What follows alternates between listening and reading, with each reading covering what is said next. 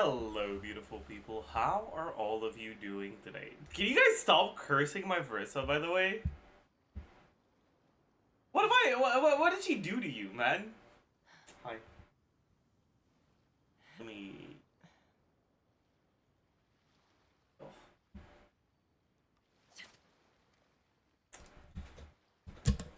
Anyways, hands off the voodoo magic, chat. Stop cursing my Versa, please.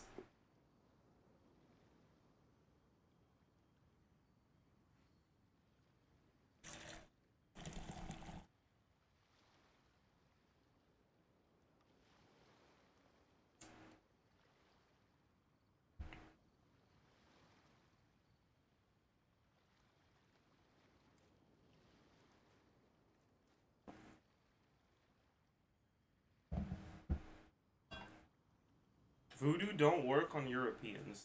Do you think Verissa's European? Or do you think I'm European?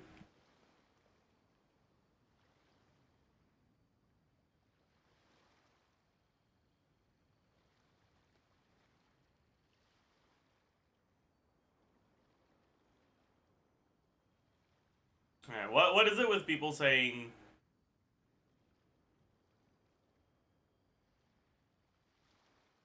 Saying there's new leakers. What are the new leakers? Any conflicts around? I'm in the mood for some peacemaking. Oh shit, there's a Dane quest? Oh. Well, that's official, actually. That's not even a leakers.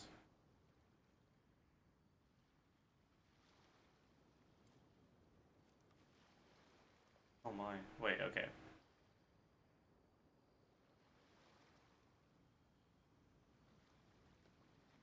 What's going on here?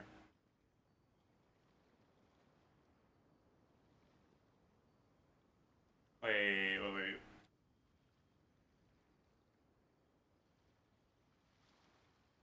When you lose your way, gaining some altitude can bring some perspective.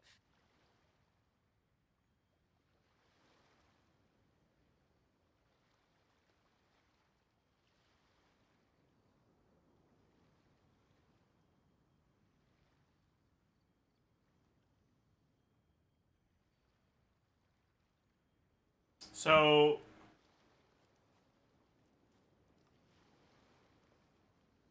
Supposedly... There's gonna be a Nilo-type unit for Taser. Dude, I hope it's actually Nilo and not Chevreuse. If there's a Nilo-type unit that does not restrict your team building for Electrocharged, that would be so good. That would be so good. Check the dev note. Read my message. I know. I already read that message. Why are you guys spamming something I've already said? I'll be right back.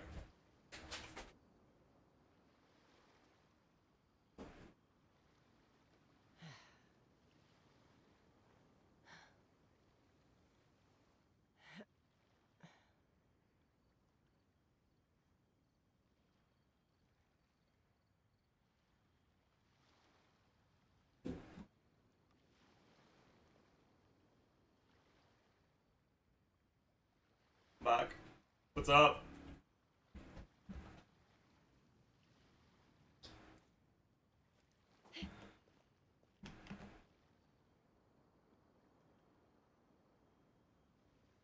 Build EM on them? Will they just be a Rhydon Hyperbloom replacement? Perhaps? That would be cool.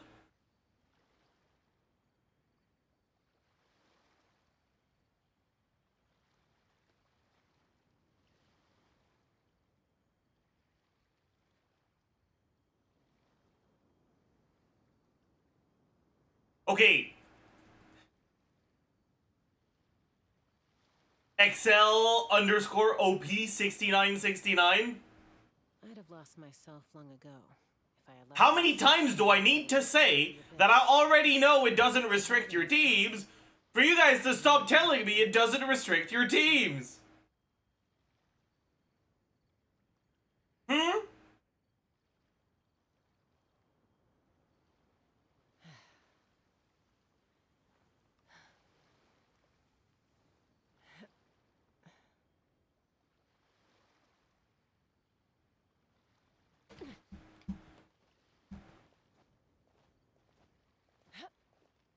But yeah, if it works like Chevaleur's, it's probably a Neuvillette buff. If it works like, if it actually works like Nilo, I wonder who you'd probably just still use Animo units, right?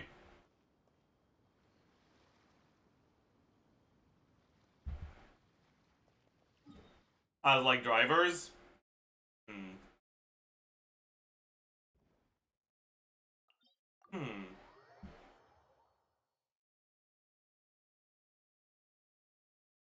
Was the difference between Chevaleur's and Nilo? Nilo directly buffs the bloom reaction and makes the bloom reaction itself good, basically. Chevaleur's does not buff the overload reaction, she just reduces resistances for the elements involved. Yeah, also Chevaleur's is good. That's a good point, Limbo. That's a notable difference. Let my name echo and some get to work. A dash of frosting. A burst of flavor. Bow your head. Are you a flavorful individual? Tell me.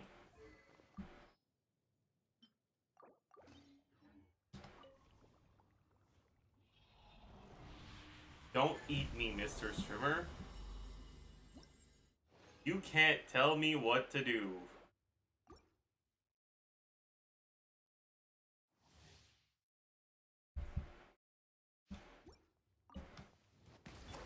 Strike a pose. Time to shine. Show no mercy. A little amuse-bouche. Goose. It wasn't a goose and she wasn't on the loose.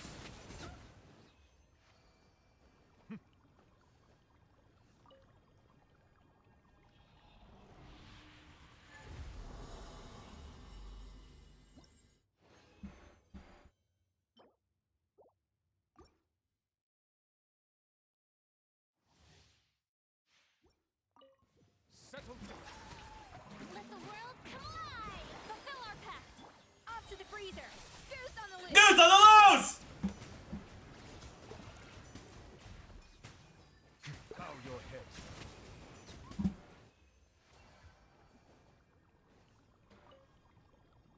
What the fuck is an amuse-bouche? So it's a word borrowed from French. Amuse means entertain. Bouche means mouth. So it's basically like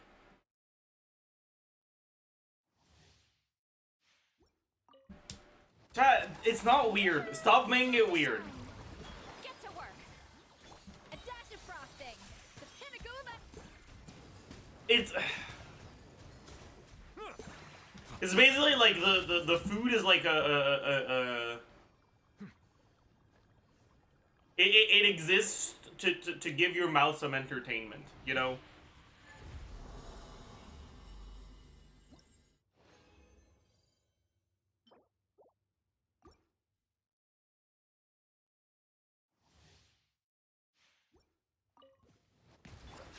strike a pose. What is the equivalent in English? I mean, they use the French word in English, but it's similar to appetizer. Bow your head.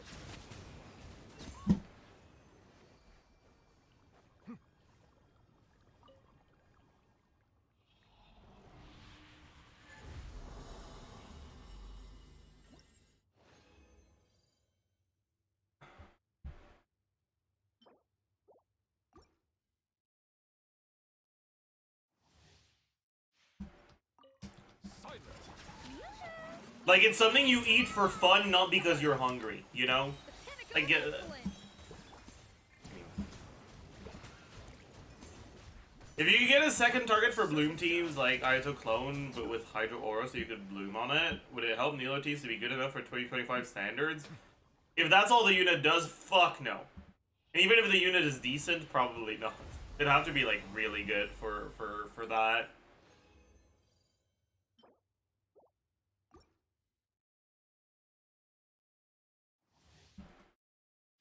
Rage the French language? Okay, unironically, the French language isn't that bad. The biggest downside to French is that it's spoken by French people. Bow your head. Right? Like...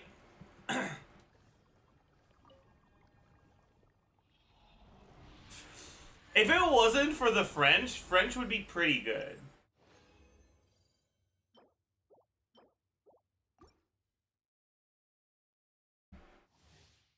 True, I'm French. Okay. Creole is not the same thing as French, alright? Silent.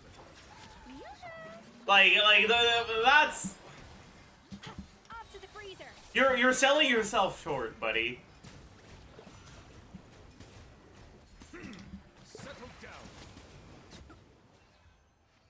I'm both. Oh!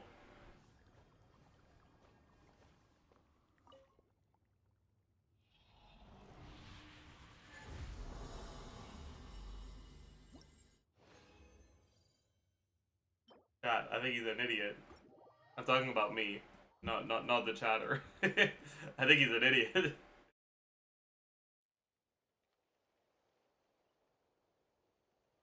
we censor the F word next time? No.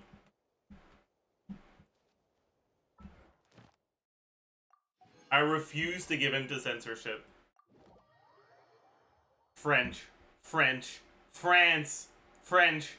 Français.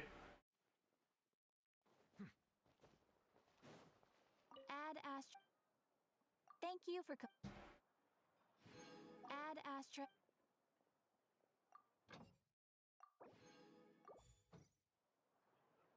I don't think it did, DJ. I think we got lucky and we dodged it.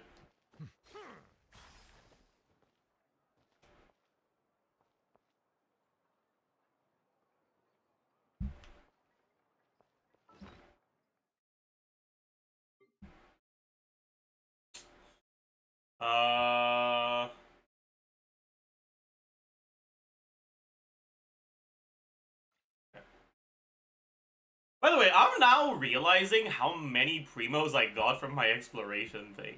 I was at like barely over 30k when I started, and now I'm at 52k. Kinda wild.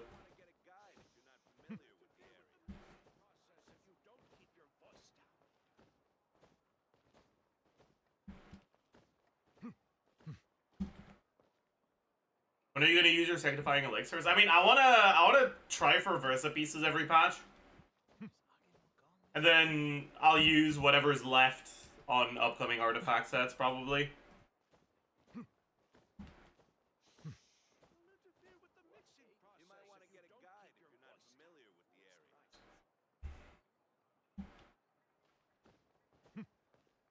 You're the dev notes? Not yet. I saw people react to the artifact presets, though.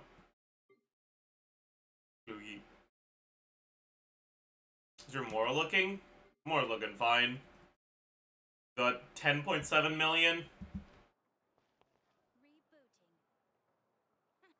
I guess we can take a look at the dev notes now. Genshin dev notes. Oh, do they make an announcement in game when they do these things, by the way?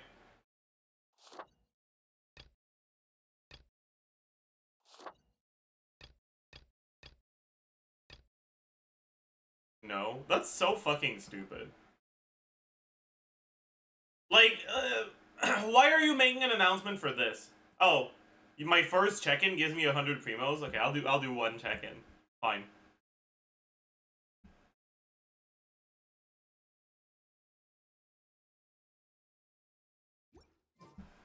Melusi.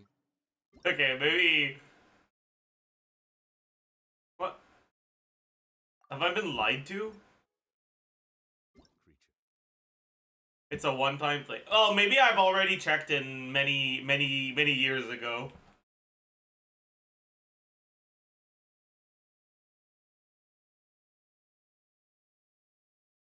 Fuck.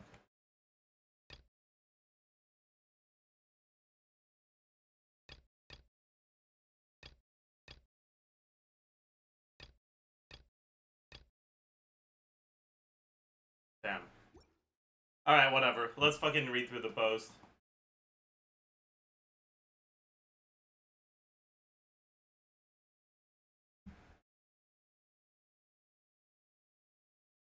Okay! Dear Traveler!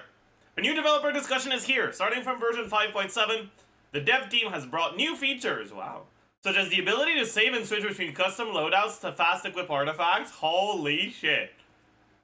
Additionally, there are some optimizations and iterations for the quest resource management system, adventure handbook, the character trial and talents UI, and more. Let's dive in.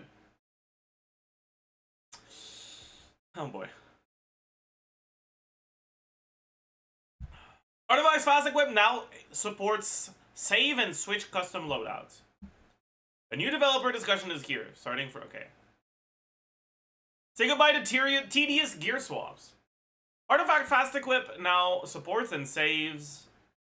No, supports save and switch custom loadouts. Have you ever been flustered mid-adventure from constantly switching artifacts? Starting from 5.7, the character artifacts and tap Fast Equip to create up to 2 custom loadouts per character. How do I set this up? When creating a loadout for the first time, tap plus to see... Okay.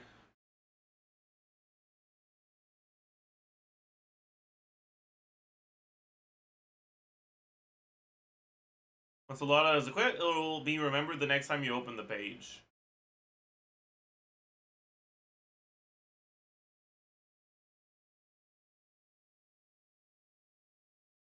So, we're just hoping... Yeah, okay. When tapping check alternatives, the new set filter feature will let you instantly compare currently equipped artifacts with those matching. Okay, that doesn't matter. Okay, so we just need to hope and pray.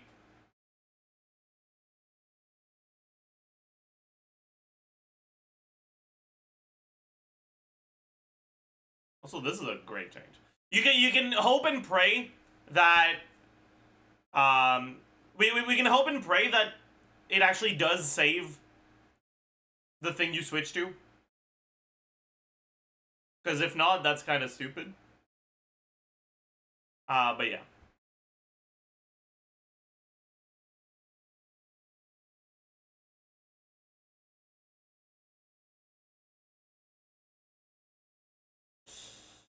New retry button, but yeah. So this is good. This means that you don't have to, like, panic if you're, like, really tight on whether or not you're gonna clear the chamber. And you can just finish the chamber, and if you don't get it, you can just click retry after the end of it.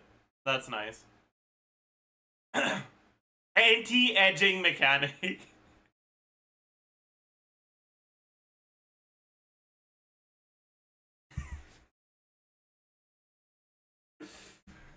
No more edging, Chad. Sick.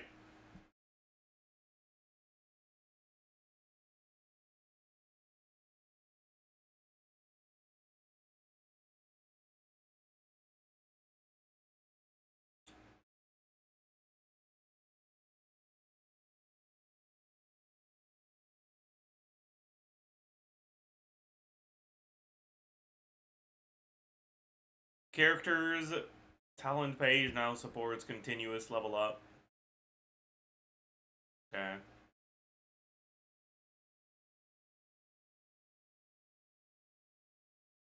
Holy shit. That's crazy. Now you can directly use fragile resin. That's Pog.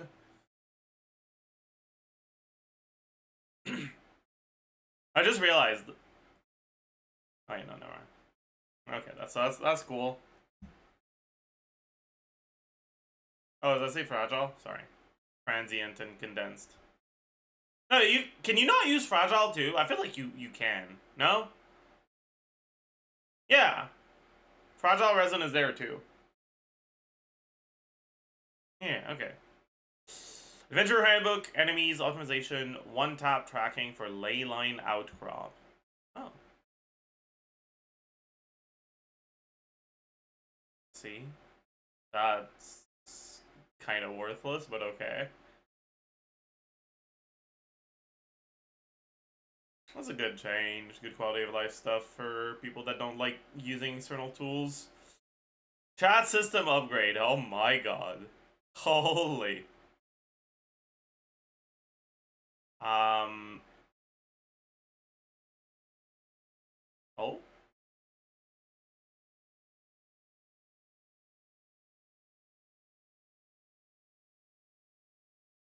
Okay.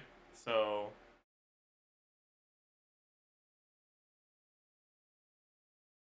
I mean, that's great. Great change. You can download only parts of quests now, and you can download additional stuff when you need it.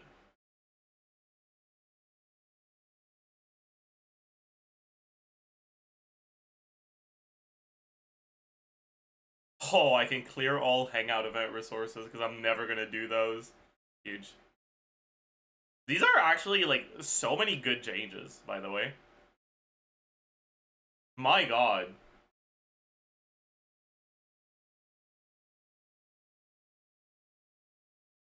That's kind of wild. Okay, wait. What are the rewards you get from Hangout events? Do I need to do them? Or can I just, like, ignore them?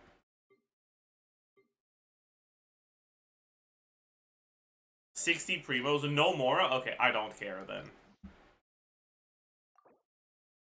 That's not true. That's 5,000 Mora. But that's not a lot. Okay. Be sure to befriend them and cause them no harm. Interfere with the mixing process if you don't.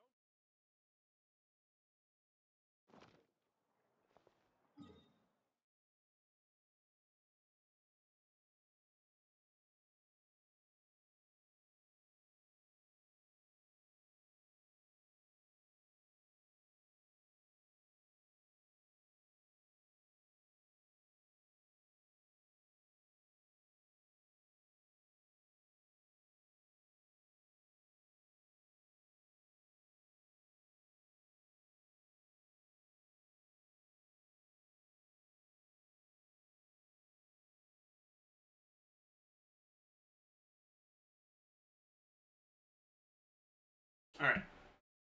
Resource miner is only for mobile. That's unfortunate. Unlucky.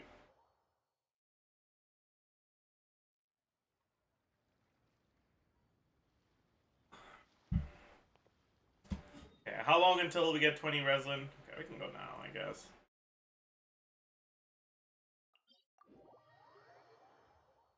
Chat, we're actually going to do the SKIRK pre-release today. Are you guys excited?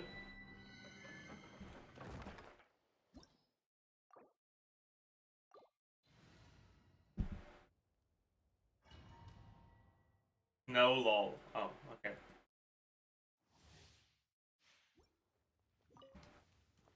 I know you're lying. Not only am I not lying, but we're not even just gonna do it today, we're gonna do it, like, soon. Goose on the loose! Silence. I'm gonna finish my coffee and then we go, probably.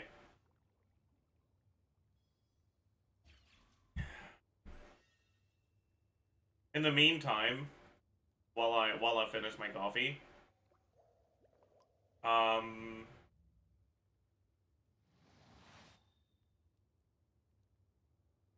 can watch some Ziox clips, maybe?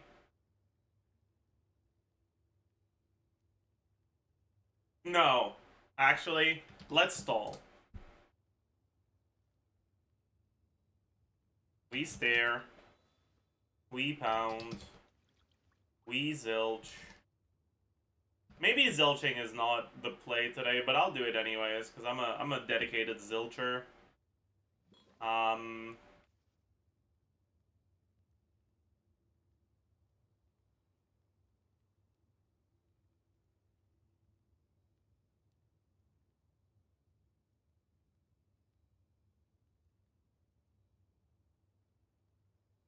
see the value in my own work, but I also see the meaning in all the endeavors of the people who Shut come up, to it. Nebula. I need to...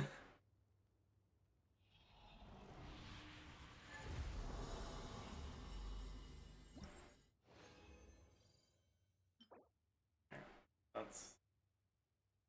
Okay. I'm actually, like, completely unsure.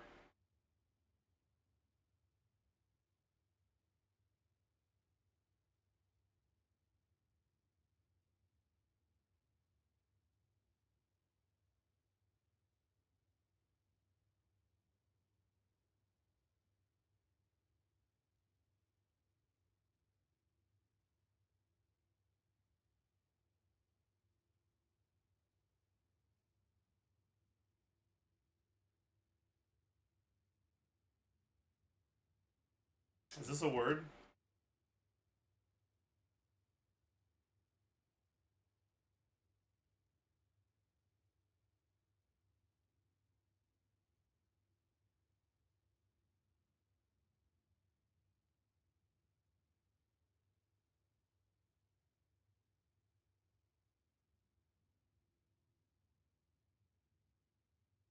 Okay, I know it can't be this, but I need hints on letters, man.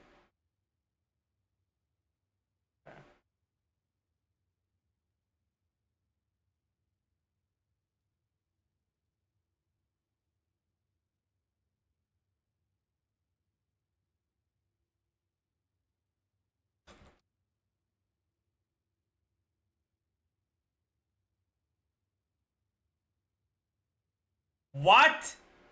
So the A has to be here, the D has to be here, and then it has to be IN. Admin? But that's not a word, that's an abbreviation. That's not a word, that's an abbreviation. Fuck you.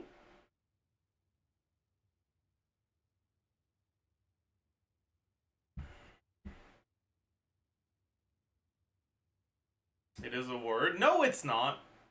Here, please do this. Angle. What is angle? Let's try...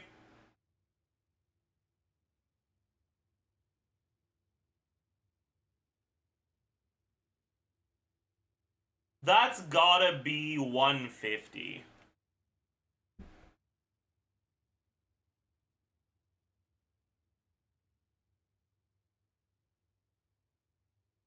$140. $135. $137. Oh, let's go. Let's go. Let's fucking go. He's the GOAT. What the fuck? Alright. I'll never do this again. 100% win rate. I don't know what the fuck sponge cake is made of. There's probably sugar. Lower body exercise with one foot stretched forward and back.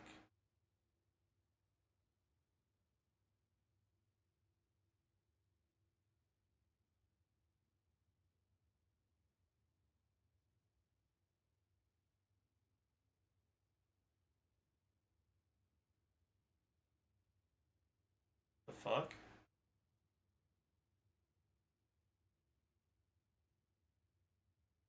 Oh. Oh! Oh! They call them flats in English. It's E flat.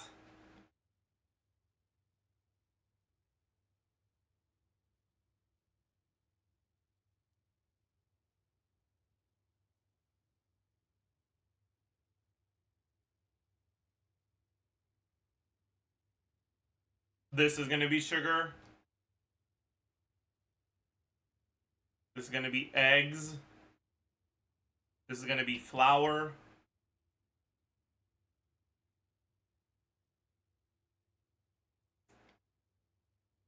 Glute.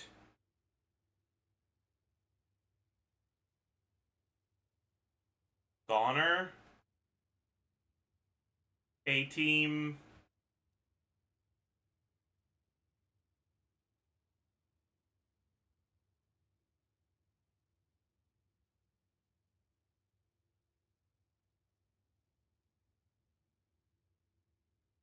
Ram. I don't know. Terry? Is that a material? It is a material. Good to know, I guess. Good to know, I guess. Alright. Let's do the Genshin duel. And after that, SKIRK pre-release. ER Ascension. Oh my god.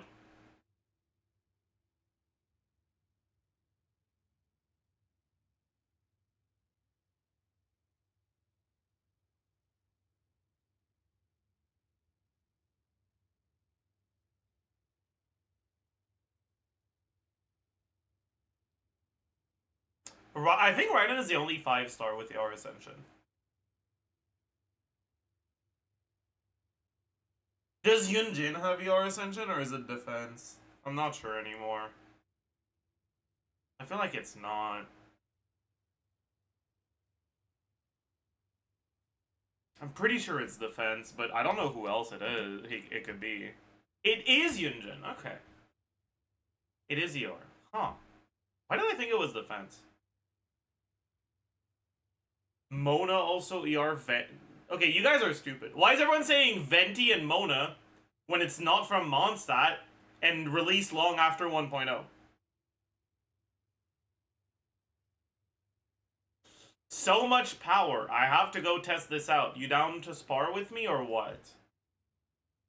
What the fuck?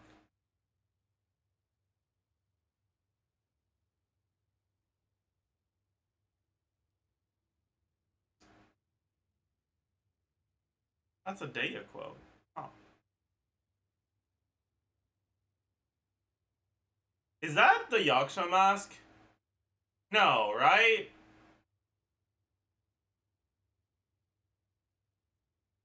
I don't think so, but I don't know what else it could be. Oh, that's a guy. But I don't know which one it is. There's so many just random ass guys. I know maybe it's Ayato. No. Bro, I have no clue who that is. They look like they're fucking vibing. Maybe it's Shilonen. Secret Rite Twilight Shadow Piercer. Oh. That's Sethos. Dude, why is bro slaying so much in this pose? What the fuck? What the hell?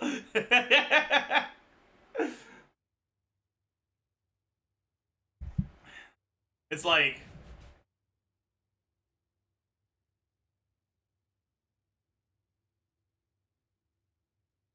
what the fuck?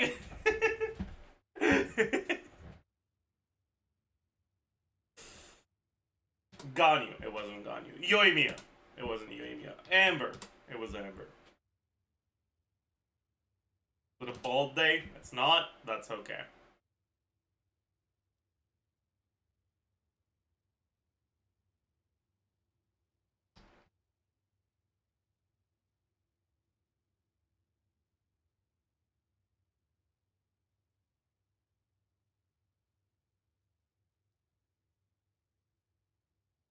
Shit.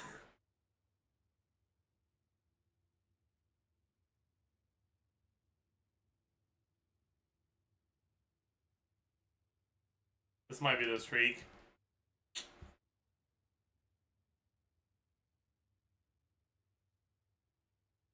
Unironically, like, I'm not even ashamed of this one.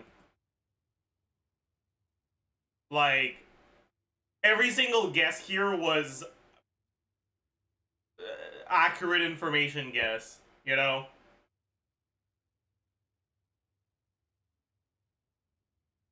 Who was it? It was Natasha.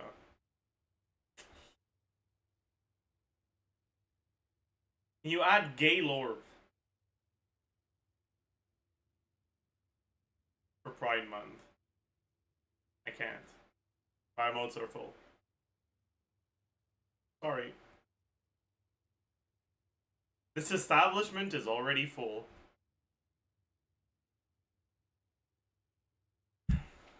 Sorry, gays.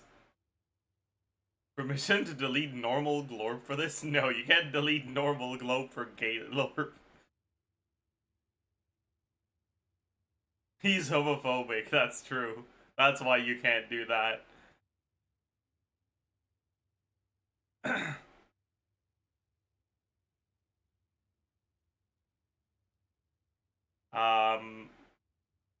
Okay, well, who the fuck is that? The Eternal Banishment Decree was like a part. Is that Jing Liu?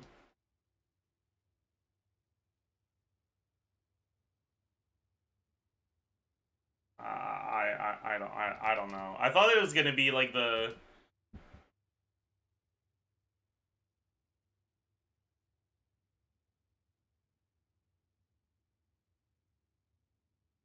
Okay. Okay. Okay. Okay. Okay. In my mind, Eternal Banishment Decree had to be something related to Bald.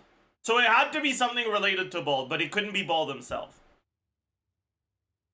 My brain actually made the right connections there. I'm proud of it. I feel like I've seen this before, but I don't remember who it is, so... I don't know, man. Like, I've definitely seen this before, but I forgot. Edge of the Void. Oh, boy. We're edging.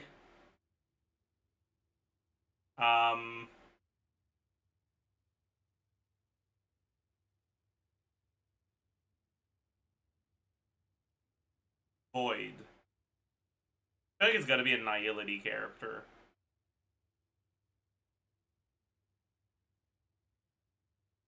Void is a very Nihility word.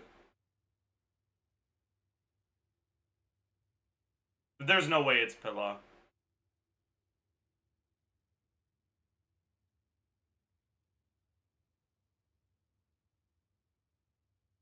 Is that Welt?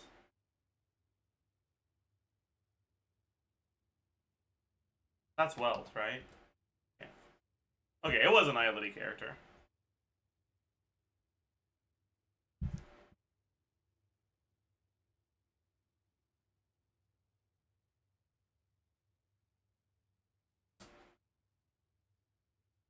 Lightning Sword.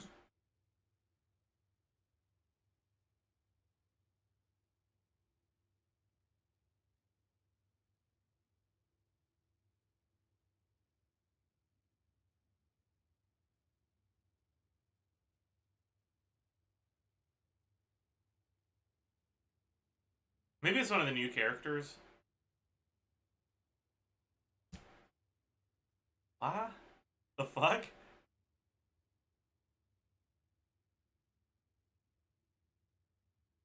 Who else is fucking lightning, dude? There's no shot it's Kafka.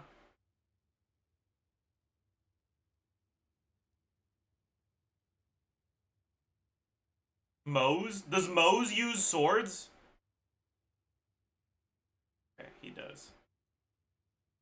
That's crazy.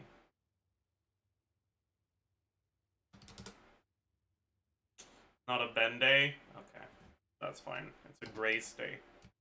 It's not. Wrong one. Chat. He's an idiot. It's an Anton Day. Okay. Why couldn't this have been electro damage, huh?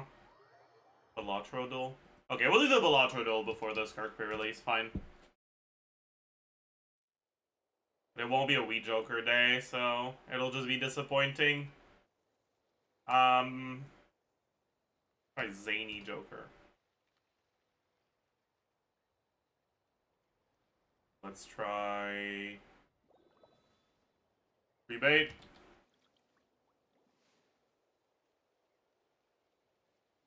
Chaos the Clown. That was an insane fucking... That was an insane dub, by the way. Actually insane. It wasn't even lucky. Like, non-scaling, not plus mold, relatively cheap. I tried Zany, or got the right cost and rarity, but it wasn't molt. I tried Rebate, got everything right, and then just from the C, I guess that I figured that it was Chaos the Clown. That was pretty good, actually. Pretty well done.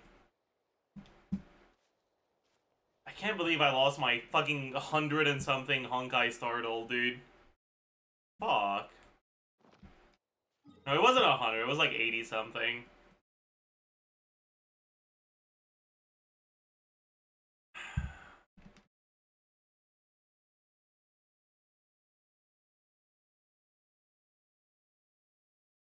Alright, chat.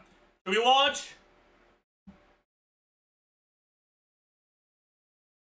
Recent Zajef clips to watch while waiting for your final result, or Zajef clips to remind you that he was once among us?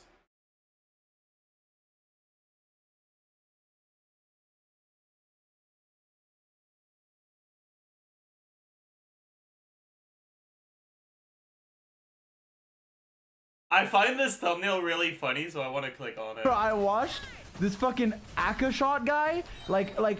Oh my, this might have been the worst Pokemon gameplay I've seen in my life. It actually made me like angry. Like I was like backseating.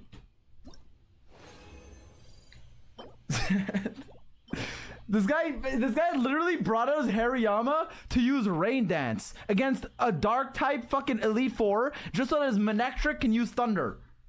Like, just fucking press the brick break, bro. I'm sorry. True.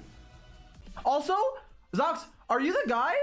I love my socks. Are you the guy with a 262K like comment hearted by Gordon Ramsay himself? Comment on when the food is straight up bussin' kitchen nightmares? Is that you? Yeah. That's me. What the fuck is this new plant? Help me.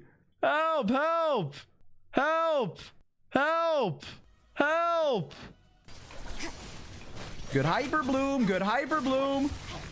Your bond is strong. She bloom on my core till I hyper. What? Wind destruction competing with Blade? Ashiba, you're fucked, bro. You're useless. You're useless. No, I like Saber. No disrespect to Saber or Saber Nation, okay? I'm just saying, Blade is getting buffed, bro. Blade is gonna be even more meta than he is now, which I didn't even think was possible. This is gumming. Like, this is actually... Dude. Isn't that Kachina? Or... Oh, it's Yansan. They're the same, okay? You guys remember that fucking Kachina tier that had Yansan in them in OK Ziox? Maybe they're onto something, actually. I'm sorry. I'm not a cheater, but like this has to be gumming. I'm gonna lose my fucking marbles. Okay. Please die, please. What the fuck? No, man. Oh god. What the hell? Deserved. Yo, what the fuck was that, man? Deserved. What the hell was that? Did we watch this like 2 days ago? That specific clip? Yeah, we did. The hell is that? Okay, yo. What are they? I mean, they know what they're doing, I What guess. does Tifa even do? I don't know, man. Fucking Auroron probably. This guy, he's not that bad.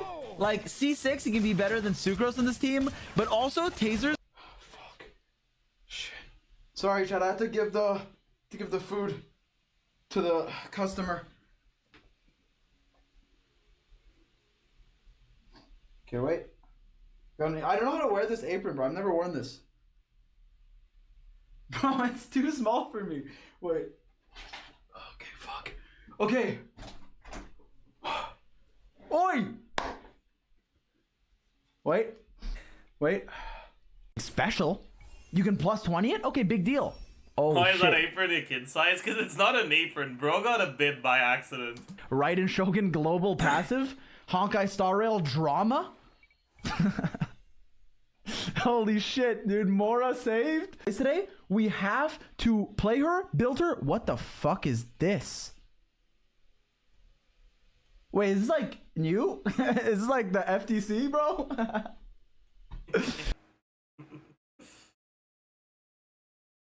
The consolidated probability. The flight for tonight, unfortunately, is fully booked. Every flight for tomorrow I'm seeing on my system is booked. Let me check again for you. Then checked again. Oh, actually at 10 p.m. tomorrow, there's one middle seat available left. Would you like me to do that? Then I say, yes, but if I do that, would it look like you changed my flight and therefore you helped me and therefore I can't get a refund? And he said, yeah, probably.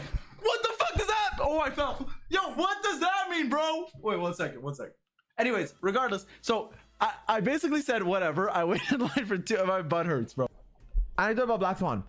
During an uneventful day on the Express, Black Swan stands thoughtfully before the arcade. Do memo keepers enjoy gaming too? Of course. Though a moose with what? Though a mouse with a distinctively different art style just ran in, probably a mimetic organism. Let's find a way to rescue it. Can I make it huge? What? Wait. That's kind of big, dude. Wait, can you make it even bigger? Can you make it even? Hal loves being antagonistic. Wait. Size 25. Don't let him get under your skin. Holy! Straight up to my face. It's so big, guys. Wait, am I getting, yo, are you, is this allowed, bro? That's a big ass glorp. I got out. He's huge. What are his whole? I'm taking over the whole chat. I can't even scroll up anymore. You know what? Fuck it, bro. Size 999. Fuck it. Oh my god. Okay, hold on. Okay. Size 1000. Yay or nay? Size 1000, Lord? Do you know your VODs are perfect background noises to doing my architecture assignments? Is fucking Cave watching my stream? But yeah, I do kind of regret Verdict because you can just go Serpent Spine and like even a bunch of other 5 stars are good. And like as far as flexible okay.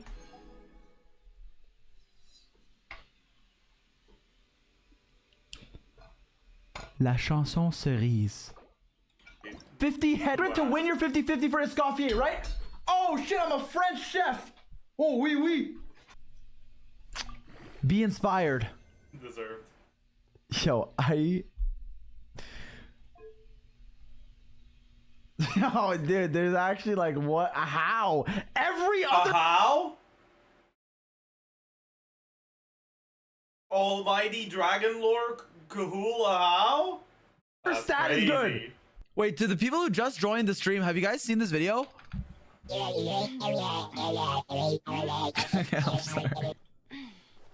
I'm sorry. Pretty good ratio. We're gonna get more crit rate too when we oh wow, I can do a 10 on standard. We have 8 plus we level Ifa. She's so loud, bro. Oh, he's out of books, isn't he? Escoffier, when you leave your screen on for 5 seconds. Okay, sorry.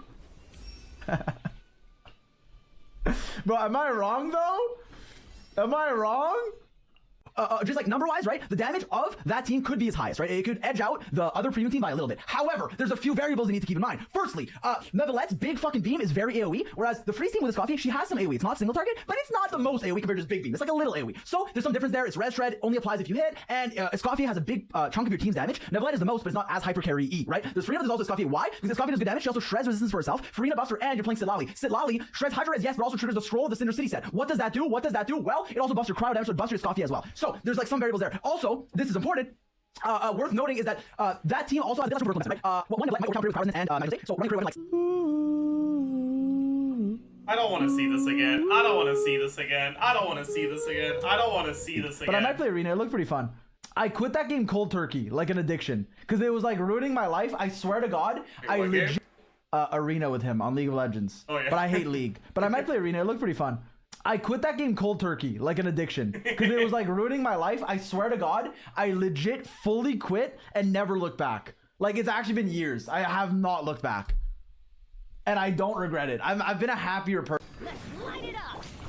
Okay, bro says that, but he plays Valorant now. Like, you know that you just traded one problem for another. Okay? Like,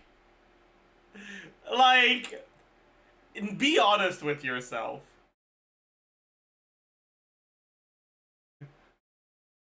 My man went from meth to cocaine.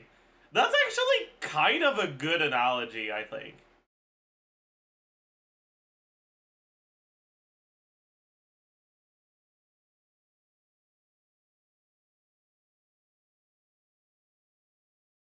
Like, they both ruin your life, but I think meth is a lot more aggressive about it.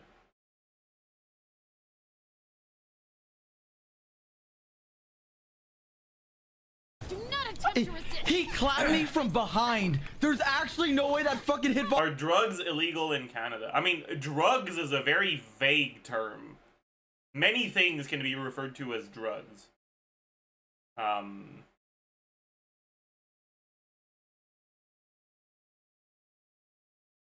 But like, weed is legal here.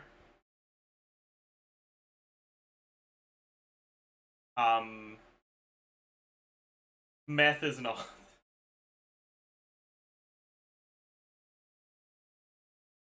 Box works like that. I'm sorry. He clapped me from the fucking back. He clapped me from behind, bro. Oh, I pressed Q.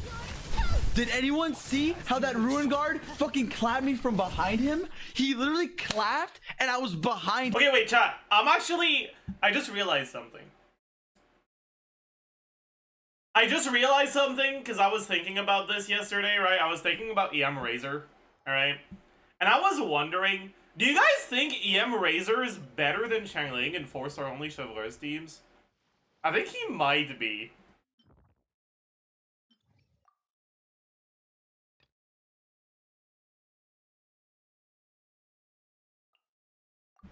It'll at least be close.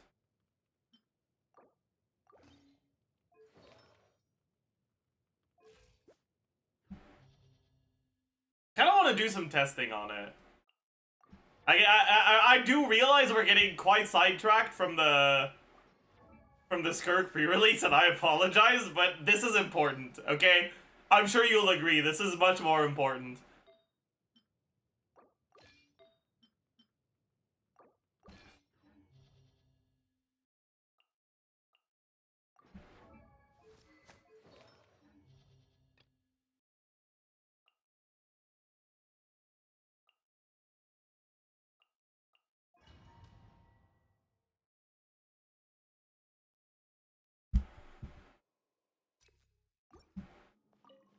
Your journey ends here. Time to shine. A dash of frosting. A burst of...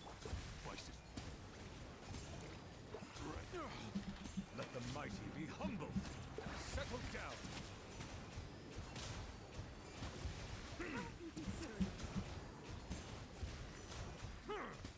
Having a gift for you.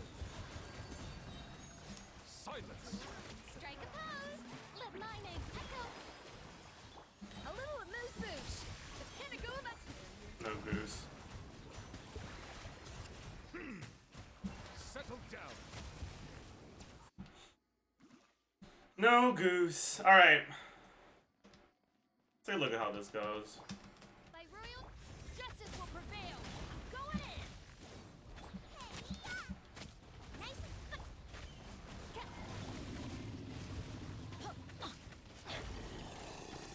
midnight. Let's light it. You asked for it. Stop, everybody. Stand back. Out of the frying pan.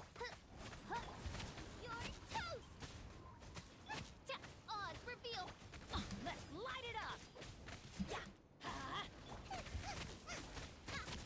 Nice and spicy. I think this is probably slightly better. What the fuck did I just do? Final warning.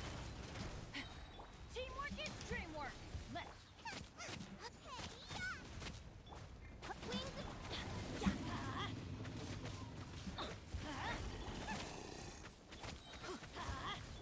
Hands where I can. Everybody stand back. Let's lock down. Out of the frying pan, into the fire. I mean, I can kill it on the second down, but I know I can do the same thing with Razor. Yeah. I do think Shangling is better, but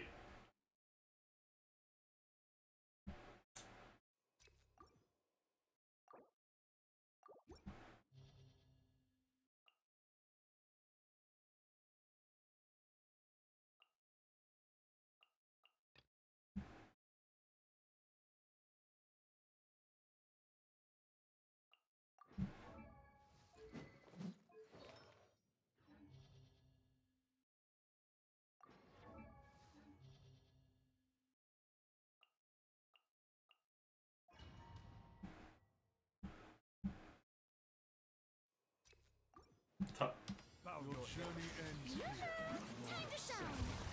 Get to work. Off to the freezer. At first, the fleet. dude, are we allergic to goosing it up or like what? What the fuck is going on? Beckon.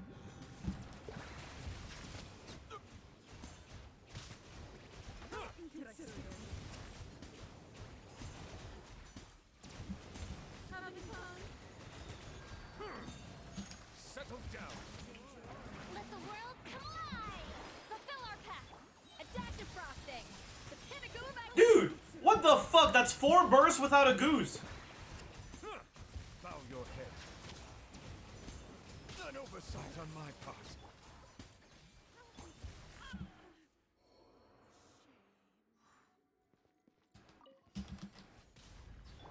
You asked for it.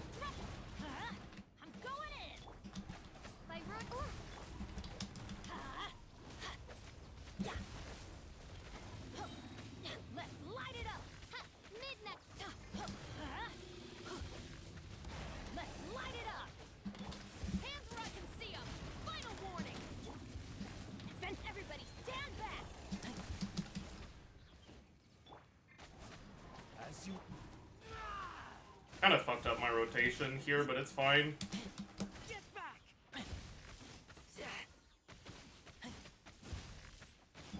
You asked for it. Final warning.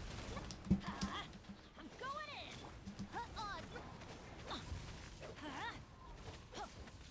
Let's light it up.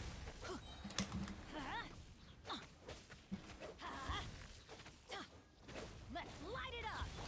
Justice will prevail. Stop right there. Teamwork is strict. Midnight. Yeah.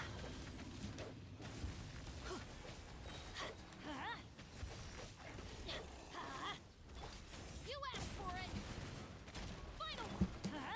I'm going in. My royal.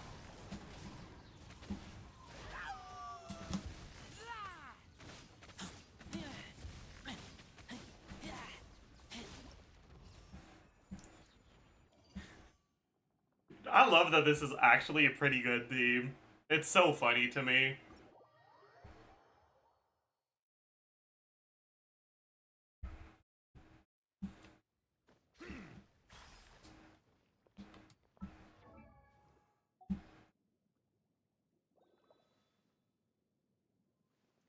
I need to check something, okay?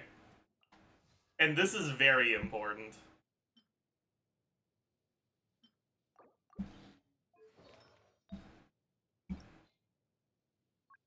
Cause a thought crossed my mind. And I started to wonder.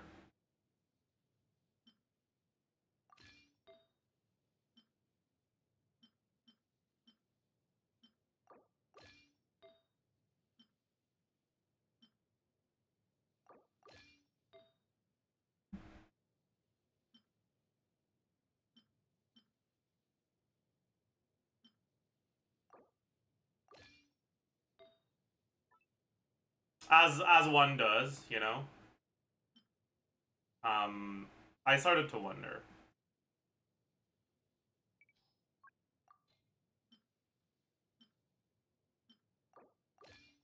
Do I have enough ER with this? Probably a little low, but it'll be fine.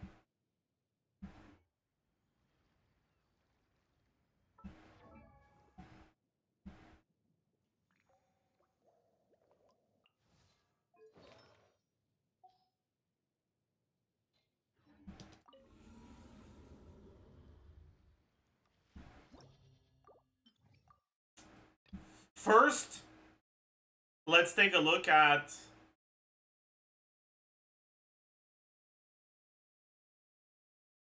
something actually I'm pretty sure is gonna perform worse. But I still want to double check if we don't use channeling.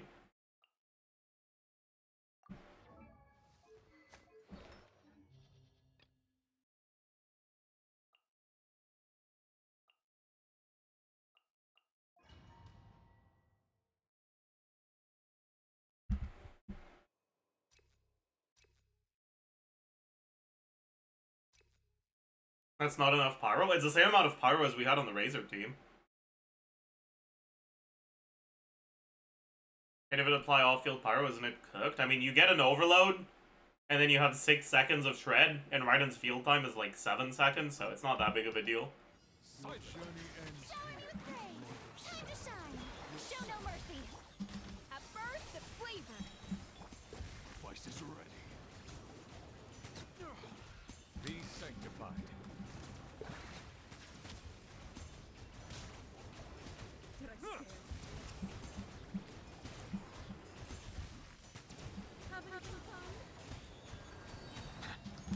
Settle down. Let the world come alive. Fulfill our pact. Off to the freezer. Please. Goose on the loose. Thank you. I'm proud of you, SKIRK. You finally gave me the goose I've been waiting for such a long time.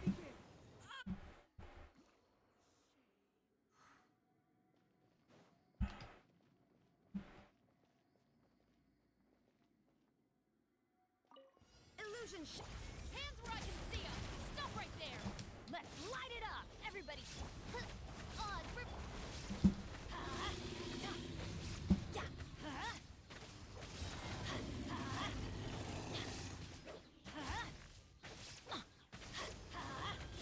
Justice will prevail.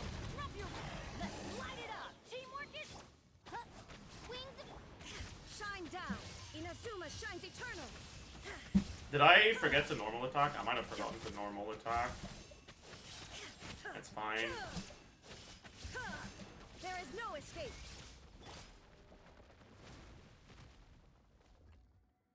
Hands where I can see 'em. Final. I'm going in. By royal. Yeah. Yeah. Let's light it up. Yeah. Justice will prevail. Everybody stand back. Midnight. Torn to oblivion. You know what? This isn't that bad. I suppose.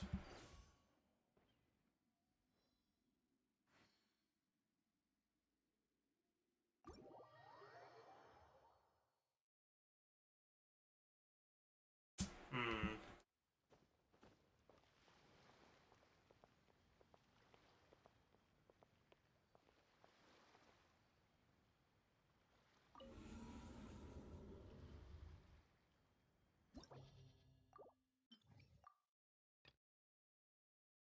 Then I also want to look at this,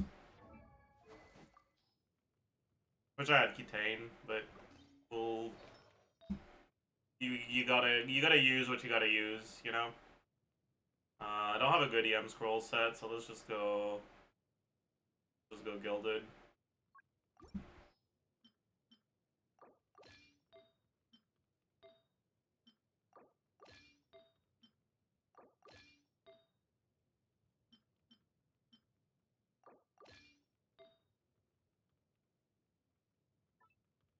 I don't think I have anything with a lot of EM subs here, right? I do, actually. Let's use this.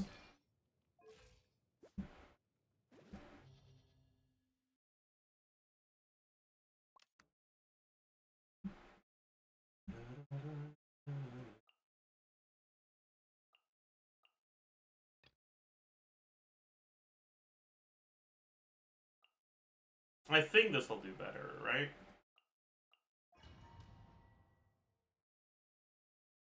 Because of all the work Channeling is putting in. Your journey ends here. Let my name echo in song. Show no mercy. A little amuse-bouche. A burst of. Vice is No goose. Let the mighty be humble. That's fine.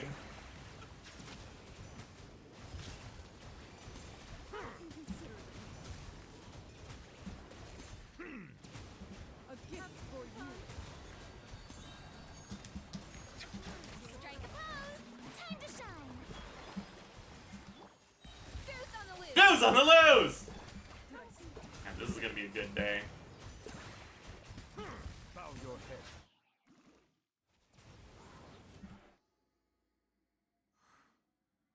Alright. Illusion shut. Hands where I can see them. Drop your weapons. You're toast. Oz, reveal thyself. Shine down.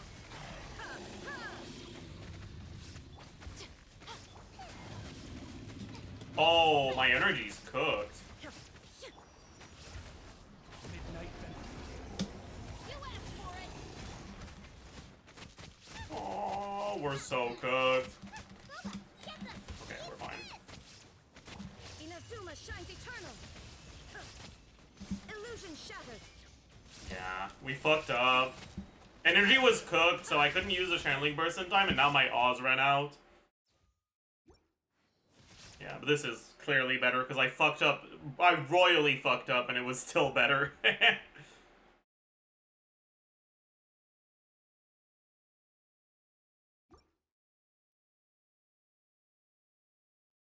Whatever.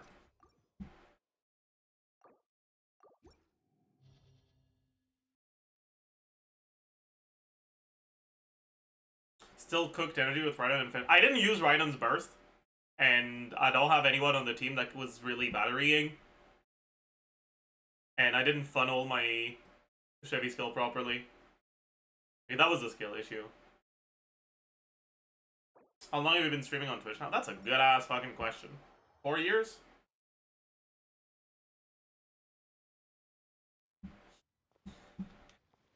Anyways, chat, it's time. You thought I'd procrastinate on it for much longer than this, didn't you? It's time.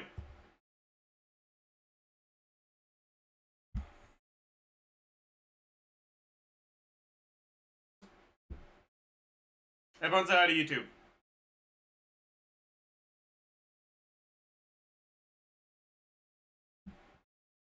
Let me put a stream marker down.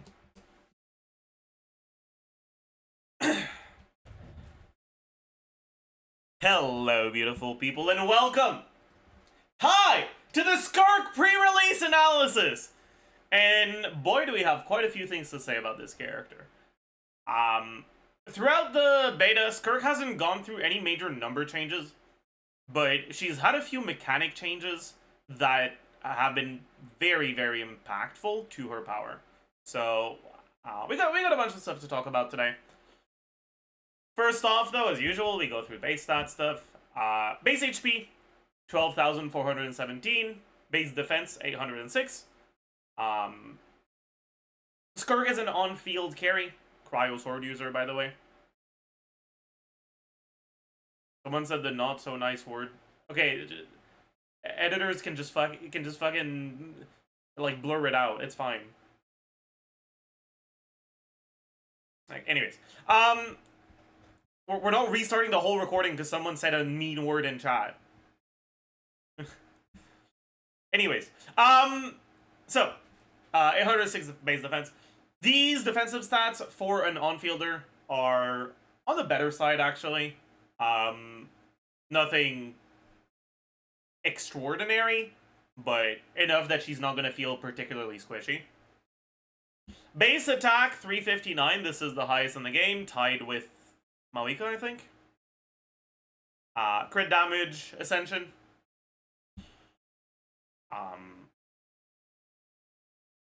Now, usually I talk about how base attack in a vacuum doesn't mean that much because a character's damage when they're an attack scaler is gonna depend on their base attack, sure, but also on their talent values, and their talent values are... If you have high base attack but low talent values, you're gonna be dog shit. Complete trash. The difference in base attack between a character even a character like Hu Tao that has like almost double-digit base attack. Okay, you lose. Let's say you lose over 200 base attack. Your weapon can still give you upwards of like. I mean, if you're using a 5-star stat stick, like 674, 741, right? And so it's not that big of a difference compared to the numbers on talents. Those generally matter a lot more. In SKIRK's case specifically, base attack matters a little bit more than usual. Not in terms of her overall power level, but in terms of what weapons are good for her. It doesn't really matter that much directly, but the fact that she has fairly high base attack, paired with the fact that she doesn't really have access to flat attack buffs in her teams, often make attack percent buffs a little bit more impactful on her than they are on other characters. Which is going to affect what's good in her team options, what's good in her weapon options, and what's good in her build options. Just keep that in the back of your head for now. Anyways, the main thing to remember when it comes to SKIRK's kit is that you cannot play her in a melt team. It doesn't explicitly say SKIRK is not allowed to be played in a melt team, but it heavily implies it. There are two main mechanics in SKIRK's kit that heavily incentivize you to play freeze team. One is her Ascension 4 passive that significantly increases her numbers based on how many characters you have that are able to deal hydro or cryo damage while being hydro or cryo characters. So what I mean by that is a cryo infusion from Chongyun or a hydro infusion from Candace won't let your Malwika count for that. It has to be a cryo or a hydro character. Them dealing damage is generally not something that's difficult to do, but I guess if you're playing Mika and you miss your skill, you're cooked, because that's his only source of cryo damage in his kit. So don't miss your skill, I guess.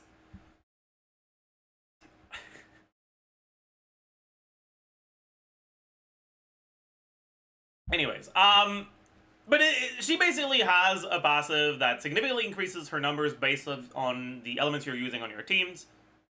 And that forces you to play Hydro and Cryo units pretty much exclusively.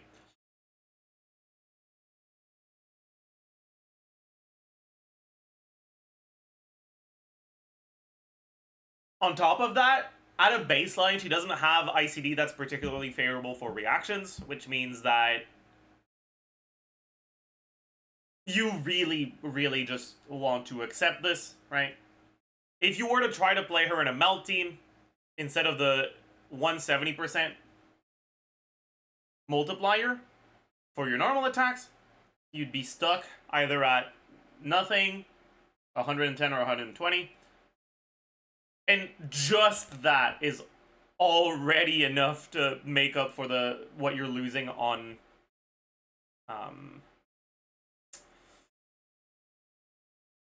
what you're losing. It's already enough to offset what you're gaining from melt, and that's without taking into account the rest of the things that incentivize freeze in her kit or the power of Escoffier.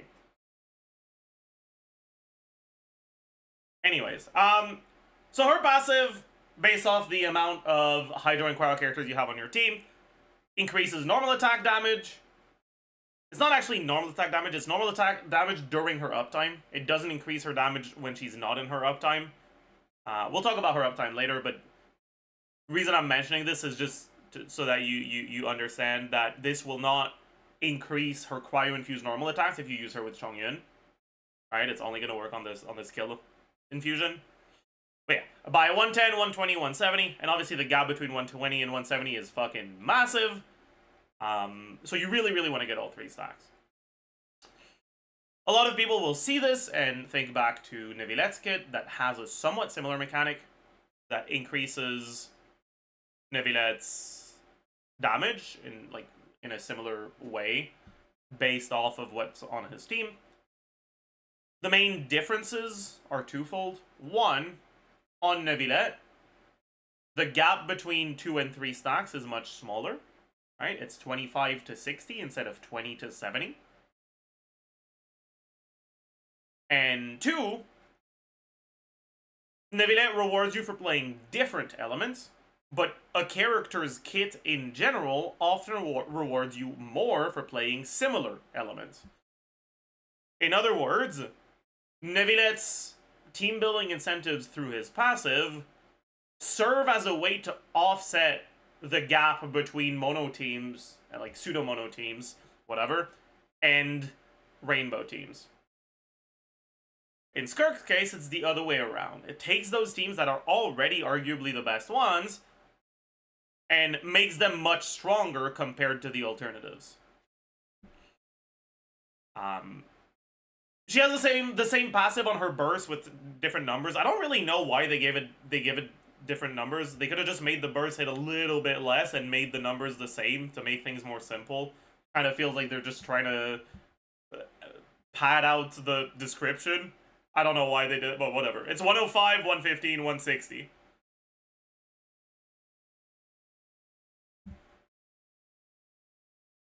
Alright. And next is the other passive, which is the other reason why you really want to play her in freeze teams. When party members trigger frozen, superconduct, cryo swirl, or cryo crystallize reactions against opponent, a void rift will be created near this opponent. This event can be triggered once every 2.5 seconds. 3 void rifts created by SKIRK can exist on the field at once. These void rifts are very useful because each void rift absorbed grants her Serpent Subtlety, which is her energy mechanic. And without any form of void rift generation, SKIRK is just a lot worse. She will need to use her skill twice to get burst, instead of only once, when you're doing burst focus SKIRK. And she will only have about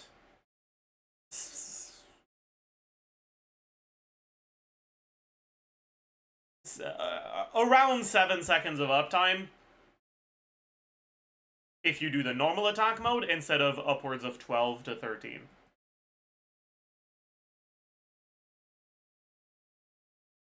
Basically, right, there's 3 possibilities when it comes to SKIRK. Either you're playing her in a freeze team that maximizes her passive like this, you're playing her in a melt team, or you're playing her in a team that's got some, I don't know, other reactions for some reason, right?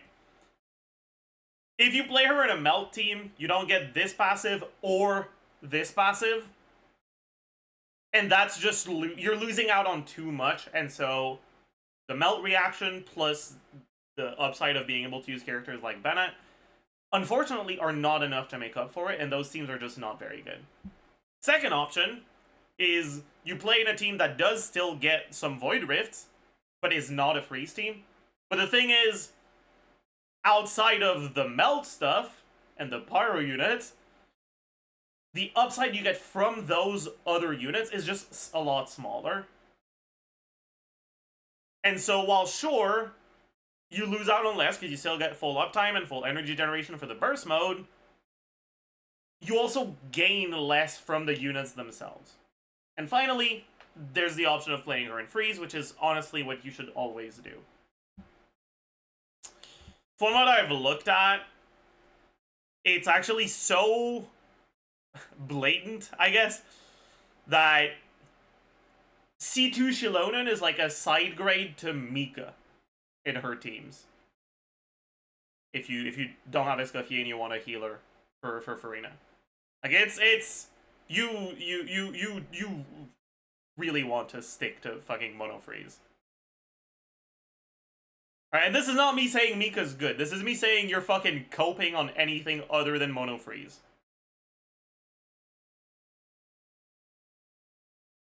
Anyways, last passive, when you're playing a mono freeze team, all party members' skill level is increased by 1. Just a nice little thing. The strong units in freeze teams are mainly Escoffier and Farina. And those are 2 units that do most of their damage from skill. So, the skill level matters on them. But also, SKIRK herself, while she doesn't do skill damage, her normal attack, her normal attacks that she does in her uptime, have their numbers on the skill talent. Kind of like how Raiden's bursts numbers are on the burst talent, or I guess Raiden's not a great example because it's also burst damage. Kind of like how Child's numbers are on the skill damage. Ayato's numbers on the skill damage. And so, basically, this is to say that her increasing skill talent by 1 is actually good. And it's actually impactful for herself and for the rest of the team.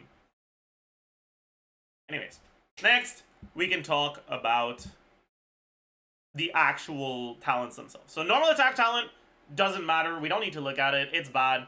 The numbers on it are actually, like, pretty bad.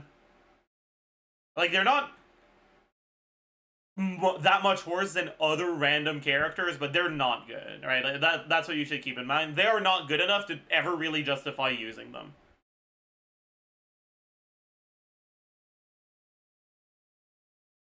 Especially when you compare them to the skill numbers, right? So, elemental skill, Havoc Warp. Imitates the combat style of the Foul. Produces different effects depending on whether you tap or hold. Tap, SKIRK gains 45 Serpent Subtlety, which again is her energy mechanic, and switches to 7-phase flash mode. We'll talk about what that is, but that's basically her normal attack uptime mode. Hold, SKIRK gains 45 Serpent Subtlety and will continuously move at high speed. Her interruption resistance is increased in this state. During this time, SKIRK can control her movement direction, blah blah blah. This sounds like an exploration ability, and like technically it kind of is, but it's also not. One thing you may have noticed if you're a smart and observant viewer is that the hold does not say anywhere that she switches to 7-phase flash mode.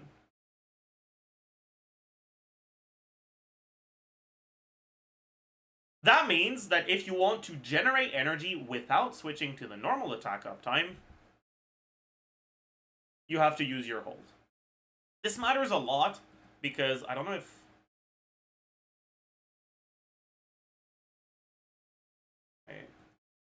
They not... Yeah, it doesn't show up anywhere. That's maybe an expand? No. They don't have it here. Whatever. When... Okay, the reason why this matters a lot is because when your 7-phase flash mode ends, all remaining Serpent Subtlety gets removed. Well, that means that if you tap skill and swap out, you just lose all your Serpent Subtlety.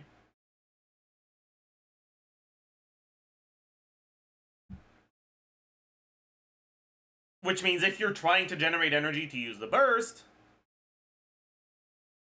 07. Can't do that. I'll be right back.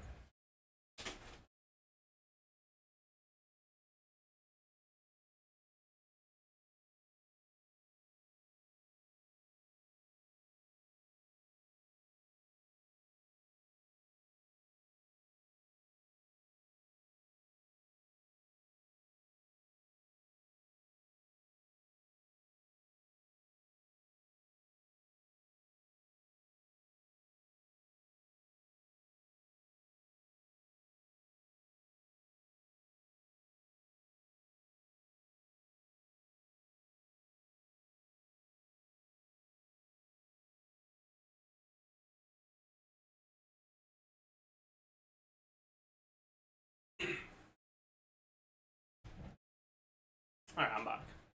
Cards. Get them out of here.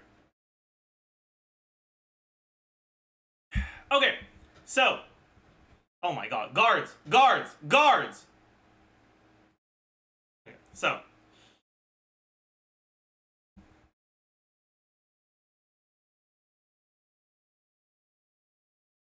what does the 7-phase flash mode in and of itself do? Well, it gives you a cryo infusion and it makes your normal attacks hit more. And when I say more, I don't mean a little bit more. I mean a lot more. Keep in mind, these numbers are all multiplied by 1.7 from her Ascension passive.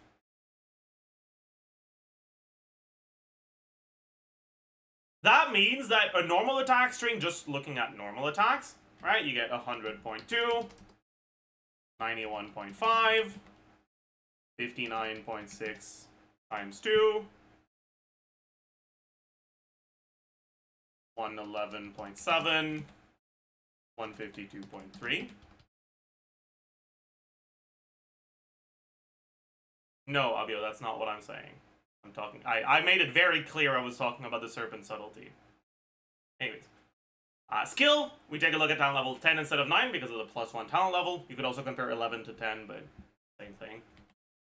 262.6, 236.8, 149.7 times 2, 159.2 times 2, 388.7. But you also gotta remember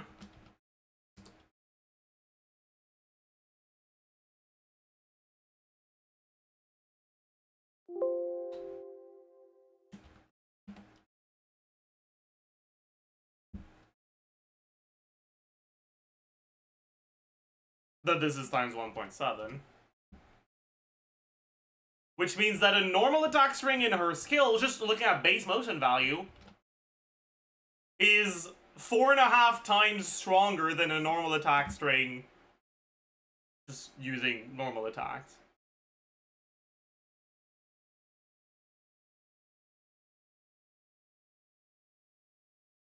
It's a big fucking difference, okay?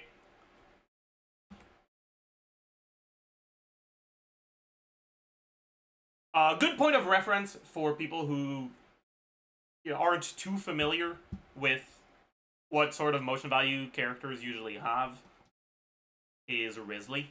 Right? Risley is a character that when you use, or that works very similarly to how SKIRK's normal attack mode works, right?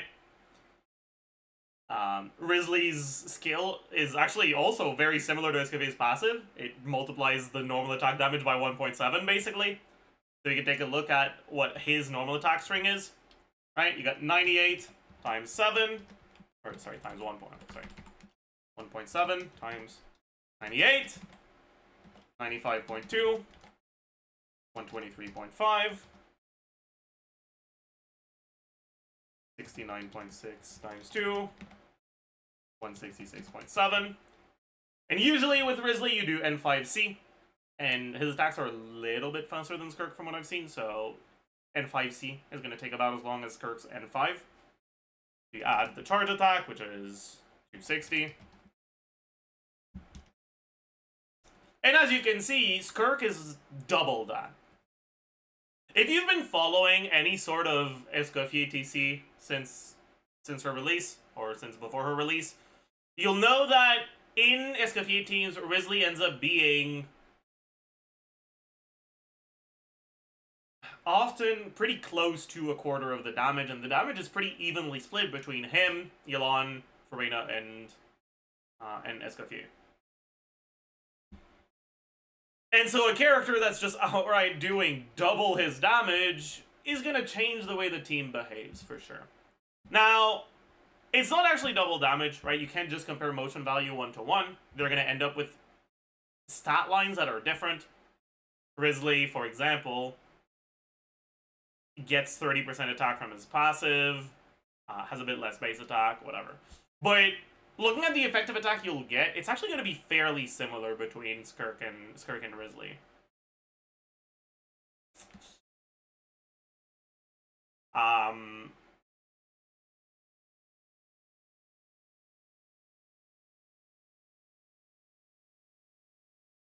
Anyways, her normal attacks, or her uptime in her skill, is capped at 12.5 seconds, and but that doesn't mean that you get to 12.5 by default, because staying in her skill consumes Serpent Subtlety, her energy mechanic, right?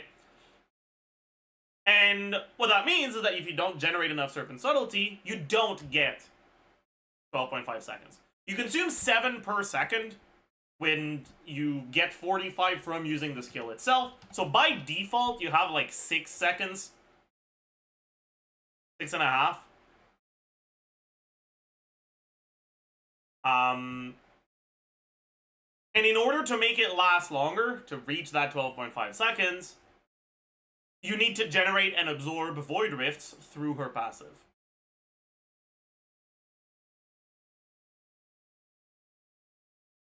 She has 2 ways of absorbing Void Rifts. Technically, it's 3 ways, but the third way isn't something she does in the normal attack mode, and we'll talk about the burst mode later. First, when she does a charge attack during her skill, and second, when she uses the special burst. What the heck is the special burst? Well, if you use your Serpent Subtlety for your uptime on the skill, that means you don't have it for your burst anymore. Does that mean that you don't use your burst? Not exactly. SKIRK has a special burst, kind of like Verissa, that you can use under a specific condition. In Verissa's case, you can use the special burst after an enhanced plunge. In SKIRK's case, you can use the special burst at any time during her skill, like normal attack uptime. The special burst is basically dog shit. The special burst effectively doesn't do anything. It doesn't cost any Serpent Subtlety, but what it gives you is very small. All it gives you is it gives you a little bit more normal attack damage percent based off of how many Void Rifts are on the field when you use it. But the main reason you use it is because there are Void Rifts on the field and you get to absorb them, right? SKIRK's charge attack in her skill, right? 88.1 times 3, it's less than 300, but it doesn't get multiplied by 1.7 by this passive. And so, doing a charge attack is not good. You don't want to do charge attacks unless you have to do them. And because of that, the special burst is going to be worth using, because you get to consume your Void Rifts and generate your Serpent Subtlety without having to use the bad charge attack. You can have up to 3 rifts at once, and you will hopefully be generating 3 rifts during your setup. And if you do,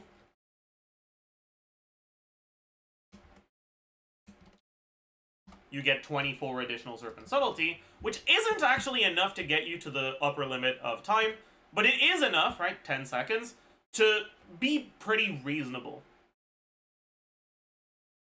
That being said, if you have buffs that last longer than 10 seconds, you can also consider adding a charge attack later on in your rotation to absorb whatever Void Rifts you generated during your uptime. And maybe you get an additional 2 or 3. And you're gonna have enough to reach that 12-ish second mark.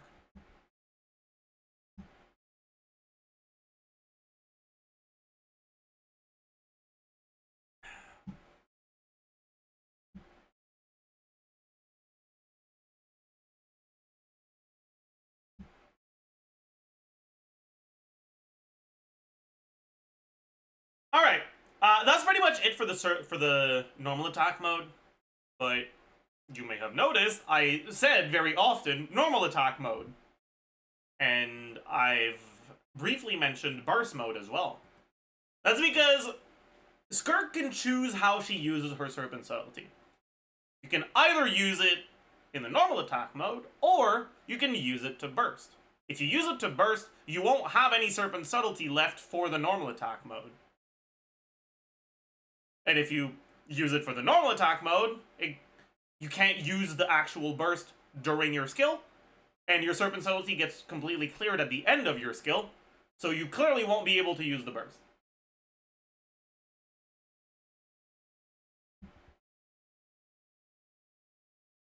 So what is the alternative? What is that burst mode? So, When SKIRK has at least 50 Serpent Subtlety, and notice, 50 is more than 45, so she can't use the burst just from doing a hold skill. You need to do a hold skill and have that hold skill absorb Void Rift, or do 2 hold skills. She can expend all her Serpent Subtlety to unleash her Elemental Burst, ripping the space before her apart and using rapid consecutive slashes that deal AoE cryo damage. At the same time, the damage dealt by an instance of this Elemental Burst will be increased by every point of Serpent Subtlety over 50, up to 12. This is a massive deal. By default, with exactly 50 Serpent Subtlety points, at talent level 9, 208.7 times 5, and 347.8. Her burst base motion value is about 1300.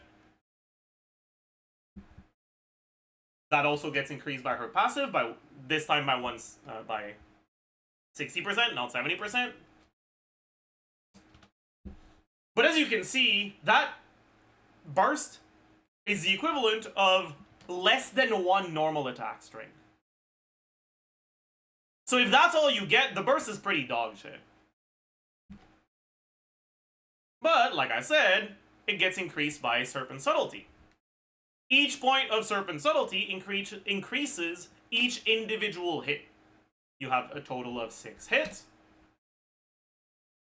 And they get increased by 32.85 for each point. And when you cap that out at a total of 62 Serpent Subtlety or more, it takes that burst from 2200 motion value to 6000.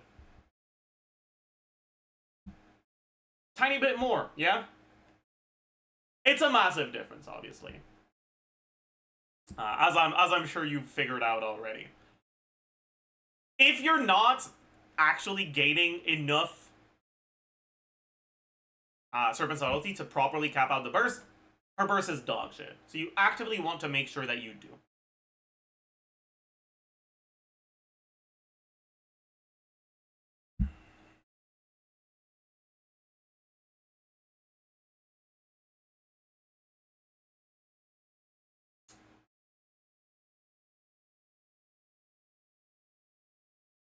How does that compare to the normal attack mode? Well, in order to compare one to another, we need to look at how many normal attacks you can get through her window. Now,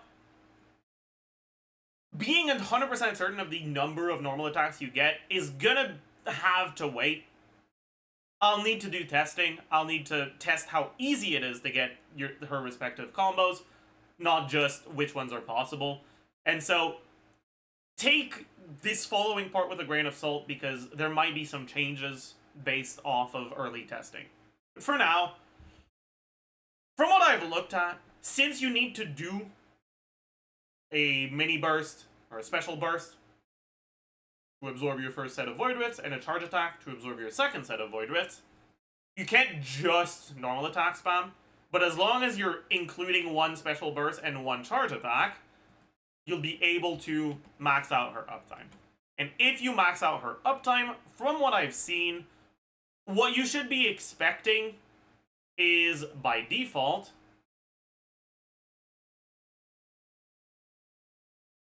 3 full normal attack strings, right? So you get to the 5th normal attack 3 times, and then you start a 4th one and you get to the 3rd normal attack. I have seen footage that gets more than that, especially if you do dash cancel after your 5th normal attack, and you can also dash cancel the charge attack. The highest I've seen for N5 combos is 4 N5s without any attack speed, but it seems really difficult to do reliably. So for now, I'm just gonna assume 3 full combos and then 1 N3, right? So 3 N5s, 1 N3. Let's take a look at what that is in terms of numbers, right?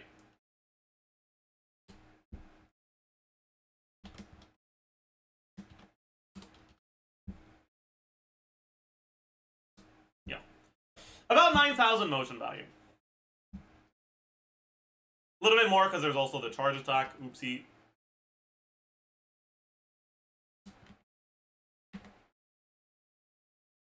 still. About a little bit over 9,000 motion value.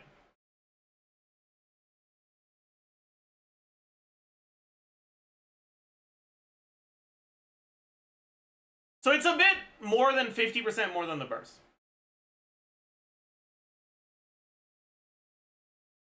Here's the thing to keep in mind, though. The skill lasts for about a little bit over 12 seconds, with a cooldown of 8 seconds. In practice, this is generally going to lead to rotations that last about 22 seconds. 21 to 22 seconds, if you do them properly.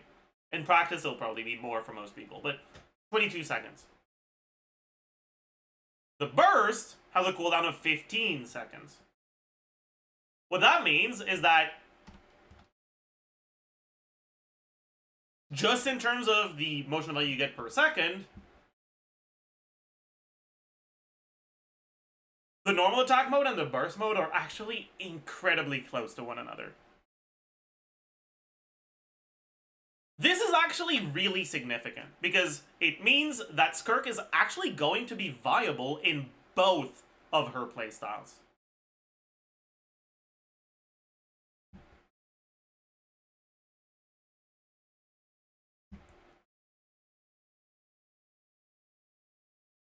Which is a pretty big deal. It effectively means that she's going to have more flexibility. She'll be able to be played as a burst support in freeze teams.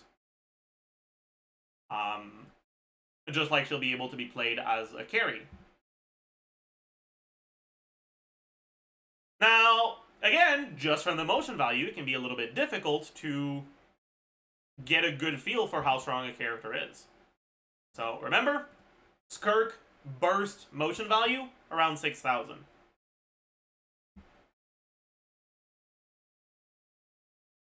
We can compare that to Ayaka. Ayaka's burst, 191% on each hit, 19 hits, and then 286 on top of that from the final hit. It actually does about 50% more damage than Ayaka's burst. Does that mean she's 50% stronger than Ayaka? No, it does not. Keep in mind, while Ayaka's burst is doing less damage, she also has skills, and her normal attacks when she uses her burst are not worthless. Whereas SKIRK's normal attacks in the burst mode are completely dog shit.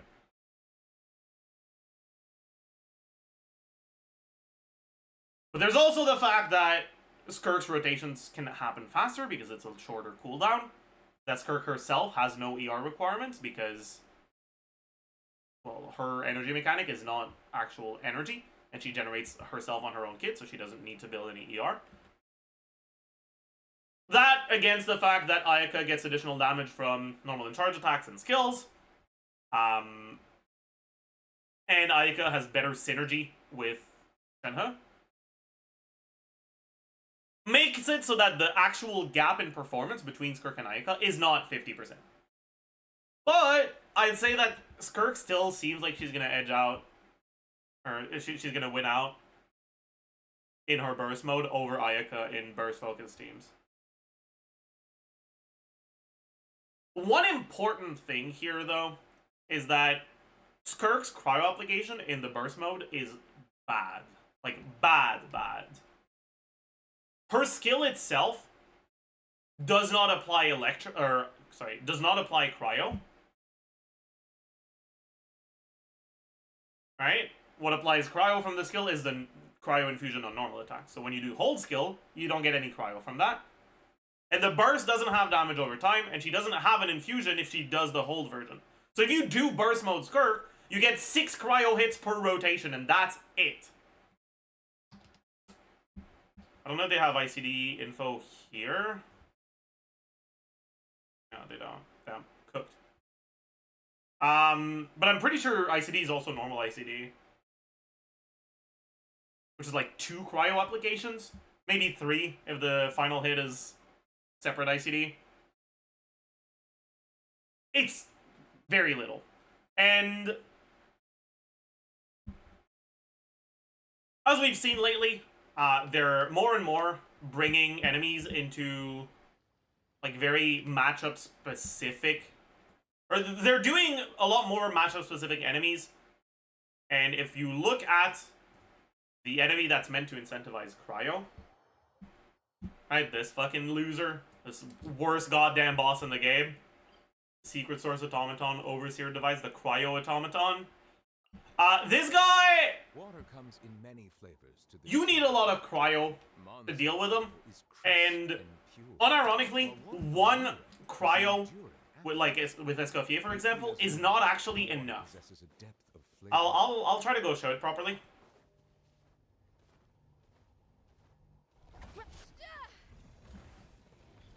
You gotta wait until he starts his thing. Come on.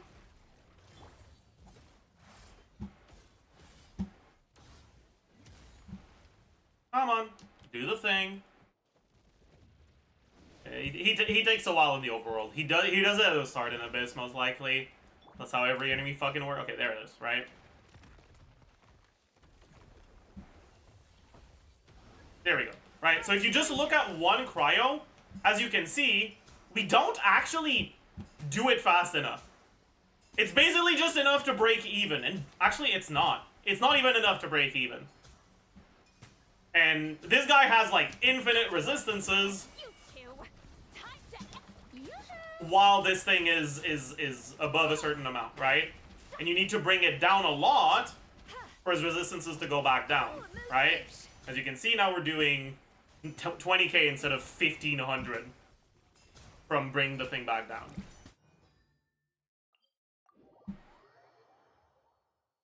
What that means is that you will just outright not be able to use SKIRK as a burst-focused unit unless you also bring a third cryo against this guy. Because Escoffier's cryo by itself is not enough, and SKIRK isn't giving you any cryo at all. Like, at all. Like, at all. The normal attack mode does hit with cryo more often, but you're hitting with cryo with your main source of damage, and if you noticed, it starts with, like, about a quarter of the bar, of the circle, whatever, of the meter filled out, and you need to reduce it a decent amount before the resistances fall back down. And so, whereas Ayaka would be able to just do skill, normal charge attack, dashes to reduce that meter before using burst, SKIRK will have to waste some of her damage on infinite resistances.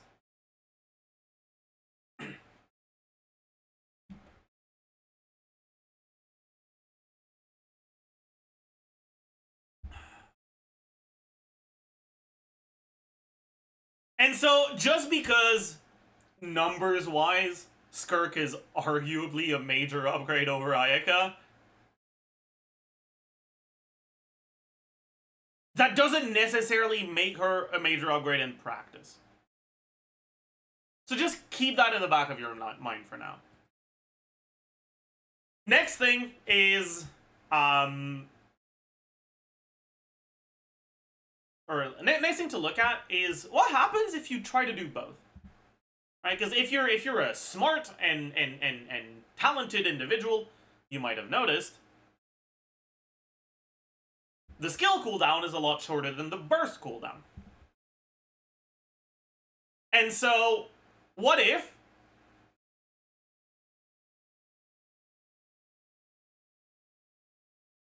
you do your setup normally, you do a normal attack mode, okay, rotation is over, wait 8 seconds, start your next setup, but this time, instead of entering the normal attack mode, you do a burst. And then you immediately go into another setup and go for a normal attack mode again 8 seconds later. It won't work with every unit, because some units have buffs that don't last that long. But that's another option you'll be able to do. You'll be able to do a hybrid playstyle. I think it's a little bit more complicated, so I don't think that many people are actually going to do that. But what you'll notice is that there are going to be quite a few situations in practice where even if your team is built around normal attacks, you're going to want to do the burst. And there's going to be a few situations the other way around too, but it's mostly using burst on normal attack focused teams that you'll end up doing. First and most obvious one is in Abyss, SKIRK starts with full Serpent Subtlety.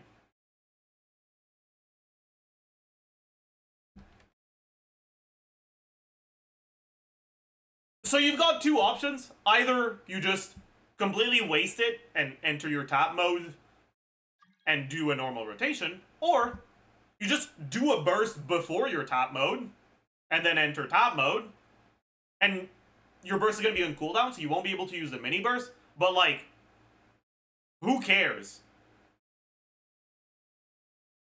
Actually, you might be able to use it anyways. I don't even know. I think they share cooldown, but I'm not even 100% certain. But if you lose out on the 20-ish damage percent you get from the burst, it's really not that big of a deal. You can just replace it with a charge attack. You'll still get your Serpent Subtlety. All you're missing out on is that little bit of damage percent.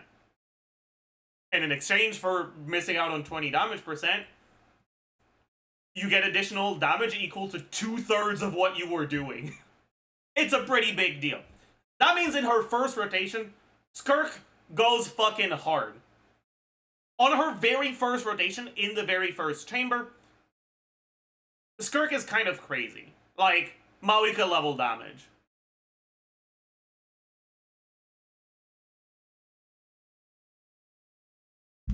The problem is, you can't get that again afterwards, because your skill clears your Serpent Subtlety whenever it ends.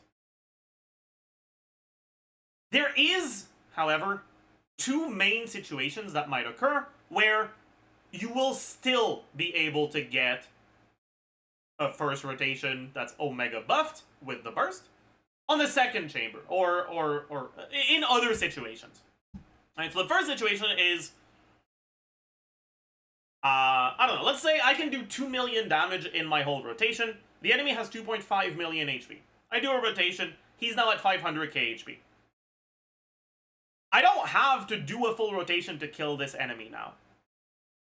I can just swap to Farina, use my skill, swap to Escoffier, use my skill, swap to, I don't know who your third unit is going to be, maybe it's Molani, because you're kind of smart and pog. And you have realized that support Molani is better than carry Molani. We'll get into that later, don't worry. Whatever, you get your Cinder City, and then you swap to SKIRK and you just hold E. And instead of using your burst, or using your tap E, you just use your hold E, and absorb the Void Rifts, get to 45 plus, however you get from Void Rifts, if it's plus 24, you're now above 62. But from what I understand, as of the latest version of beta, her Serpent Subtlety gets cleared at the end of the chamber if you're in the tap skill, but it does not get cleared if you're not in the tap skill, in the skill. And so if you finish the chamber by, like, with using SKIRK's hold E and going above 62 Serpent Subtlety and then just looking at them while Farina and Escoffier finish them off, you will be able to start that second chamber with your burst, like you were able to on the first chamber.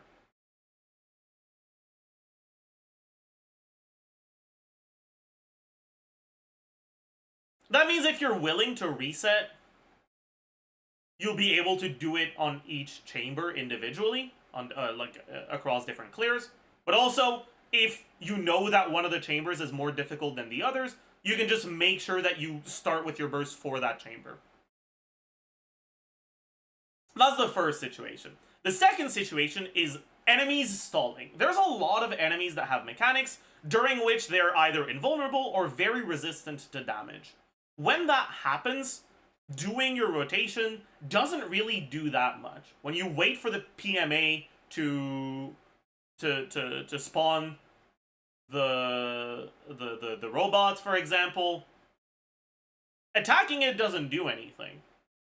And so if your timing lines up well, you can use that stalling period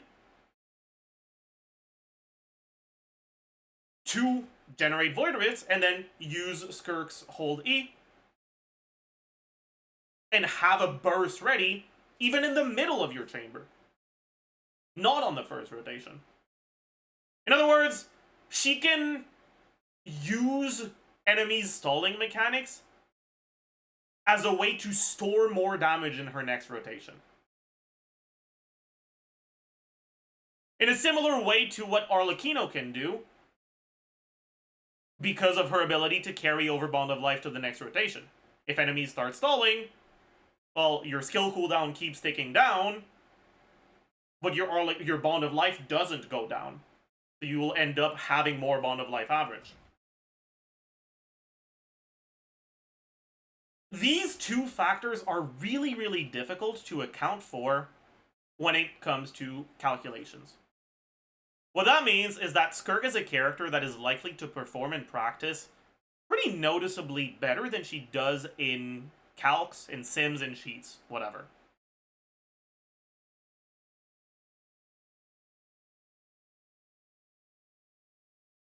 And that introduces a lot of uncertainty when it comes to her power.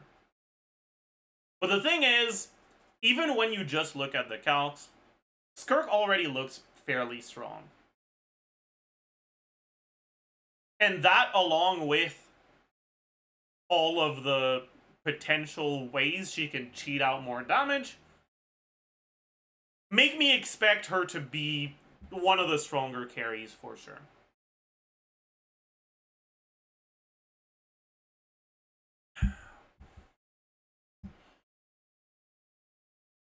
Anyways, that's pretty much it for the base kit. Oh yeah, another thing to mention, that's true. She gets a very large amount of resistance to interruption during her skill. It's not infinite like Raiden Burst or Maoika Burst, but it's pretty damn close. She does not need additional defensive utility.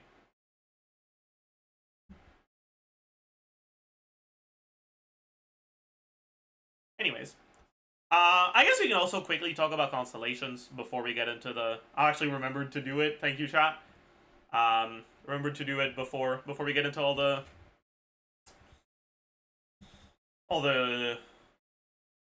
like gearing stuff. Okay, we got SKIRK's C1 leaked before we got her numbers, and initially I was like, my goodness, this is kind of broken. But now that we have the numbers, it's not actually as good as I expected it to be. Basically, 500 additional motion value for every Void Rift absorbed by default is kind of really good. But SKIRK's numbers are already so good that comparatively, it's not as big of an upgrade as I expected before her kit was revealed. And it's also worth mentioning that her kit does not offer her a single stat steroid. What makes SKIRK powerful is very big motion value. Very high multipliers on her talents. She doesn't have any self-attack buffs, any self-crit buffs, any self-damage percent buffs. Just really, really high motion value. And so this 500 on her isn't as good as 500 on most other carries. Not that it's bad, but yeah.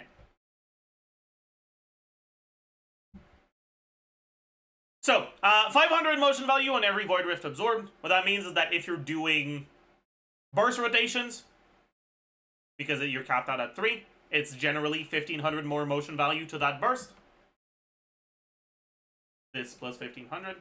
But technically, if you're doing like really weird asynchronous rotations where you use your hold skill off cooldown every 8 seconds, it'll end up being more than 1500 and closer to 2000, maybe even 2500 per rotation.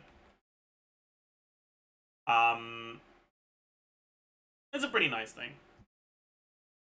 And then if you do the normal attack mode, you generally have either 2 or 3 Void Rifts. when you use your burst at the start of your rotation, and then another 2 or 3 when you use a charge attack in the middle. Most of the time it's going to be 5. You might want to adjust your rotation at C1 so you can absorb Void Rifts at the very end of your uptime as well. Maybe end up getting 6 or maybe 7. So it effectively means that this 9,000 goes up to somewhere between 11 and 1,200, or 12,000, sorry. But yeah, in terms of percentage increase, this is a pretty solid C1. But one thing you might notice, or you might have noticed from what I've talked about so far, is that, well, SKIRK is a freeze unit. She really wants to be played in freeze teams, and the very good freeze supports all have personal damage, right? Farina and Escoffier have a good amount of personal damage, and what that means is that increasing SKIRK's damage by, I don't know, 30% does not increase your team DPS by anywhere close to 30%.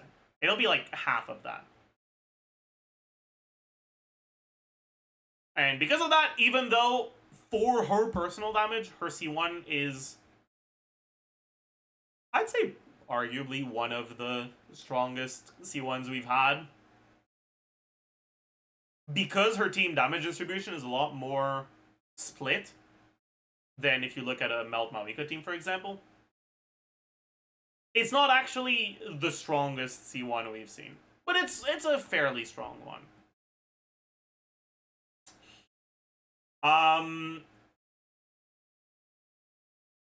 C2, she gets 10 more Serpent Subtlety when she uses her skill.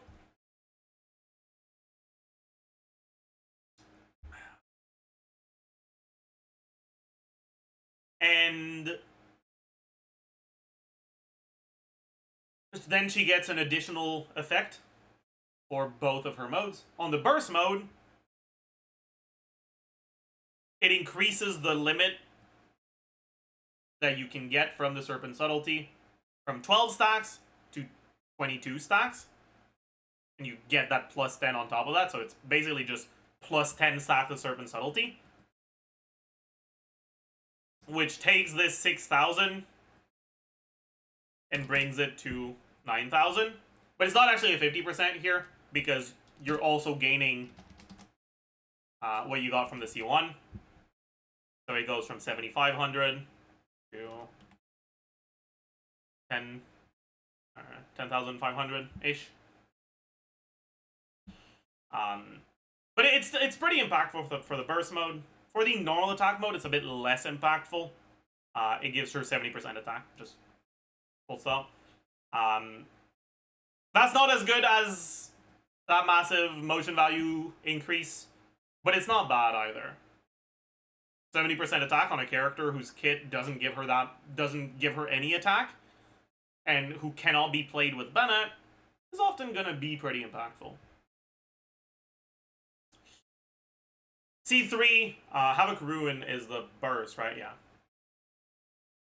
So her constellations, at least the early constellations, are more impactful for the burst mode than they are for the normal attack mode, but they're not bad for the normal attack mode either. C4 is just a bit more attack. In the freeze teams, it's 40% more attack. Again, more impactful for the burst mode, because the burst mode doesn't already get 70% attack from the C2, and instead gets motion value. Oh well. C5, skill bonuses. C6, it's one of the good C6s. Like it just adds a bunch of motion value to her stuff, both modes. Not that much to say about it. It's a pretty good one. Overall, SKIRK constellations are fairly strong. Like, they're definitely on the stronger side. But also keep in mind that the early cons for Escoffier and Farina are also pretty good. So if what you're looking at is vertical investment on SKIRK, you have a lot of options. There's unlikely to be any one specific thing that's going to be all that much better than your other alternatives for your team DPS. So if you're someone who likes going for constellations on characters, if you really, really love SKIRK, you can consider going for her cons. But if SKIRK is just one of the many carries you want to play, it might be better to go for cons on your supports.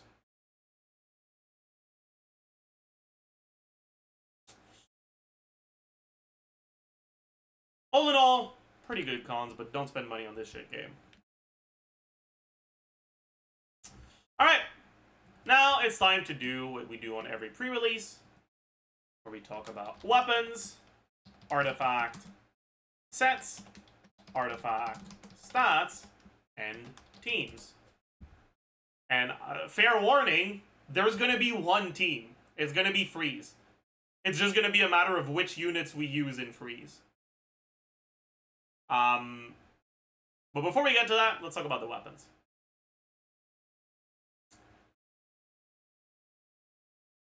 So, what weapons are we going to have to talk about? Well, we're obviously going to have to talk about her signature weapon, Azure Light. We're going to talk about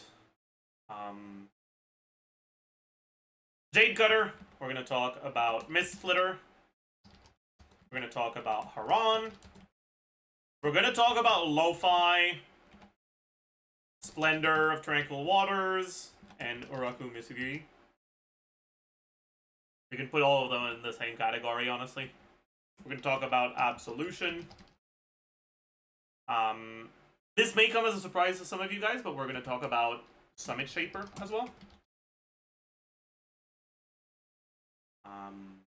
That, I believe, is it for the 5-star ones. For 4 stars, we're going to talk about, and hurts my heart to say, but we're not going to talk about 5-sword. We're going to talk about Black Sword. We're going to talk about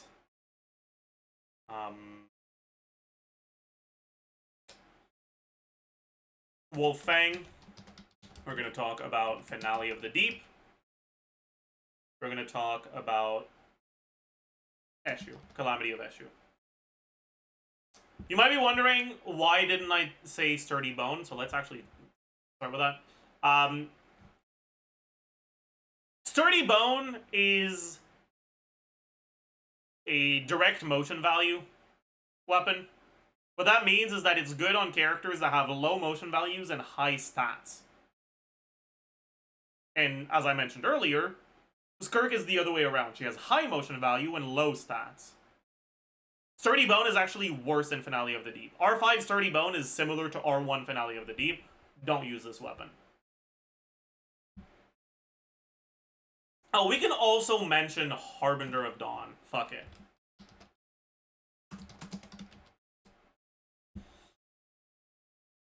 Okay, first, let's talk about her signature weapon. Boy, weapon power creep is fucking... It's getting out of hand a little. Within 12 seconds after a skill, attack is increased by 24%. I spelled Uraku? Did I? I did. Thank you. This is a generic part. Most characters will be able to get that. 24% is pretty good for a generic stat. And then for SKIRK specifically, during this time, when the equipping character has 0 energy, this is something that is effectively only achievable on either SKIRK or Mawika, but Mawika is not a sword user, so it's only SKIRK. Attack will be further increased by 24%, and crit damage will be increased by 40%.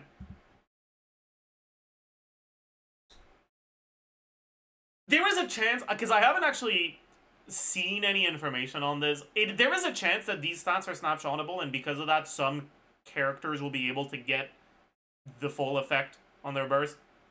But I don't really expect it to be. So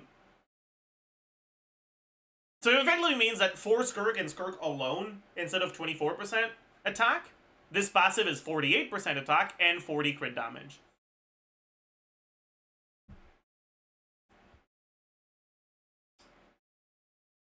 SKIRK's base attack is 359.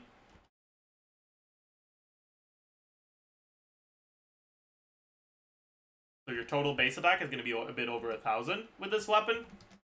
48% attack is about 500. I want to contextualize this with Homa, okay? You never play Hu Tao without Farina anymore. So how much HP would you need on your Hu Tao for Homa's passive to just give as much attack as Azure Light gives SKIRK?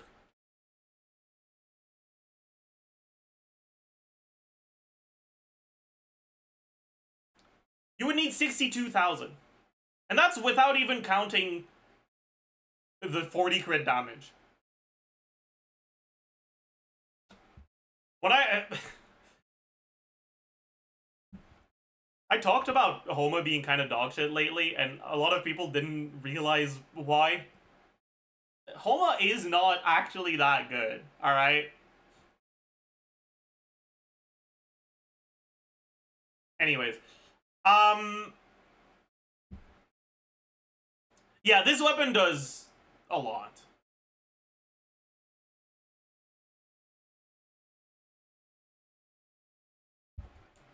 Silver lining is that SKIRK's free-to-play options are actually really good.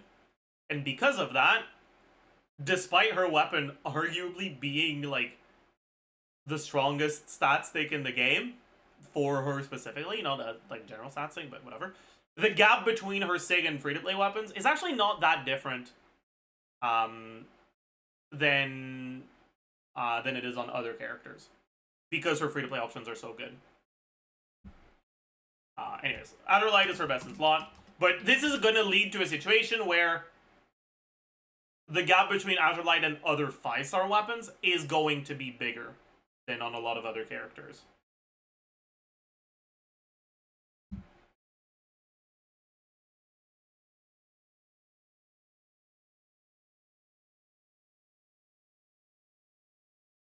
Next up is Jade Cutter, and unfortunately, in order to talk about Jade Cutter properly, we need to talk about artifact sets. SKIRK is a Crow character that forces you to play freeze teams. That means you'll get Cryo Resonance against enemies that are either enemies you can freeze, or when you use her in teams that don't have that much Hydro application, you will get upwards of 15% crit rate from that Cryo Resonance. On top of that, her best artifact set is not her signature set. It's actually Maréchaussée, which means you're also gonna get a bunch of crit rate from your artifact set. If you get Cryo Resonance, you get Maréchaussée, and you get Jade Cutter, you are at 100% crit rate before you look at a single substat of crit rate. What that means is that crit rate becomes worse than flat defense as a substat, which means that your overall build quality is going to be much lower. You now have one less useful stat you're scaling with.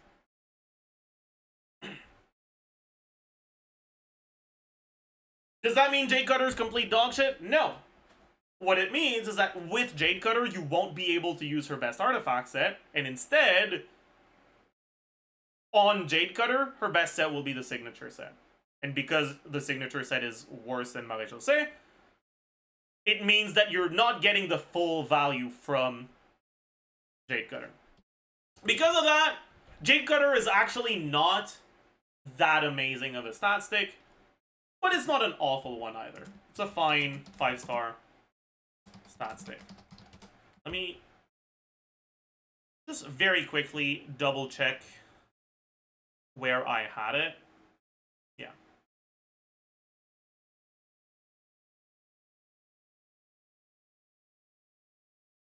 Yeah, okay. Next up is Mist Splitter. Now, SKIRK gets every stack from Mist Splitter because the conditional stack, at least in the latest version of beta, on energy being less than 100, it works on SKIRK. SKIRK's energy being 0, 0 out of 0 counts as less than 100 with the way they coded it. Which means she gets full value out of this. She gets 24 damage percent. But guess what, man? This weapon came out in, what, 2021? And like I said, 5-star weapon power creep is massive. This weapon is giving her as many stats as it's giving Ayaka. But despite that, it's pretty similar to Jade Cutter, actually.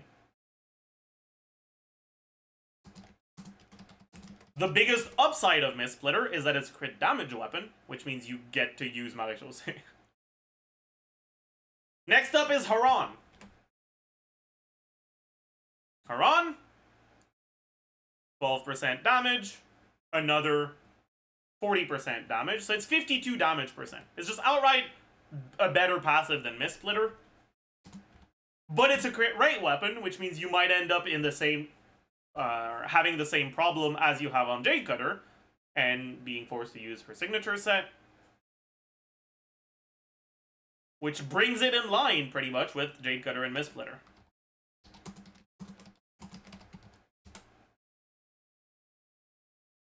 I guess I should have Absolution with the... I should have Absolution here, actually. Okay. Next is the crit stat sticks that just don't have particularly great stat lines or effects.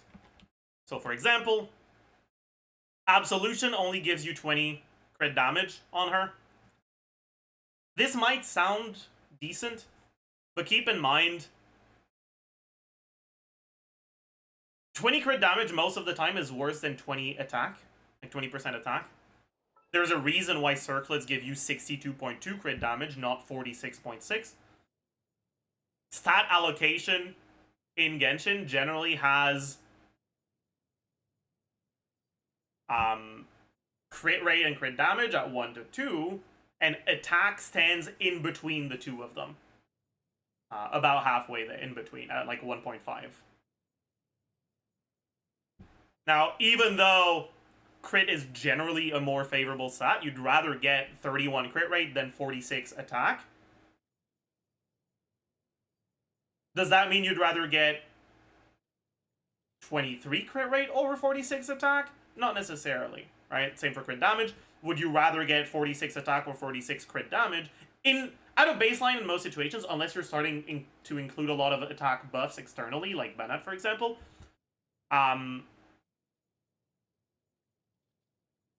attack is generally just going to be better than 20 crit damage. What that means is that Absolution, 20 crit damage, is actually not that good of a passive.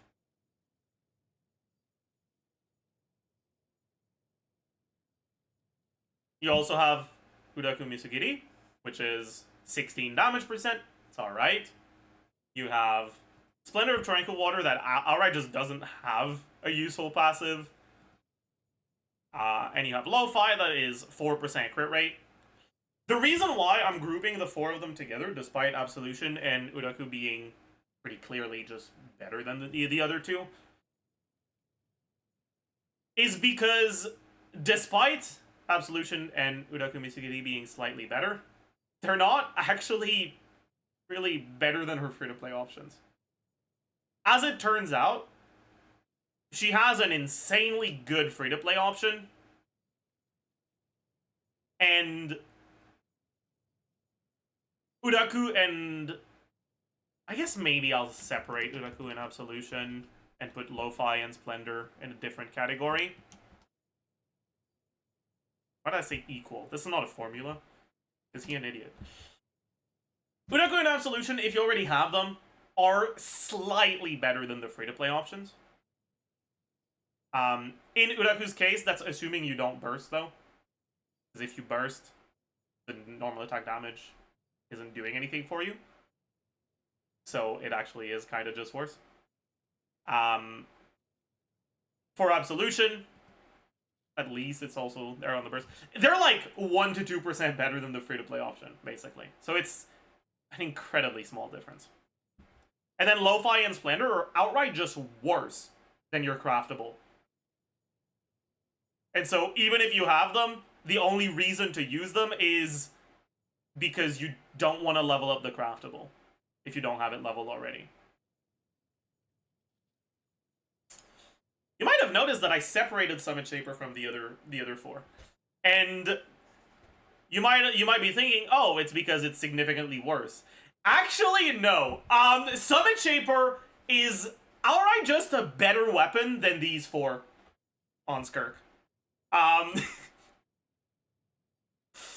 If you're not shielded, it's pretty similar to Uraku and Absolution. But like I said earlier, right? SKIRK is not a character that uses Bennett. She doesn't have attack buffs in her base kit. She can have access to attack buffs on the team, TOM, Noblesse, TTDS. But it's a lot less than most other attack scalers, which means that she's not diluted in attack percent at all. Which makes the base stat on Summit Shaper actually fine. Not really that much worse than a crit stat. And arguably better than a crit rate substat because it's not forcing you into a worse artifact set.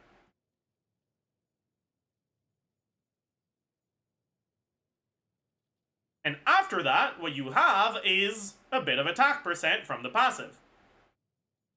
20% attack if you're not shielded, 20% attack, pretty similar to those other weapons here, right? Pretty similar to 16 damage percent, pretty similar to 20 crit damage. But if you're shielded, it's doubled. That means if you're shielded, it's 40, and that's actually enough to make it more in line with Haran, Mistsplitter, and Jade Cutter.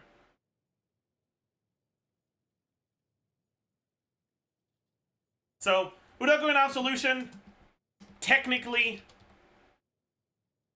worth using over your craftable, but they're not good. Lo-Fi / Splendor, don't. And Summit Shaper is actually fine 5-star stat stick if shielded. You shouldn't get Summit Shaper, okay? Like, it's a weapon that, because it's an attack percent weapon, it only works on attack scalers, and because it gives you a lot of attack percent, it's only good if you don't have a lot of attack externally. But attack scalers generally want a lot of attack externally. There are not that many characters that can properly use Summit Shaper, so you shouldn't just get the weapon just because it's decent. But if you are someone who pulled on Summit Shaper when it came out because you didn't know better, or you got a Summit Shaper on a loss 50-50, it's actually pretty much in line with the other 5-star stat stakes that are not her signature, if you're shielded. But even if you're not shielded, it's about as good as the craftable, so it's not bad to use either.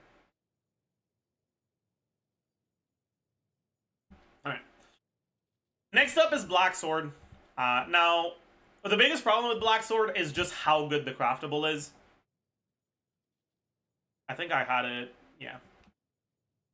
Because you're not diluted in attack percent, it means that the fact that Black Sword is a crit weapon isn't that favorable. And then on top of that, because it gives you a lot of crit, and not a lot, but being a crit rate weapon specifically means potential overcapping on crit. And that makes Black Sword honestly just not very good. It can be nice to have a bit of healing, I guess, but meh. I wouldn't really recommend using it. Next is Wolffang, and Wolffang, obviously, is gonna be bad when you're doing the normal attack mode, but it's gonna be pretty decent when you're doing the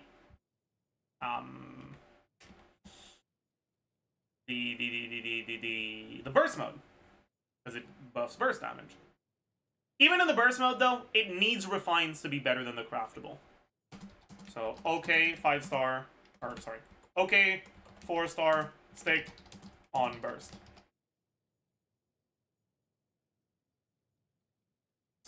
Next is the GOAT, okay? Like, you thought Finale of the Deep Galleries was good on SKIRK? No, no, no. Cut off that Galleries, okay? Go away. Finale of the Deep is where it's at, okay? No, we don't want any, we don't want no galleries in here. Finale of the Deep is just a really fucking good weapon. The amount of stats that it gives you is insane or craftable. I don't want to do the Hoa comparison again, but we could, honestly.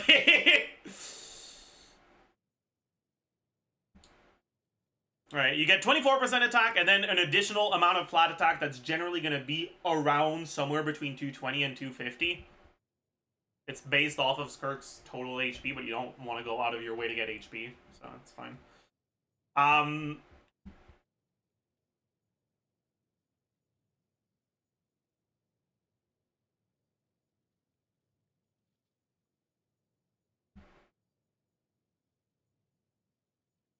But you get 24% attack, and then because her base attack is going to be at around 900 with this, the equivalent of a little more than another 24% attack. So you basically get the equivalent of a little bit more than 50% attack from this passive. Right? That's pretty similar. Or that's more than what you get from Summit Shaper when you're shielded. Now, it's a 4-star, so it's lower base attack, so it's not a better weapon than Summit Shaper when you're shielded. But it's a very large amount of attack. And like I said, because your attack is not that diluted to begin with,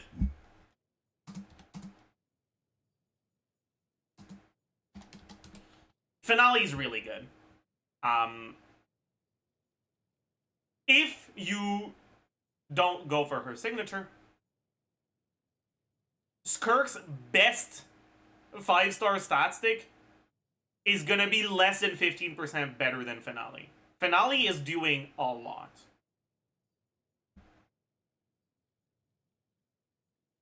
But it's not even her best free-to-play weapon. I said best in-slot free-to-play, but that's actually a lie.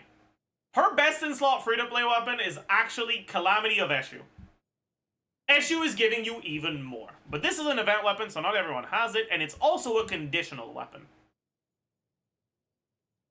It only buffs normal and charge attack damage, which is fine for SKIRK, but it does mean that when you use the burst, that doesn't get buffed. But more importantly, it only works when you're shielded.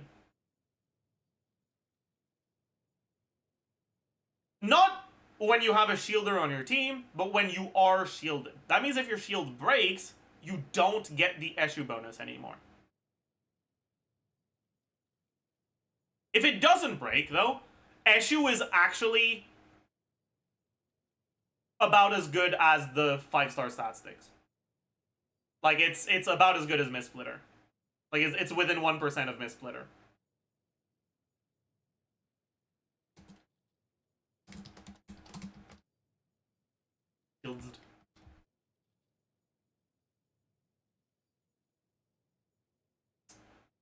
Now, the biggest problem is that, unlike Summit Shaper, that is still a pretty solid weapon if you lose your shield, Eshu loses the whole ass passive when you lose your shield.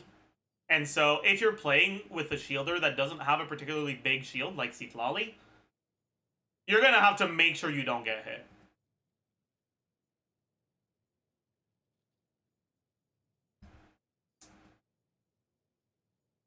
Finally, quick mention for Harbinger of Dawn.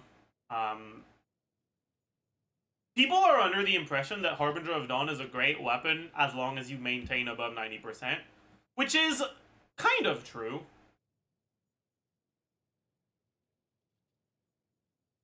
But the reality is that a 3-star stat line, or a 3-star weapon stat line is much, much lower.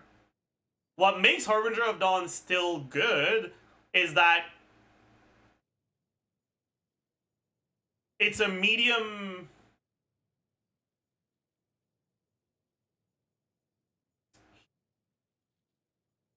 medium base attack for a 3-star, with most of its strength being on the very strong crit rate passive. And that makes it so that when you have a lot of flat attack buffs, the lower base attack doesn't really matter as much. But, as I've mentioned many, many times already, you don't get a lot of flat attack buffs in these SKIRK teams. You don't have Bennett, you don't have Eon Song. You also don't get transformative reactions that look at your crit value, but not at your attack, like Alhaitham does. And you're not an HP scaler that doesn't care about the base attack, like Farina. What that means is that even with 100% uptime, Harbinger is actually noticeably worse than Finale. So you should not use Harbinger.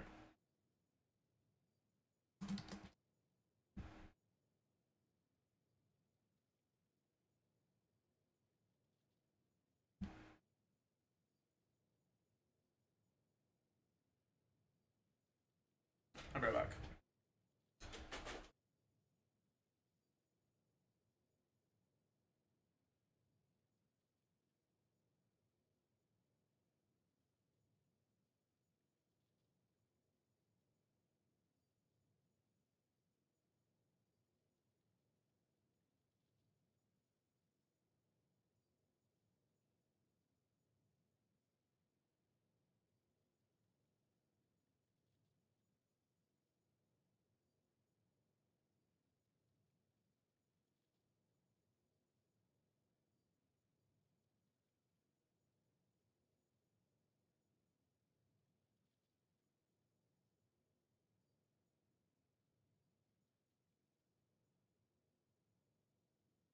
I'm back. Alright. Next is guards. Alright.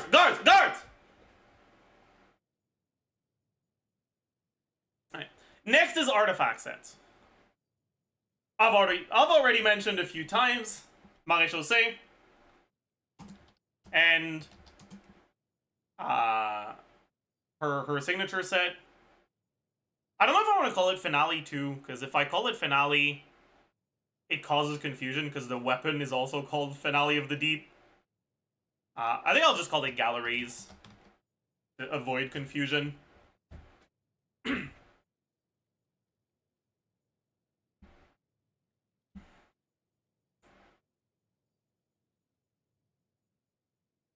Okay. First, Maréchaussée. Maréchaussée is her generic best in slot. Because 36 crit rate plus 15 normal damage percent is just better than 75 damage percent. But that's assuming you're able to proc it, so it's only if you have Farina. And it's assuming you're not overcapping, which means it might cause some issues on crit rate weapons. And worth mentioning, her signature weapon is a crit rate weapon. It's low crit rate, right? Low substat, high base attack. But still, at a baseline with her signature, if you've got prior resonance, on Maréchaussée, you're starting at 78. Now, this amount of crit rate, it is possible to not overcap while still having a good set. But it's a lot less likely. It makes it so that, for example, right? My set is a little all over the place. Piece like this, for example, right? Amazing piece. But if I wanted to use SKIRK on a crit rate weapon, I get over half of the crit rate that I'm allowed to have before I overcap in only one of my 5 pieces. And then the circlet won't be able to have crit damage on the substat, so it'll only be able to have crit rate and attack. So I probably have a bunch of my crit rate there too. And then that means that crit rate on any other pieces is effectively just wasted rolls.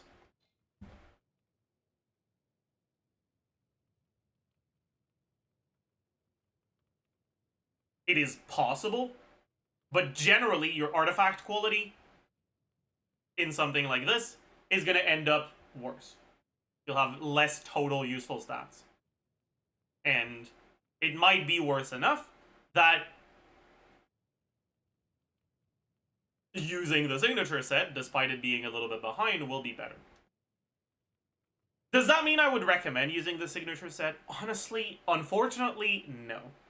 There is a major problem with the signature set, right? If you don't remember what it says, we can read it. Know of any new Read it together. I think I have it. I have my placeholder on Yoimiya. Yeah.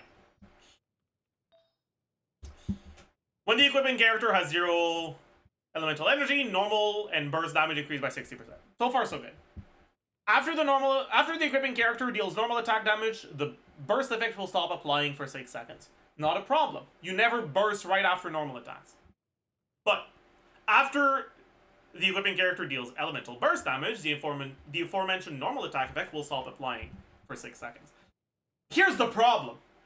That first, that really, really strong first rotation that I've talked about you being able to use on your first chamber, on later chambers if you set it up at the end of your previous chambers, or after stall phases of bosses. When you do that, you burst, and then you immediately follow that up with your skill. And if that's what you do, then the first 6 seconds of your skill uptime do not have a 4-piece. And instead of 60%, it's 60% to half of your uptime, so it's like 30%. And at that point, this is a lot worse. Now, Maréchaussée does not apply... Maréchaussée 2-piece does not apply to the burst, but you can get the crit rate from Maréchaussée for the burst. And because of that, even if you don't get all 3 stacks, even if you only end up getting 2 stacks of Maréchaussée, which is generally pretty easy, because you swap into SKIRK, consume HP once, use your burst, heal up from Escoffier's healing over time, that's already 2 stacks, so you don't really have to change your rotation and wait to stack it up for 2 stacks out of 3. Even at just 2 stacks, Maréchaussée is already better. Despite the burst not gaining anything from the 15 damage percent. Does that change with vertical investment? Kind of. Because her signature weapon is a crit rate weapon, which makes Maréchaussée worse. But also... C1? This damage is considered charge attack damage, so it doesn't get buffed by the set. You might be thinking, and that's what I thought at first as well, then why did they make it that? That's kind of stupid. Why not make it burst damage or normal attack damage? But then I realized, if they make it burst damage, it would make it so that the C1 makes the set not work on normal attack mode. And if they made it normal attack, it would make it so that the C1 makes the set not work on the burst mode. So they can't make it either. It has to be a damage type that's not normal or burst, because otherwise it disables the other one with a set. So they can't give the C1 a damage type that actually benefits from the set bonus. Which is so cooked. It's so funny. But yeah. That being said, if you're doing just burst mode, right?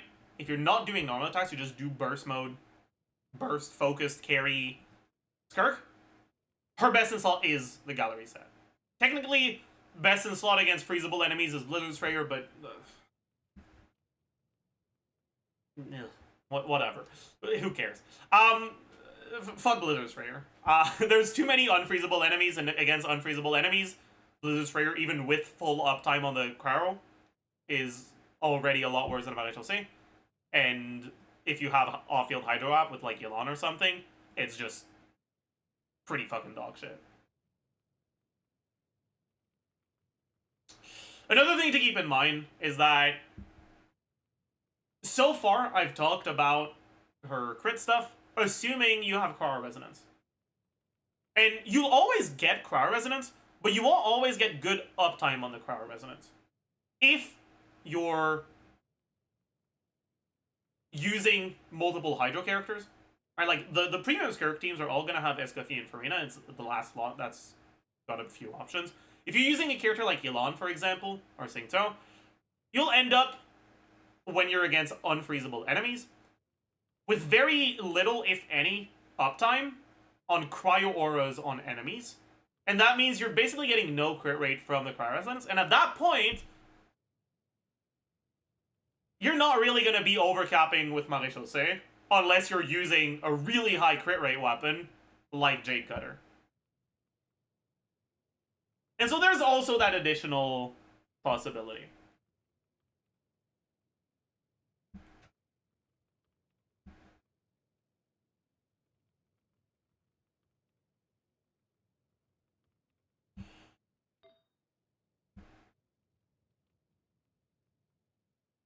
Anyways, does that mean you can't use her signature set? No, it does not. As much as it's a lot worse when you do the, like,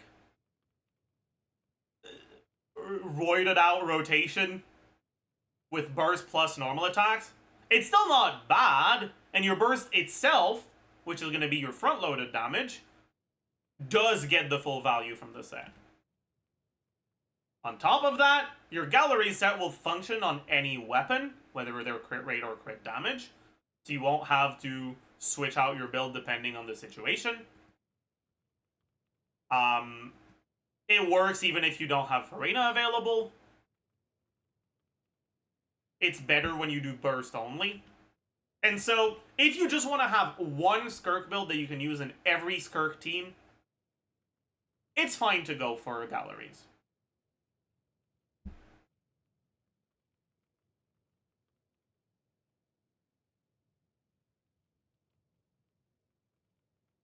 But the reason why it's very important and impactful that Maréchaussée is actually often better than her signature set isn't because you should farm Maréchaussée instead of farming galleries. It's because if you're not playing Varissa or Xiao, the second set available in the galleries domain is worthless to you, most likely. On top of that, there were so many characters that were released since Maréchaussée came out that want to use Maréchaussée. That means that anyone who started playing in or before Fontaine probably spent many months of resin in the Maréchaussée domain already, and so a lot of people already have some pretty good Maréchaussée pieces. Is it worth farming a whole new domain for a situational upgrade that's often not even an upgrade? Hell no. You're much better off farming for something else if you're not an incredibly dedicated main.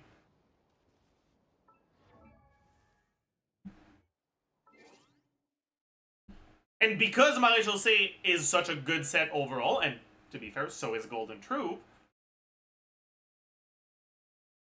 a lot of people are already going to have good sets, and for them, farming galleries is really just a luxury thing. You can do it if you want, but it's far from necessary.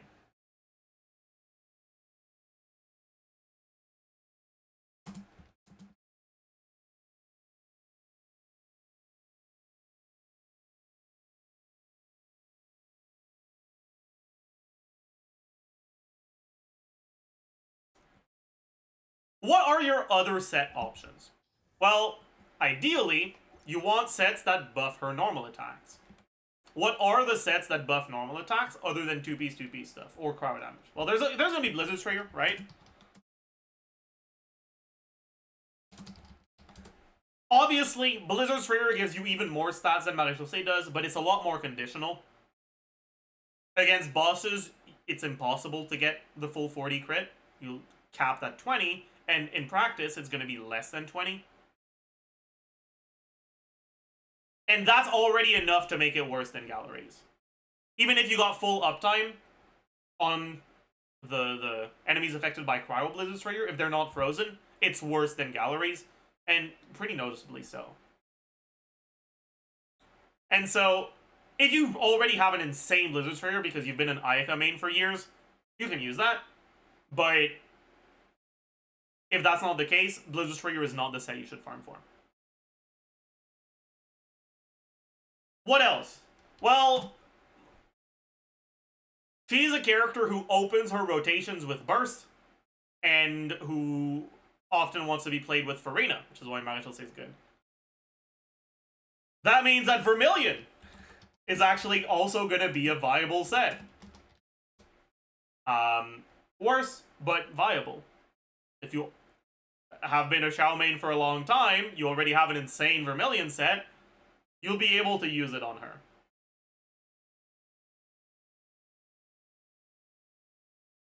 What else? Glad. 35 damage percent, 18 attack. Not bad. Even. What else?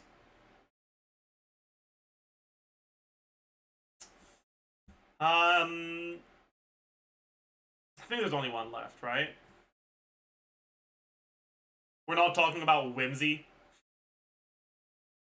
Okay, the fucking the Whimsy scamming with Bond of Life with Finale of the Deep.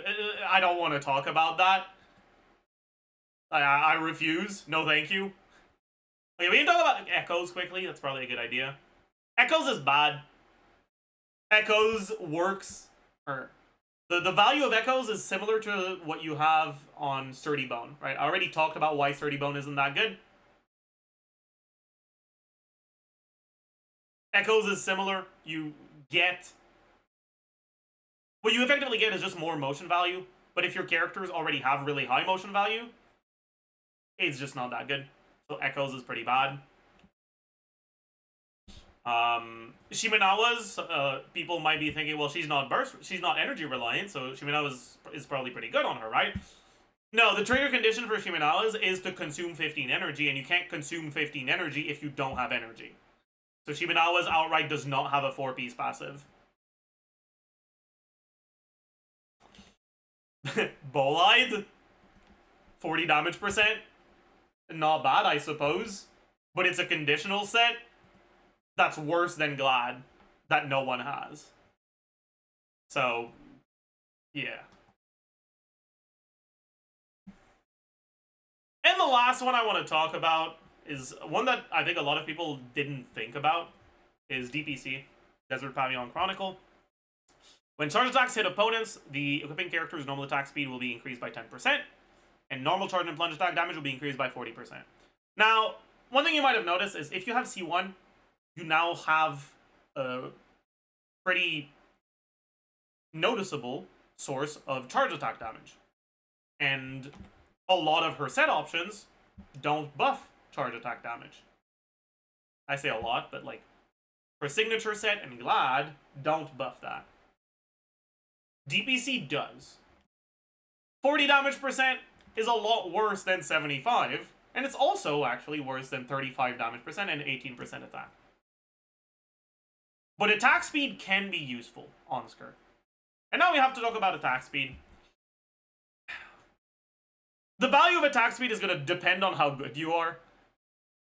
But I don't even know if attack speed is better if you're good or if you're bad yet, because I need to test the combos before I'm confident in that. Attack speed gets you more attacks, and depending on how many more attacks you get, it can range from very good to very bad.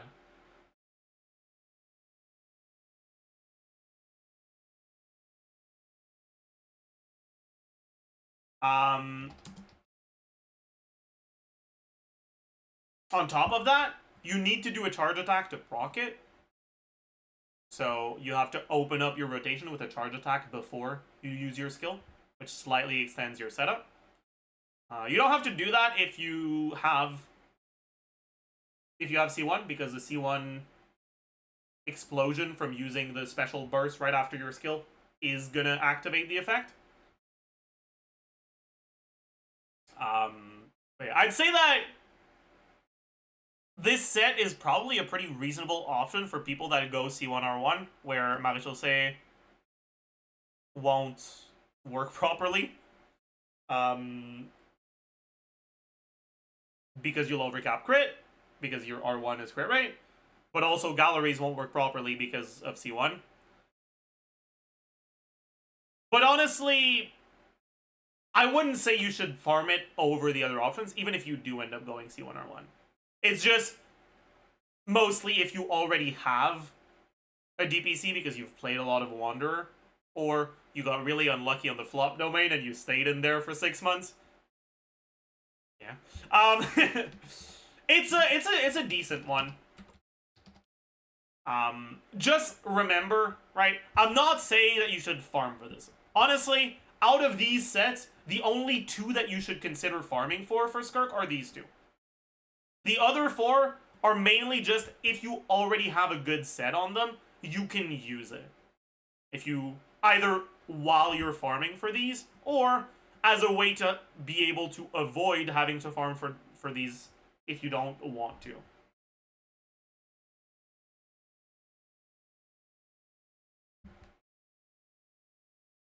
Also keep in mind, the DPC set does not buff burst damage, which means that when you do those roided out rotations with burst and normal attack uptime, DPC becomes a lot worse than the sets that are more generic. Like Glad, where you at least get 18% attack for the burst. Obviously, Vermilion, I guess.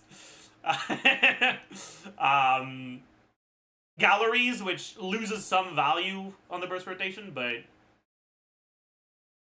it already loses value from not buffing charge attacks. So losing a bit of uptime on normal attacks is less impactful at C1 if you have the C1 stuff. Obviously, Blizzard's Rayer works on the whole thing. Marie-José's crit rate works on the whole thing. And so, I'd say that DPC is mostly just either if you want to do the funny haha spam normal attacks and get more of them, or you already have a really good DPC and you can use that for now. So far, I've mainly talked about normal attack mode and hybrid mode. If you want to do burst mode only, use Galleries. I would say that there's no other set that you should consider. Her personal damage is high enough that it's almost never going to be worth using her on a support set, like Noblesse. And 75 damage percent is a lot more than what you get from your other alternatives on the burst mode. Right, what makes Galleries not that good on the hybrid mode is that you lose uptime on the normal attacks. But when you're doing just burst mode, there are no normal attacks to lose uptime on.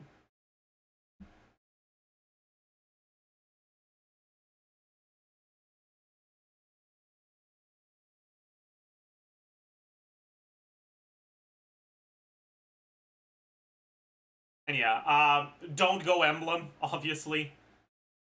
Even, like, obviously the ER is bad for her, but also just at a baseline, if you end up just getting passive ER in your substat, a 140-ish, 20% from Emblem, 20-ish% from substats.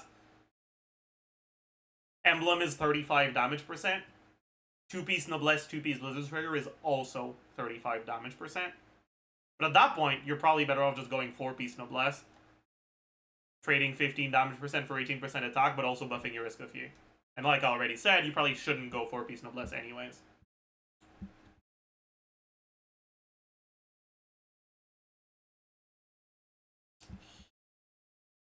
Next up is artifact stats. So obviously, default, she doesn't have energy, so ER is worthless on her. And she is forced into freeze team, so EM is useless on her. So you go attack. And then default is attack, cryo, crit. However, like we've already mentioned many a times already throughout this pre-release, she doesn't have that much attack percent. Now, a lot of her weapon options are capitalizing on that already. Right? Like Finale, you get a fuck ton of attack from that. But if you're using a weapon that doesn't give you a lot of attack percent, if you're using Calamity of Eshu, where you get a bit of attack percent from the substat, but mostly damage percent and crit from the passive.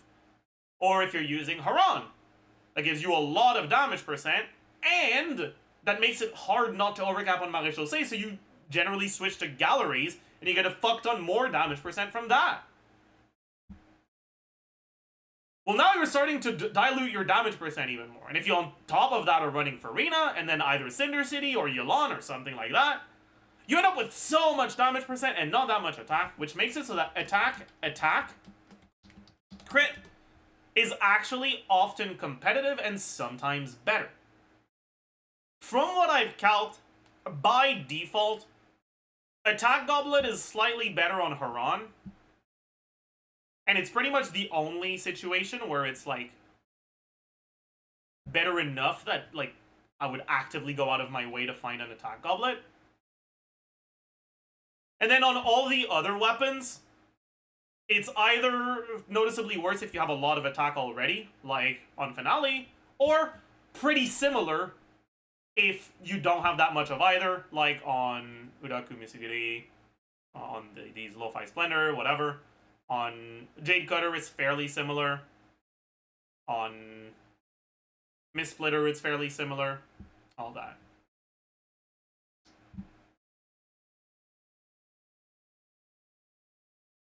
I would generally pretty much never consider attack circlet because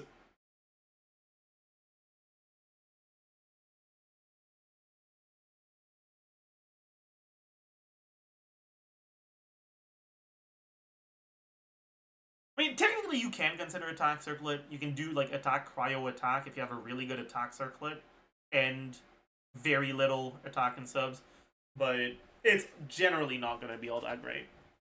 At the end of the day, though, if you have an insanely good attack circlet, put it in the optimizer. It might turn out to be better. Finally, teams. And like I said at the start, teams is freeze teams. That's it. We will quickly talk about the non-freeze teams. If you want to force SKIRK into a non-freeze team, you can either try to go melt, or you can just use her like as a random ass unit in like Hyper Bloom, for example. The best versions of melt and of Hyper Bloom that I've calced are worse than the worst versions of freeze that I've calced. So, unless you just really like the color green, you shouldn't play Squirk Bloom. And yeah, we're coining it. We're coining the term Squirk Bloom. You can't make me change it. Sorry. It's too late. And similarly, unless you really like the color red, you shouldn't use Melt SKIRK either.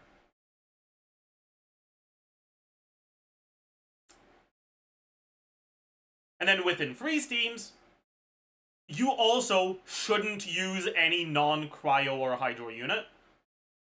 Like I mentioned earlier, Shilone in C2 is worse than Mika. Just don't do that to yourself. You can use SKIRK as a burst support in teams that don't have the stuff that's all that favorable to her, but it's generally not going to be better than using other alternatives, so I would generally stay away from that.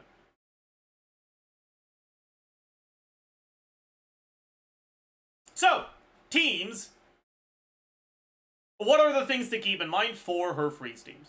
Well, there's Escoffier, and there's Farina. Okay.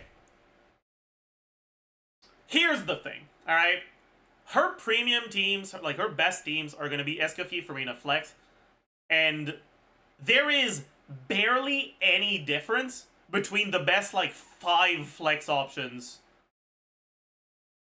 assuming you're using Escoffier, Farina, and SKIRK. It's like a 5% difference between the best of the 5 to the worst of the 5. What that means is that as long as you have Escoffier and Farina, you pretty much have the best available SKIRK team, no matter which one of the 5 last slots you're using. And you're kind of just vibing. But if you don't have Escoffier, or if you don't have Farina, things can change. Escoffier is a broken-ass fucking unit. Alright, we've talked about this many times already on the channel. I talk about it on stream as well. Man.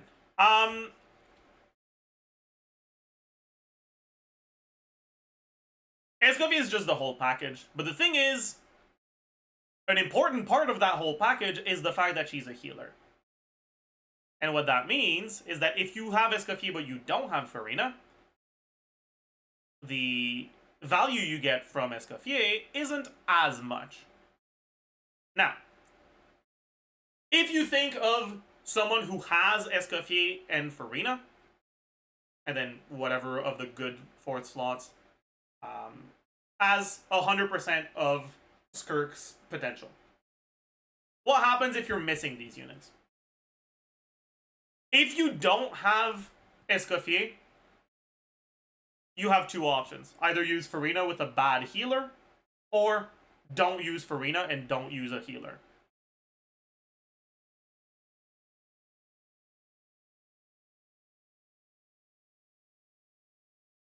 And the difference between those two is very small. Being forced to use Mika or Charlotte versus just ditching the Farina and doing double Hydro with like Singso Yelan plus Titlali or something. There's honestly barely a difference. So if you don't have Escoffier, Farina doesn't really do that much for you. From what I've looked at, and I haven't calced every single possible teams, but I've looked at a bunch of them. The best non-Farina or non-Escoffier team with Farina that I had was at like a little bit over 70% of her full potential. And the best team I had that didn't have Escoffier and that also didn't use Farina was just a little bit under 70%. I think it was like 71 point something and 68 point something. So really barely a difference between having Farina or not if you don't have Escoffier.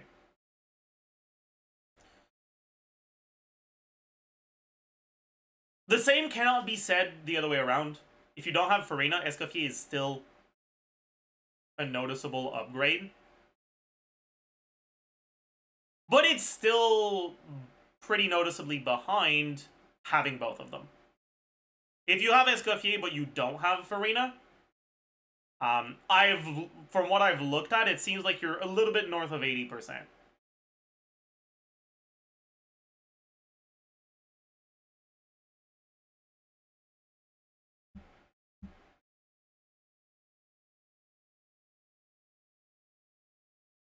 And then if you have both, you're at 100%.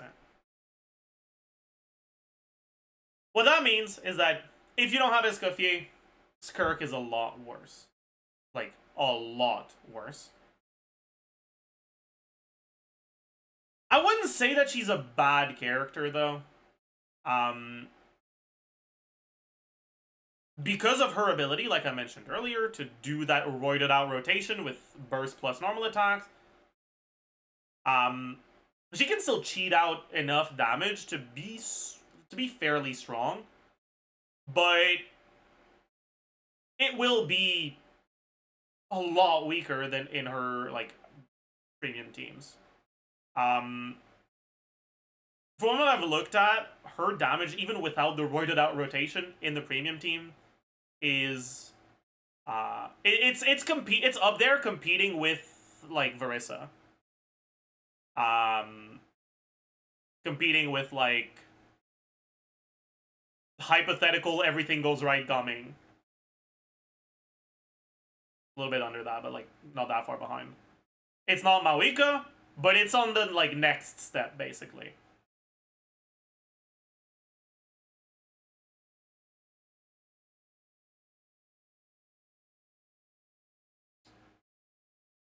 Without Escoffier, you're barely passing the Hyper Bloom check. You're passing it, but barely.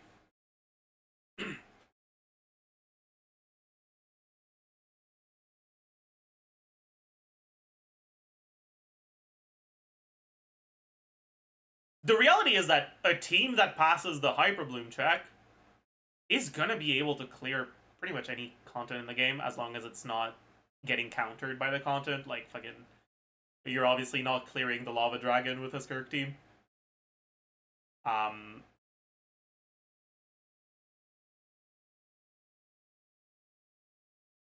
Well, you should be fine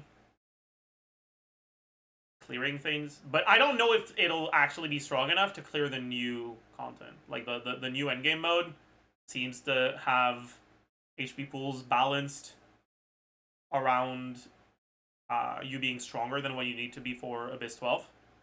And I don't know if a well-built SKIRK in a team that doesn't have Escoffier will actually be able to clear in time. It'll be really tight, even with really good builds, basically.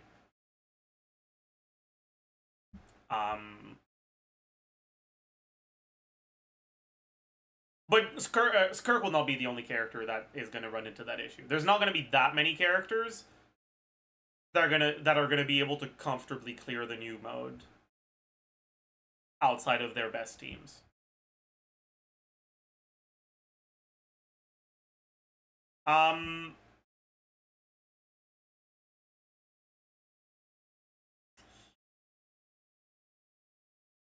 One other, I guess, like, not important, but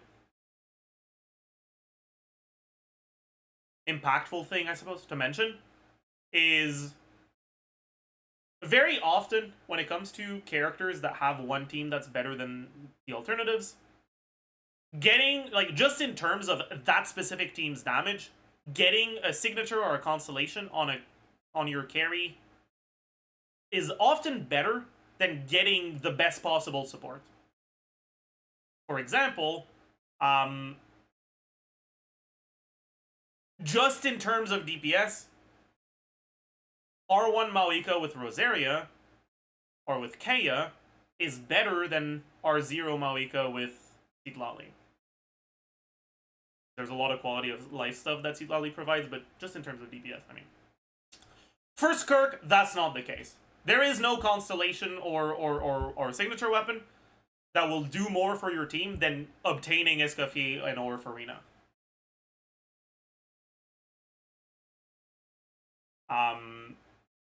So if you're someone who started playing somewhat recently and is considering vertical investment in teams, I would recommend getting these characters over getting constellations.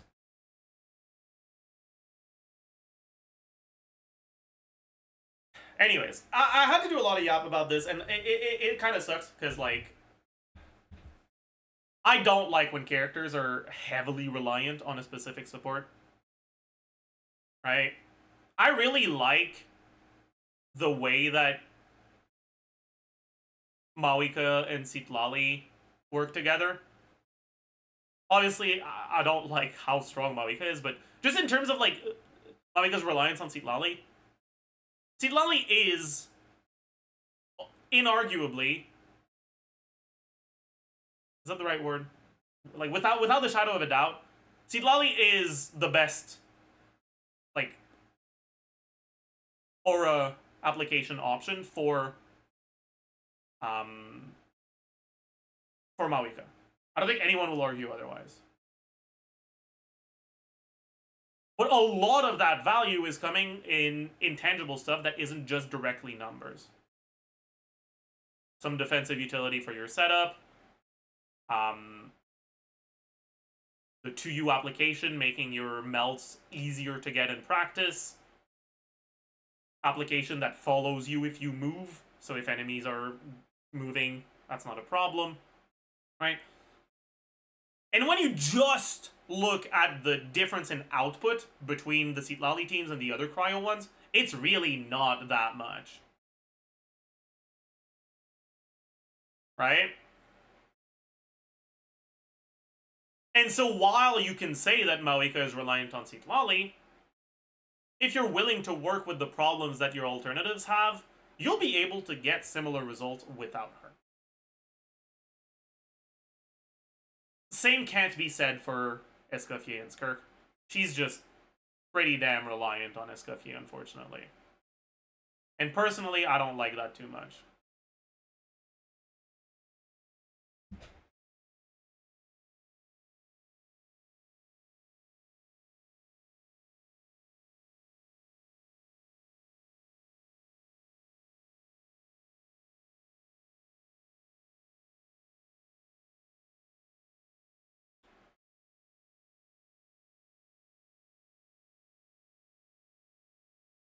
Anyways. Now we can talk about those last slot options. And like I said earlier, there's really not that much difference between between many of the strong ones. When I talk about the strong ones, who am I talking about? I'm talking about Yelan, Shenhe, Molani, Mona, and there was another one. I forgot. Citlali.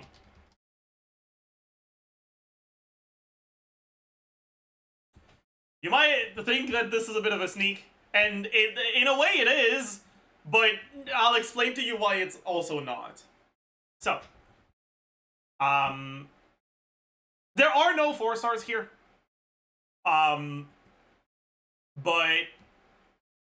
I will tell you right now, the gap between Yelan and like Xingqiu, for example, isn't that big.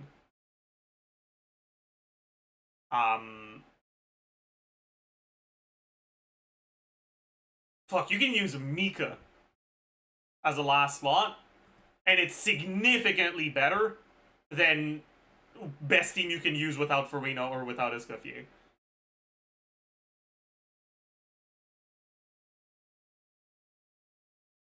But these are the ones that are like within 5% at the top. They each have their respective upsides and downsides. So let's go through them. Citlali. Upside, you get a shield. That's nice. And that shield allows you to use Eshu, which is very good. But if you don't have Eshu because you missed the event, or you have Mistsplitter or her Sig, or you get hit like an idiot and you lose the Eshu passive, Citlali loses value. One thing you might not have thought of is Citlali actually struggles to get Cinder City to proc.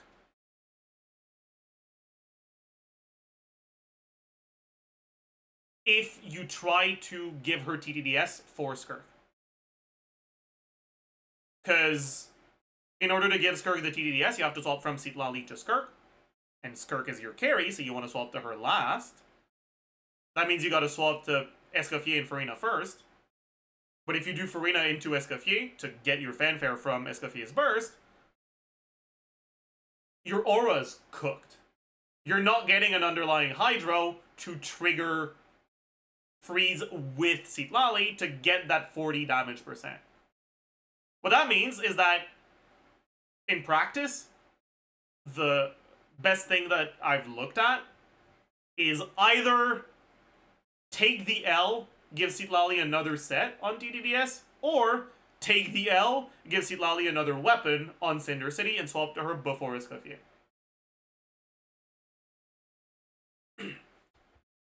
If you could get both,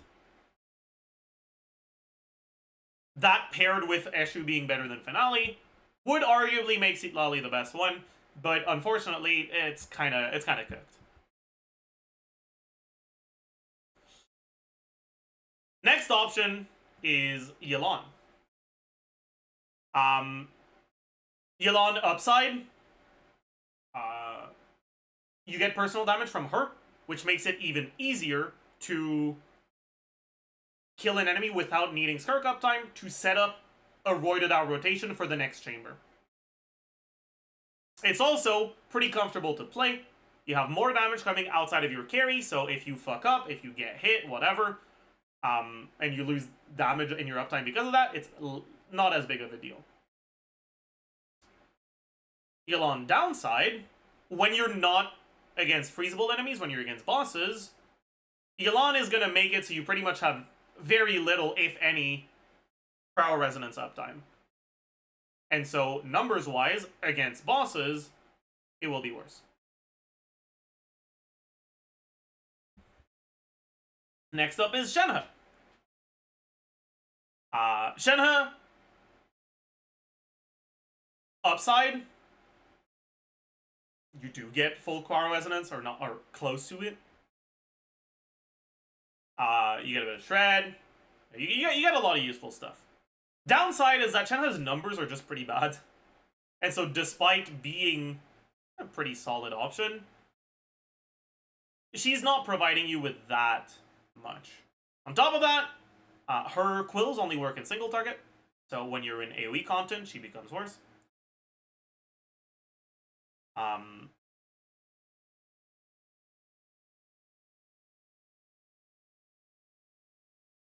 And I think the biggest downside for Shenhe is that she's the only unit on this list that's pretty worthless outside of freeze teams. And so if you're considering which one to get, unless you know you'll main SKIRK and only ever play her for the rest of your life, she's the one that provides the least value to your account.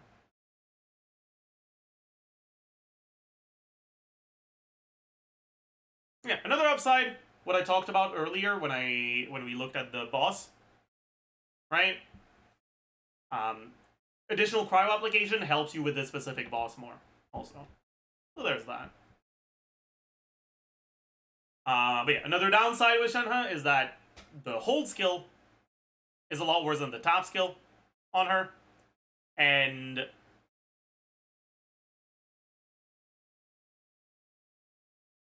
that's unfortunate. Let's just put it that way. The hold skill being a lot worse, it effectively means that instead of, in Ayaka teams, you get 10 quills per 20-second rotation. That's a quill every 2 seconds. In SKIRK teams, you get 7 quills per 22-second rotation, which is like 1 quill per 3 seconds.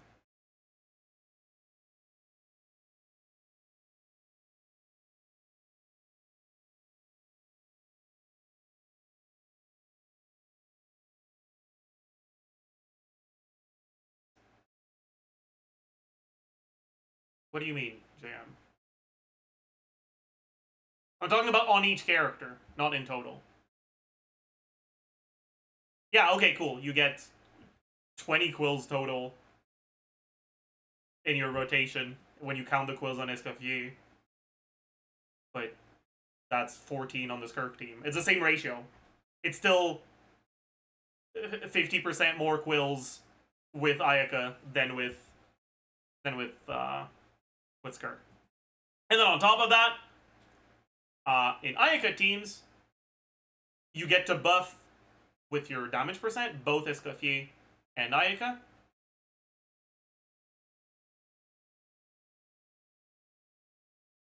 And with Escoffier, or sorry, with SKIRK, you have to choose either the hold for normal buff or the tap for skill buff.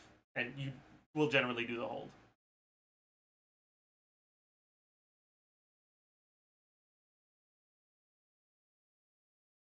I haven't looked that much in the hybrid 30-second rotations with Shenhe, where you do tap skill, burst, and then hold skill, normal attack uptime.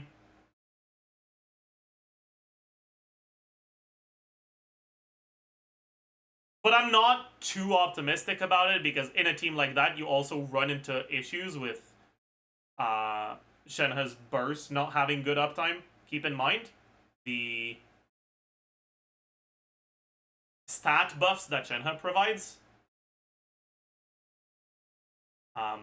The 15 cryo damage from Ascension 1 is only for the 12 seconds of burst duration, and same for the cryo shred you get. Shenhe is actually a fairly low uptime character for buffs. And so in those hybrid rotations, you get a lot less uptime on them.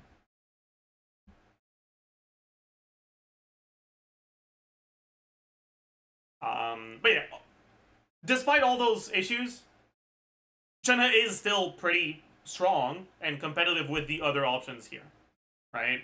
Like, I want to make that clear, because I've been very negative on Shenhe because I've seen people heavily overestimate her power in those freeze teams that are not Ayaka's teams. And I want to correct that. But I'm not trying to argue that she's bad for SKIRK's teams. She is one of the strongest last slot options here. What I'm arguing isn't that she's bad, it's that she's not important. She's not necessary. You can easily get away with using other units. A lot more easily than in Ayaka teams. And there are going to be many situations where Shenhe isn't even the best option you have. Anyways, That leaves us with the last two, Maloney and Mona, which honestly work very similarly, but let's start by talking about Mona. Mona is the weakest one of these five, but as a standard character, there's a bunch of people that have cons on her, and if you have her C4, she's actually the strongest one, or close to it.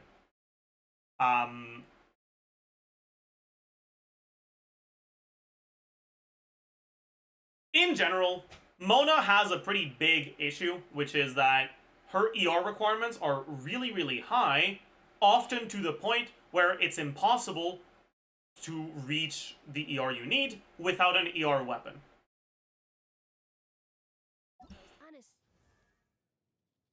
That being said, that's heavily alleviated by being played with another Hydro unit. And so in these Escoffier teams that often run 2 Hydro units, like with Farina, Mona's ER requirements can be reached without an ER weapon. And that opens up the possibility of using Mona with TTDS. Now, Mona gives 60 damage percent with her Omen. Where is she?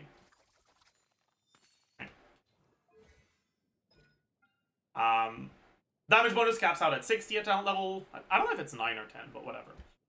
60 damage percent. 60 damage percent plus 48% attack from TTDS plus 20% attack from Noblesse. That's actually a lot of stats. Problem is, Omen duration is only 5 seconds. Now, in freeze teams, you can extend the Omen duration to more than 5 seconds. The Omen duration is coded a little weird.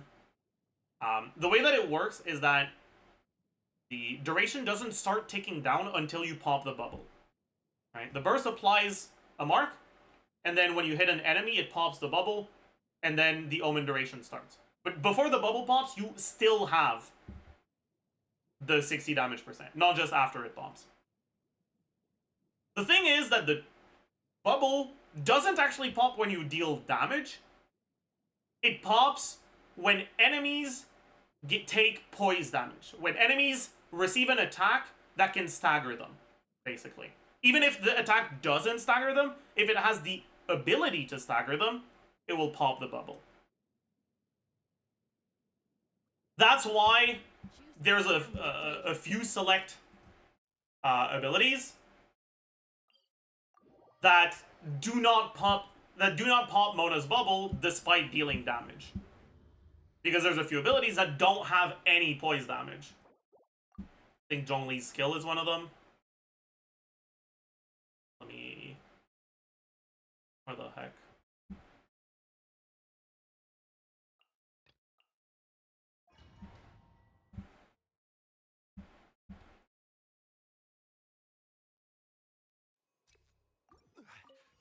Your journey Written in ends the here, stars. Lord of Sand.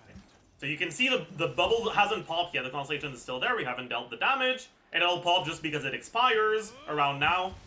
There it is. And this is when the duration starts.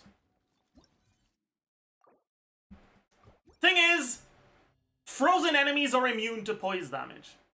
That means that as long as the enemies don't get unfrozen, that bubble pop gets delayed until the freeze expires.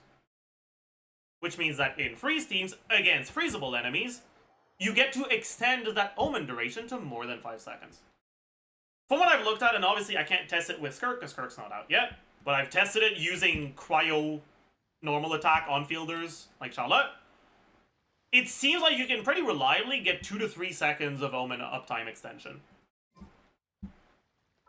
How good is that in practice? Well, it effectively means that you're getting about half of your uptime with the buff, instead of closer to a third. It's not that big of a difference, but it's a nice little thing.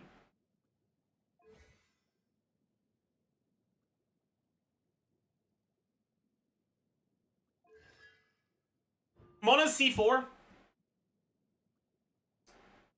gives you crit rate while that Omen is active. Now, this is not actually 15 crit rate overall because it's only while the Omen is active and the Omen doesn't have 100% uptime. But it's still a little bit of crit rate. A little bit of additional stats. You love to see it. You might be thinking, ooh, frozen duration extension. No, this is bugged. Mona's C1 has actually never helped frozen duration. It does not do anything, and it never has. I know that some people were under the impression that it does, because at some point I saw a post on Reddit that says, no, Mona C1 actually works, and here's the proof.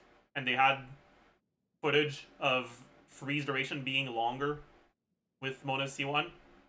But what it actually was the freeze duration being longer because they triggered freeze with a 2U aura instead of a 1U aura.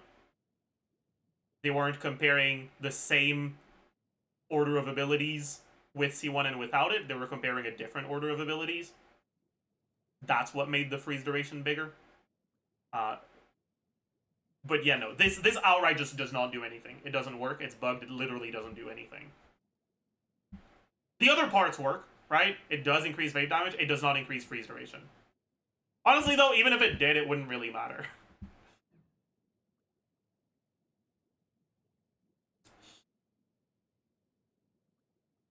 Anyways, even despite that 15% crit rate not having great uptime, because the characters are already so close together, it's actually enough to bring her from the bottom of the 5 to the top of the 5. But the biggest upside to Mona, out of these 5, is that she's a standard character, so a lot of people will have her without having to specifically pull for her. And if you're new, you'll be able to get her from the selector if you want. On the anniversary. Not that I'd necessarily recommend that in the terms of for long-term stuff. Mona's not that great, and there's a couple standard characters that have great constellations and that become actually decent units with them. But it's an option for you at least. Compared to the other characters here, one of the nicest things about Mona is that because her buff is very front-loaded, when you do the roided out rotation with the burst, that burst is gonna hurt a lot. And generally, it'll hurt more than with any other units you could be using.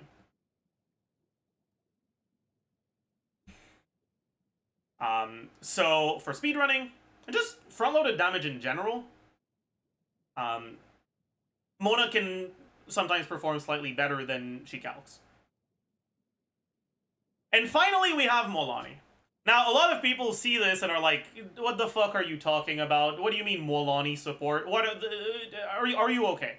And like, I kind of agree. I kind of hate it, but I also don't. I don't know if I'm supposed to hate it or love it. I like it when characters have multiple potential roles, especially ones where it doesn't feel like they were explicitly designed for it. But I also feel like Molani being usable here is just a result of Cinder City being way too good.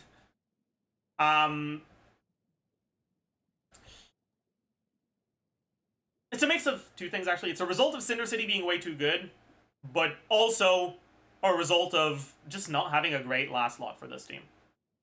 The reason why there's so many units that are close to one another in this team is because, honestly, none of them is that great.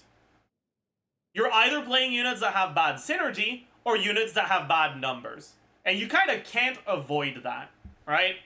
See, Lali doesn't buff, or doesn't shred Cryo, which only shreds Hydro. And so, you're losing out on a pretty big portion of her kit. Mona has bad uptime. Shenhe's numbers are old. And Yelan is not a buffer. At least, she's not focused around buffing. And so, on a character that has pretty powerful motion value, but not that many stat buffs, like SKIRK, the synergy isn't as good. Molani is kind of in the middle. She's got access to TTDS. She's got access to Cinder City. But the main thing that makes Milani competitive with the other units is that it's not just that she has. She also actually has pretty good damage. When you go Cinder City, ER requirements become pretty trivial. And Milani's burst is actually pretty good. Even when you don't vape it, it's pretty decent. And so, if you go Milani, use your skill, use a normal attack instantly to generate your particles, and then burst, and then immediately swamp out. She's actually pretty alright. And on top of that, what's the biggest downside of TTDS in general? It's that the substat doesn't really increase your damage. It's a good support weapon, but it's not a good weapon for your damage. Guess what stat Milani scales with? That's right, she scales with HP. And so, unironically, TTDS isn't even that much worse than the other options for her personal damage.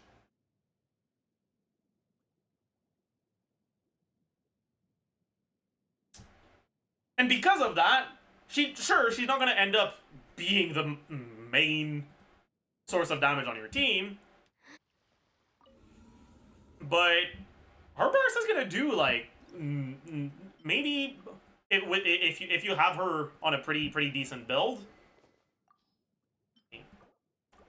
Let's show how much mine hits. Oh, right. I forgot that my build is an abomination. Oh, God.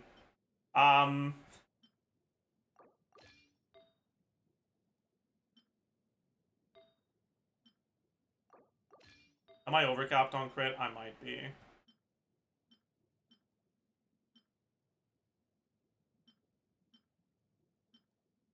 I don't remember what I was using. Maybe this. I'm not. Pretty much. Oh, I'm overcapped by 1%, but it's not too bad.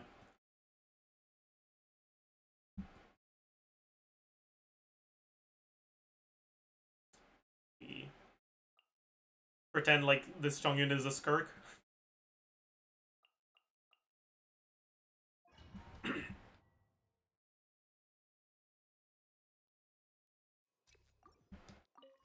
Your journey ends here. Let my name echo. Adaptive frosting. The pinnacle of excellence. Let's ride. Okay, bro. Let's shred, Sharky. Alright, Burst does a chill little 150k, 140k, 150k. It's nothing, like, insane, but it does give you something that you can do during your downtime that's actually worth doing.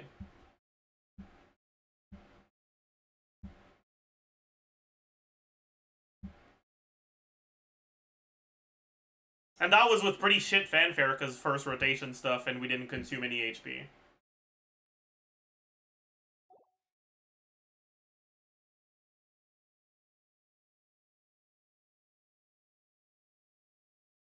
Alright. And that makes it so that Milani ends up having DPS that's high 4 digits, low 5 digits, depending on the specific setup.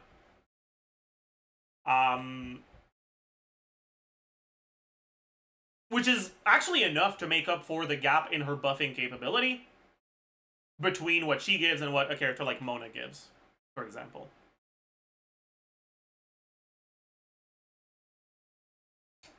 Here's the real kicker, though.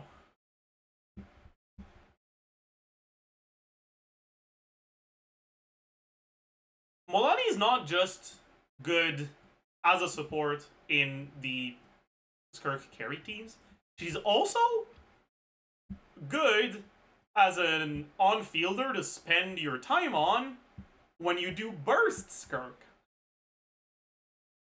Yeah, so when I did a lot of calcs on a bunch of different teams, and I actually had quick swap SKIRK with Milani pretty damn close to these like SKIRK carry teams. So yeah, I mean, listen. Is Molani's best team just gonna be SKIRK now? Yes. Okay? Yeah, like, yeah, I'm sorry. Alright? Unless you're a fucking whale that's doing a fucking 300 more billion forward vape on the first skill. Yeah, her best team is just outright gonna be fucking freeze now. But does that piss you off? It should! It should! I don't know how to feel about this. Man! Yeah. It is what it is, I suppose.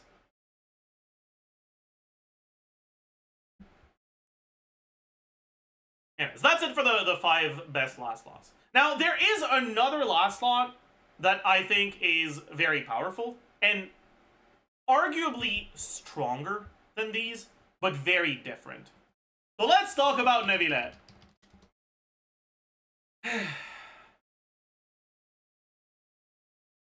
When's the last patch that did not include a Neuvillette buff, man? Like, fucking hell.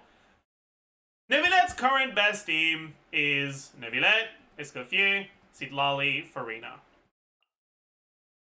The thing is, you're getting a lot of damage percent from Farina, and a lot of shred from Escoffier. And you don't have a great target for TTDS.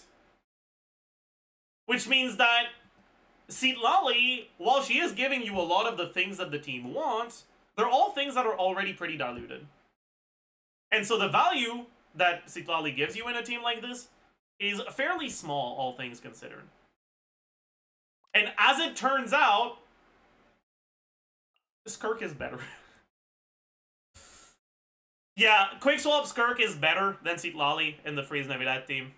One major upside that Quickswap SKIRK has in general is that her damage is actually properly AoE. The AoE of her burst is much bigger than the AoE of Ayaka's burst. And it's also a lot bigger than her normal attack's AoE. And obviously, if you play her specifically in a Neuvillette team, that's also AoE stuff pretty clearly. If you're playing Quickswap SKIRK, Neuvillette is one of your stronger options, and obviously, because you're playing Neuvillette, you've got a lot of Neuvillette's quality of life upsides. Just in terms of numbers, SKIRK's best team does not use Neuvillette. But the added quality of life makes a pretty compelling argument for her best team being the one where you use her as a quick swap support with Neuvillette. That being said, obviously, that scales a lot less well with vertical investment than a team where you have multiple characters buffing her damage. If you go C1R1, for example, you'll get a lot more value using buffers than characters that deal damage themselves without buffing her.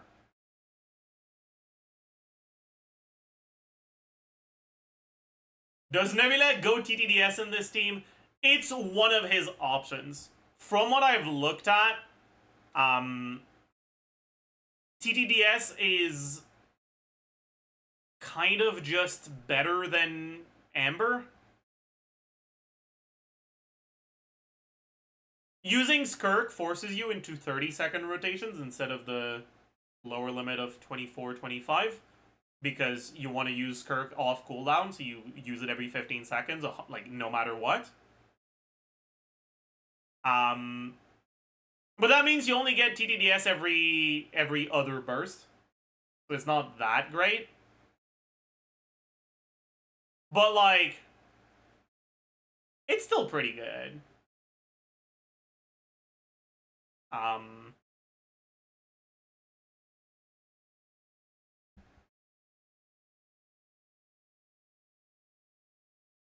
Anyways, these 6 units, and okay, Escoffier, best in slot,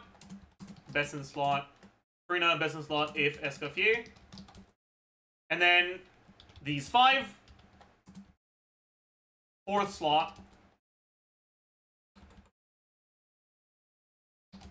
Alright, they're all good 4th slot options.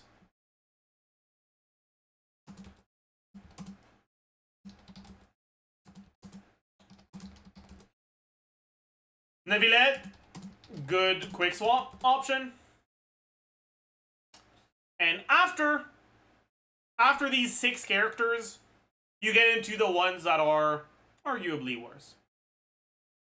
But, like I've already mentioned, the gap between whatever character is best here based off of the specific content you're fighting and what you have, and the best, like, free-to-play available options is not that big. It's gonna be, like, at most around 10%.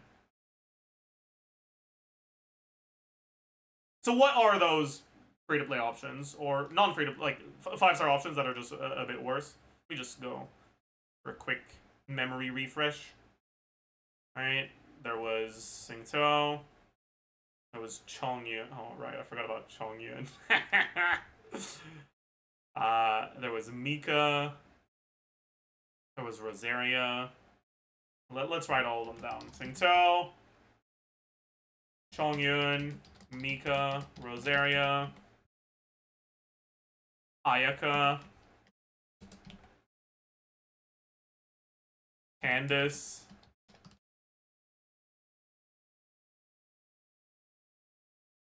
I guess we can include Sijuin. Why not? Lila, Ganyu.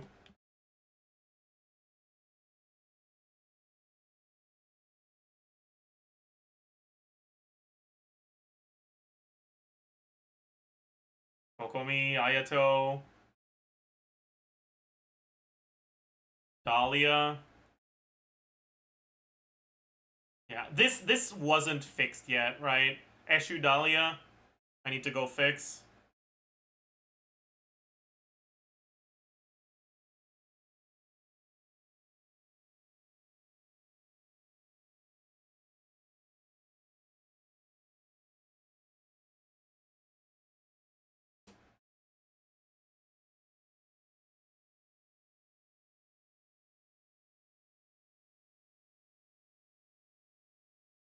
Yeah.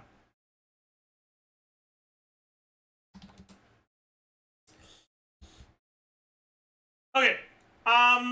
But yeah, so next, Singto. Singto is gonna be your best, like, free-to-play alternative if you don't have any of these. Singto's pretty close to C0 Mona.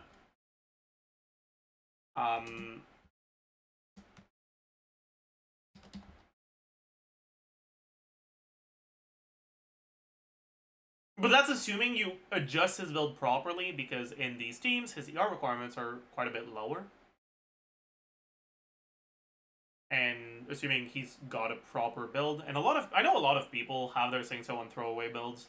So if that's the case for you, then he won't be as good as a buffer. But yeah. And Singto's, like, pretty neatly in the middle, in between those 5 / if you include Neuvillette 6 best slots, and the, like, options below. And those options below, you've got Chongyun. Chongyun is surprisingly decent because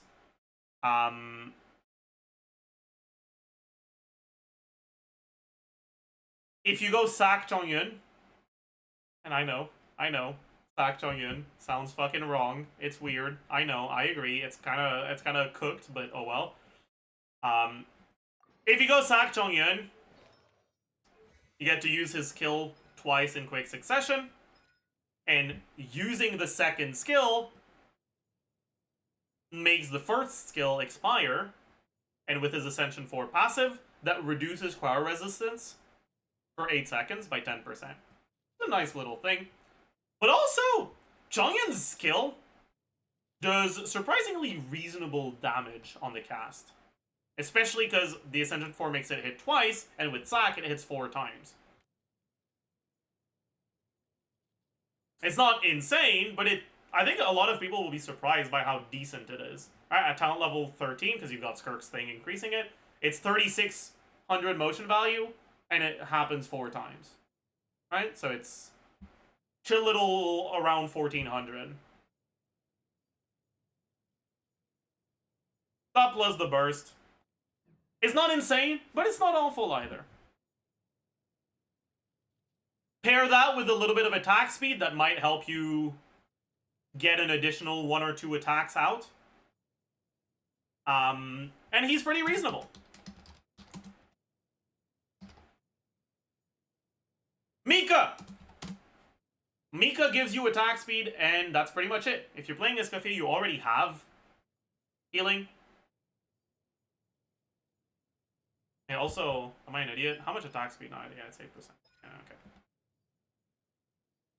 okay. You already have healing, so all you really get from Mika is attack speed. And like I said earlier, attack speed is kind of hard to evaluate before I do proper testing. But for now, also kind of a reasonable 4th. I guess I should talk about Dahlia now, then. Dahlia is just going to be slightly better than Mika, assuming you have cons on him. At C6, Dahlia provides a little bit more attack speed than Mika does. And then on top of that,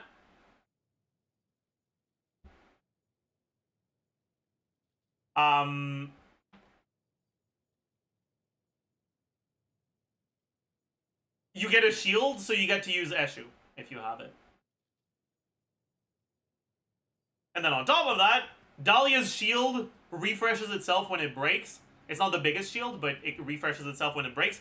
So getting good uptime on Eshu is very, very easy.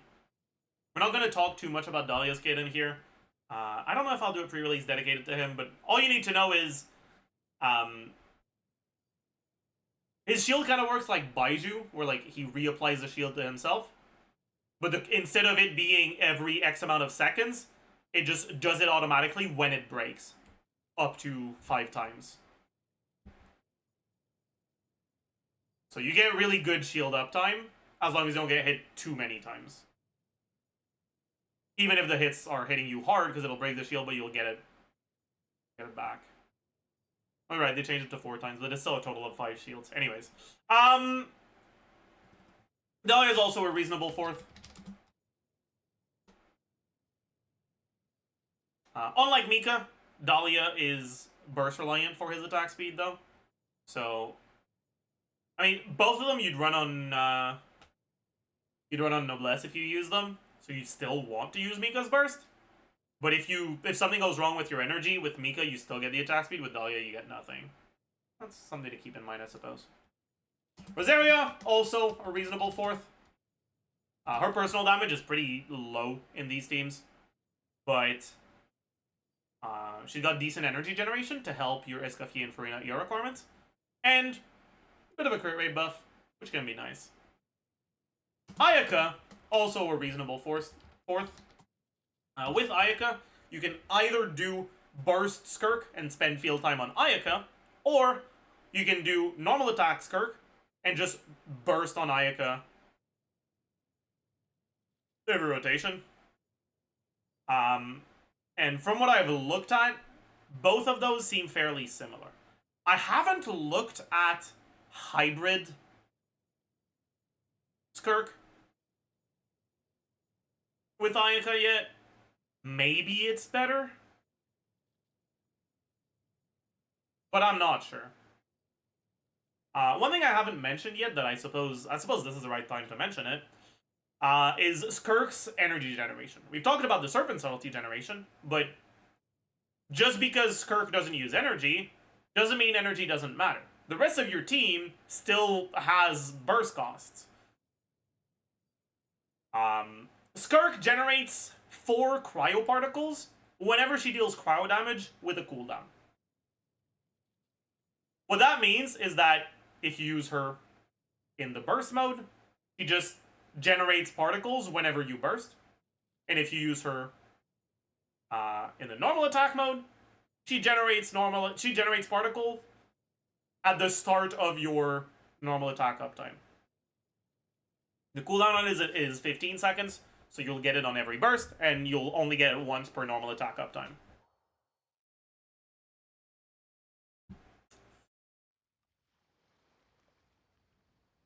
One kind of funny / sad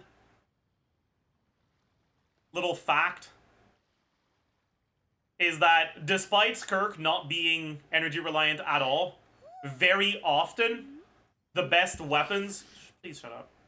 The best for like non, like the best free to play options, the best non 5-star weapon options for the supports in her teams are still going to be Fav, just because the supports themselves benefit so much from Fav.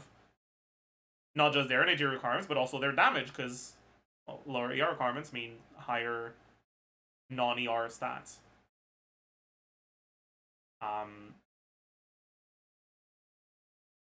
So there's quite a few teams where your best in slot option on your Farina is Fav, or on your Escoffier is Fav, or on your last slot is Fav.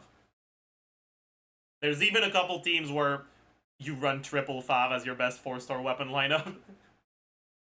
Aware. But oh well, it is what it is. Anyways, next up, Candace. Candace is also a reasonable fourth. Like I'm gonna. I feel like I'm starting to repeat myself. Candace gives you a bit of damage percent on normal attacks, and that's it. It's okay. Why is Candace with normal attack buff worse than Xingqiu? Because Xingqiu does a lot of damage in these teams. It's not like an insane amount, but it's enough to overshadow the normal attack buff from Candace pretty easily, actually. Also, keep in mind that Xingqiu generates more particles than Candace, so it helps your team's ER requirements more. And also shreds Hydro, which increases Farina damage. I can actually open up the Xingqiu sheet and the Candace sheet if you want.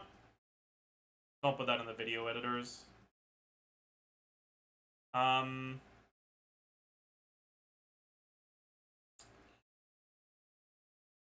What were the Candace?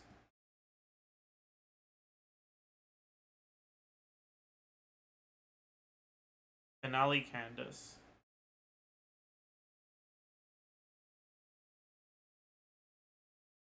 Alright.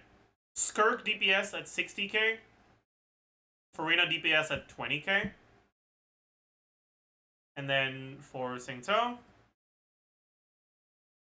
see if I can find it.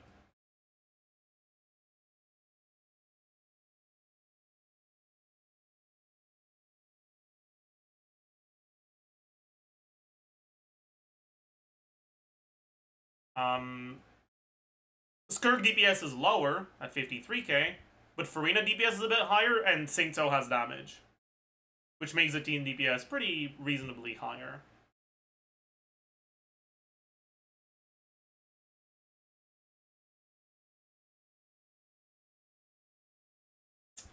Yeah. Pretty much all the remaining ones are also just reasonable. Ayato has a bit of personal damage with 20 normal attack damage. If you do like burst support Noblesse Ayato, it's okay. Kogomi, you can use either on TOM or on another support set. You can use CDDS. It's okay, but she doesn't have much personal damage. Ganyu as burst support. You have a bit of personal damage. You've got some cryo damage inside the burst. Okay.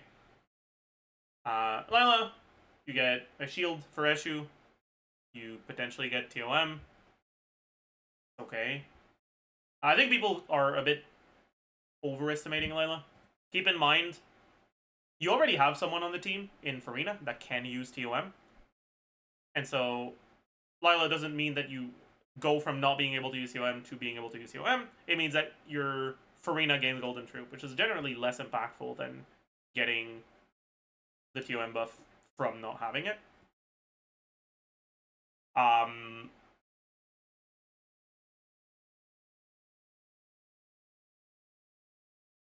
But you're not getting Hydro Resonance, right? And her shield uptime is worse than Dahlia. And she doesn't give attack speed. So generally Dahlia is just outright better.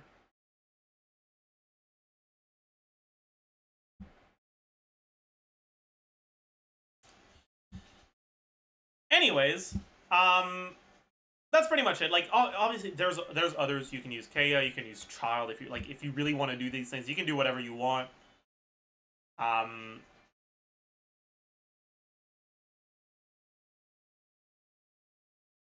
But as a general rule, it's the 5 I've mentioned, then there's like Neuvillette kind of in conjunction with that.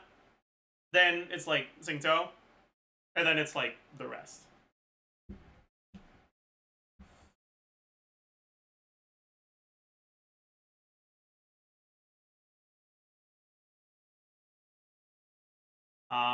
And I think that is it for teams.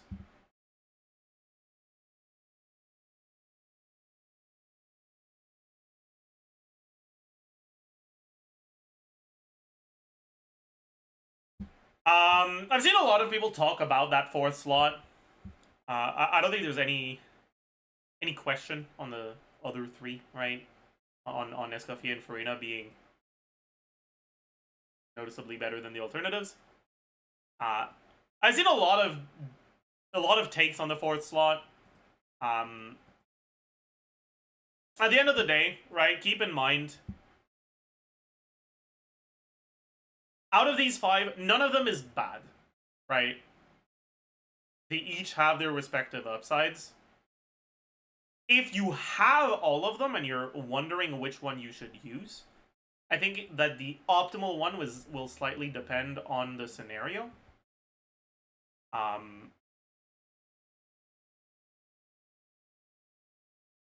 Against bosses, I'd say probably Shenhe if you're against that new boss that wants Cryo-Up. Otherwise, probably Molani. But if playing Molani as a freeze support makes you feel icky, I understand. Honestly, you're not alone. So you don't have to play her. It's fine. You can play Mona. It won't be that different. But yeah. So I think that's it. If you don't have Farina, generally your best teams are just gonna be a lot more wheelchair-y. Well, not really wheelchair-y. It's actually... If you don't have Farina, generally the off-field damage dealers are a little bit better than the buffers because the other buffers are kind of ass. So getting stuff like Xingqiu Yulan often better than using stuff like Candace, Molani. Molani's not that bad actually because she's got a bit of damage herself too. If you don't have Escoffier, your best bet is generally just gonna be closer to wheelchair, right? Citlali, Xingqiu Yulan generally gonna be what you want to go for. But it's honestly not that far ahead of the more like weird stuff with like, I don't know, Rosaria, Xingqiu, Dahlia. Really not that much worse.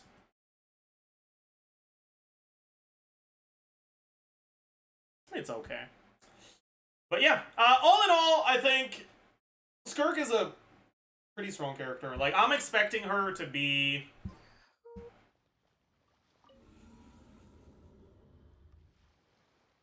I'm expecting pretty much everyone to agree that she is one of the 5 strongest carries when she comes out, right?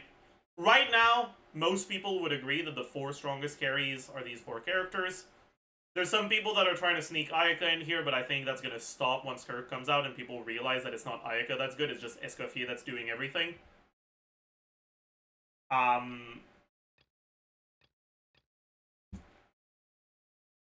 With, in my opinion, these 2 characters being the best 2, and these 2 characters being pretty close together, noticeably below.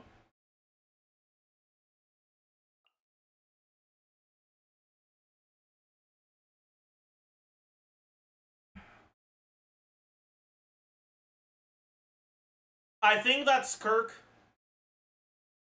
is gonna be in this group more than in this group, basically.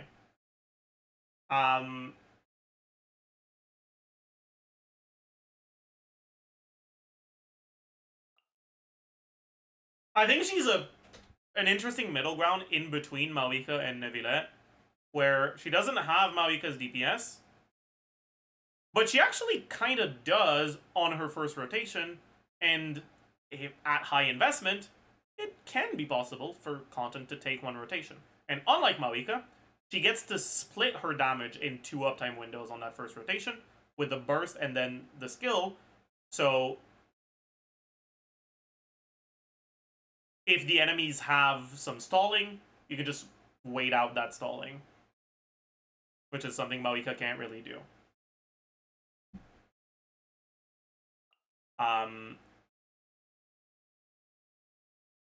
But just in terms of DPS, she is going to be noticeably below. And then versus Neuvillette, she does more damage, but obviously the quality of life on any character is going to be worse than on Neuvillette. The thing is, though, in terms of compared to other carries, SKIRK's quality of life is pretty good. Freeze is a very nice reaction to have against freezable enemies. It makes things so much more comfortable. If you've ever played Freeze against a Wayob, you'll know. But also, her rotations are incredibly straightforward. Use your setup abilities and then spam normal attacks, and you'll get most of the value. Technically, dash cancels are worth using, but it's not the end of the world if you don't use them. Rotations on Neuvillette for optimal stuff tend to be a little bit more dank.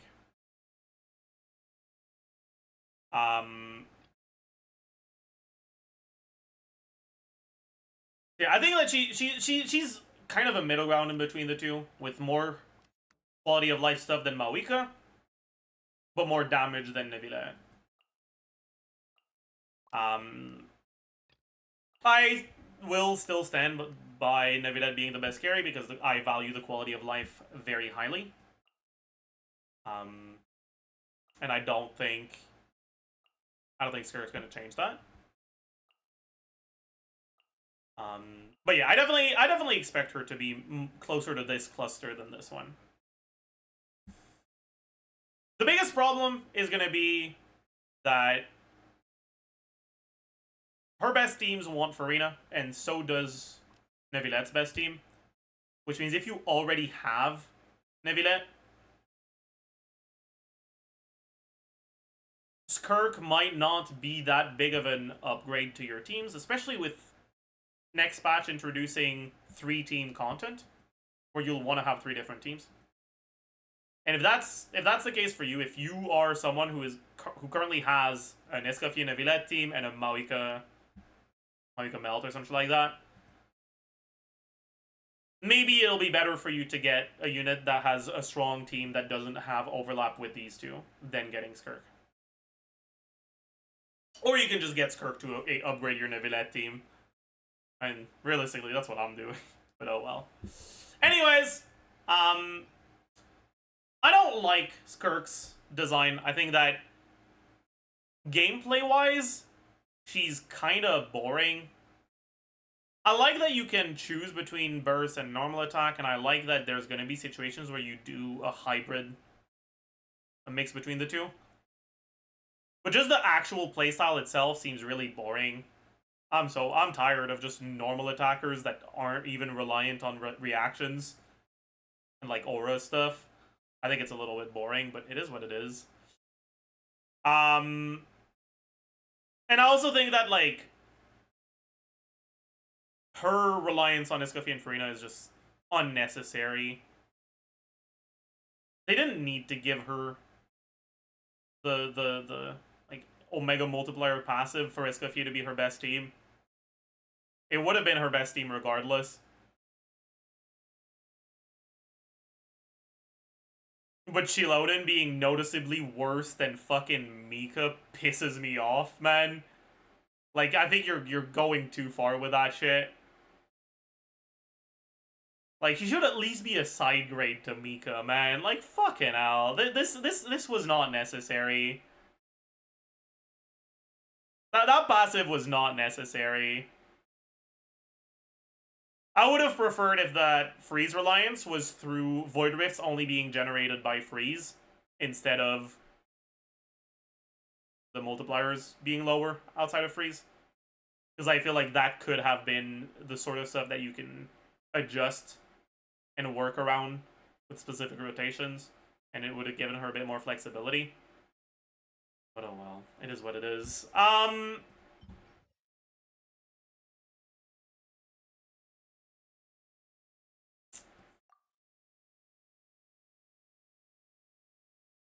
Is she a side grade to Chi-Chi? No, I'm pretty sure Shilonen is noticeably worse than Chi-Chi.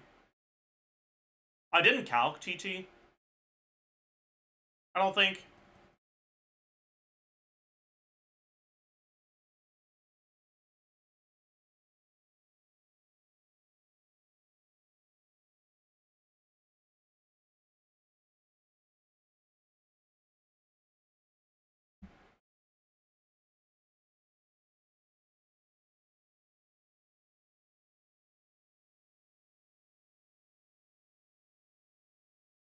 But I guess I can just go on the Mika sheet and remove the attack speed. And we can pretend like that's Chi-Chi. You don't have the energy from Mika, but close enough.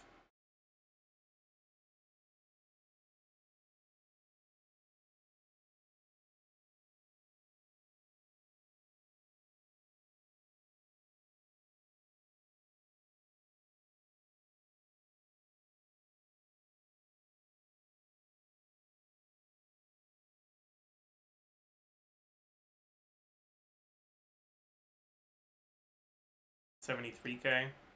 Yeah, that's higher than Shilonen.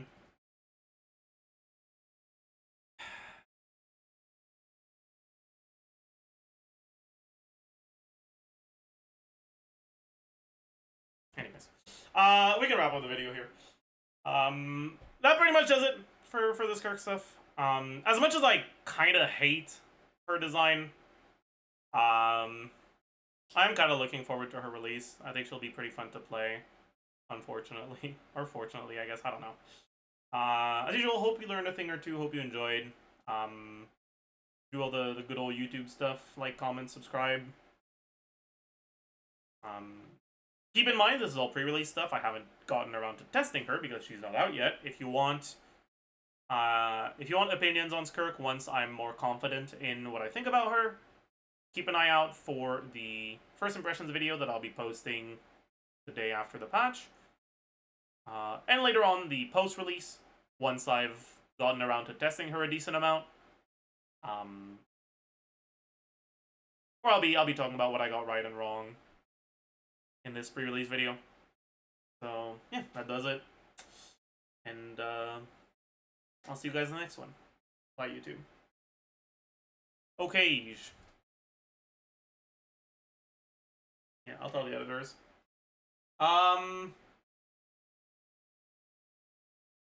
Recorded. SKIRK pre-release.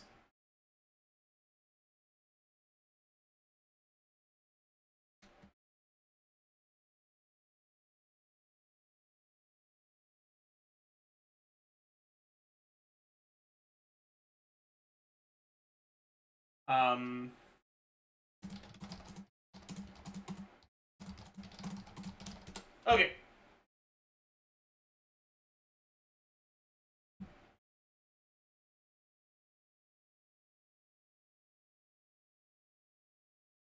Is Shilonen worse than an empty cryo slot? No. Because an empty cryo slot doesn't give you healing for Farina. But is Shilonen worse than Fav Barbara? Yes. Yes, she is.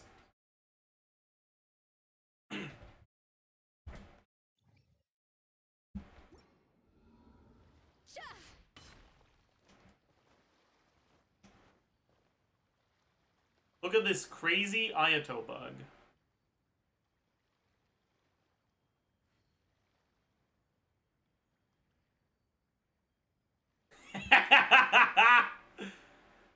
Oh my god, is that a soup cancel Ayato?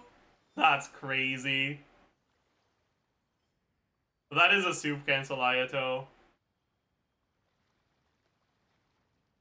That's so funny.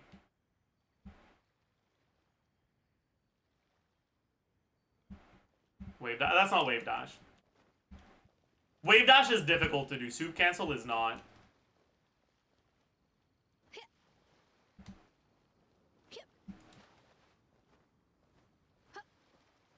Alright, wave dashing refers to jumping and immediately deploying your glider when you're still low enough that your feet touch the ground, so you instantly go outside of your gliding animation. But that's only doable if you do it frame perfectly. What they're doing is they're jumping into a ceiling that cuts their jump short.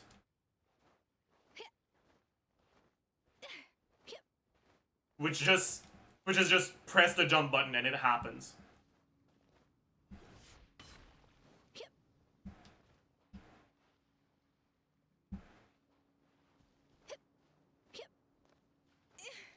So it's like once you've set up the thing to prevent you from jumping, it's trivial to do.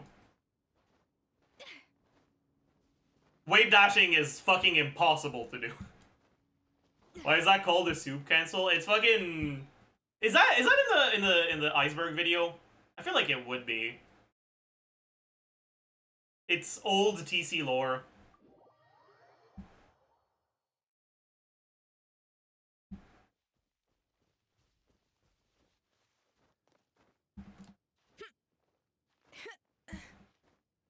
Back in the very, very old days, I remember.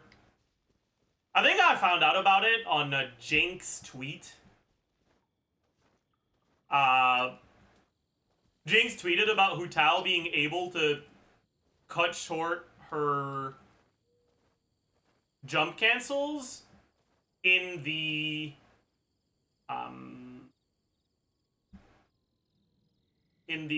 hot air balloon commission.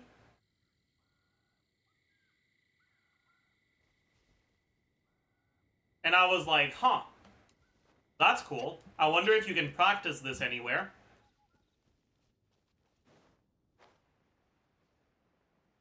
And then I found the soup.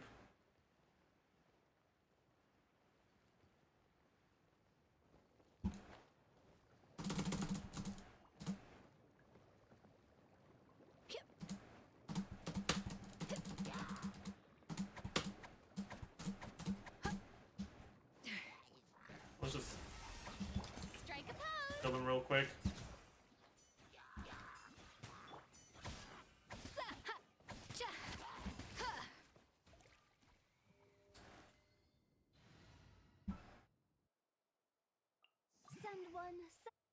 And it was specifically relevant for Hu Tao. Because Hu Tao did jump cancels to begin with, so. Oops. Fuck. I'm doing them bad. I think here's the best angle for it. No. Fuck. It's been so long since I fucking practiced soup canceling. But like the edge of the soup cancels your jump animation. Bro. Okay, where was the right angle again? I forbore. Which makes the jump cancels even faster than dash cancels.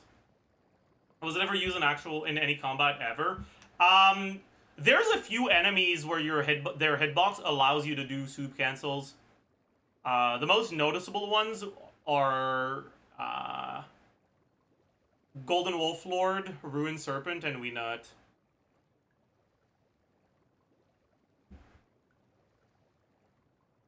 PMA to some extent, but PMA's hitbox is kind of fucked, so you don't really want to soup cancel.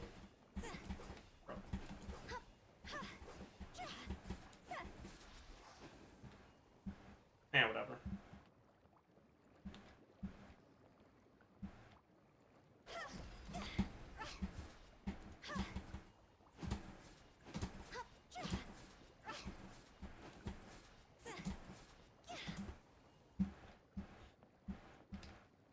Whatever.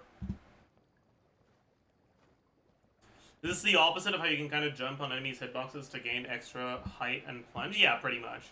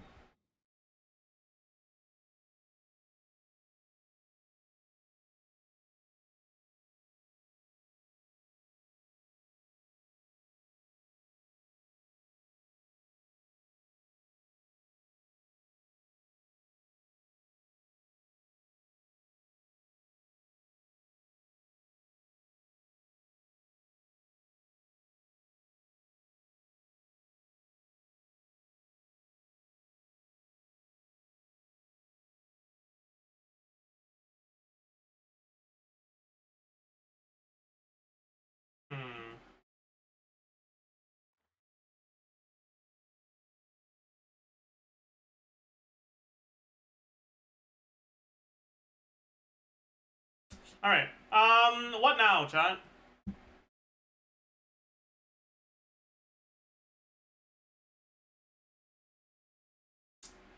Yeah, I guess we've got some UID reviews we need to do, so we can do some of those. Duel in the Mist. You know what? It's been a while. Fuck it. That sounds like a plan.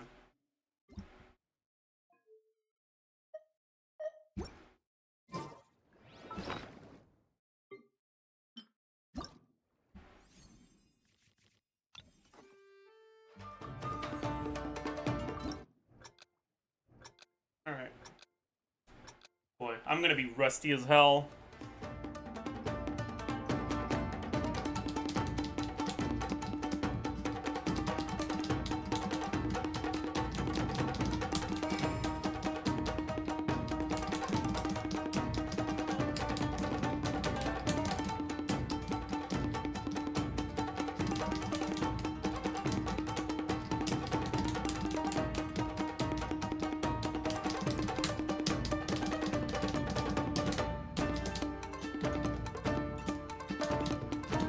Already got a few goods, unfortunately.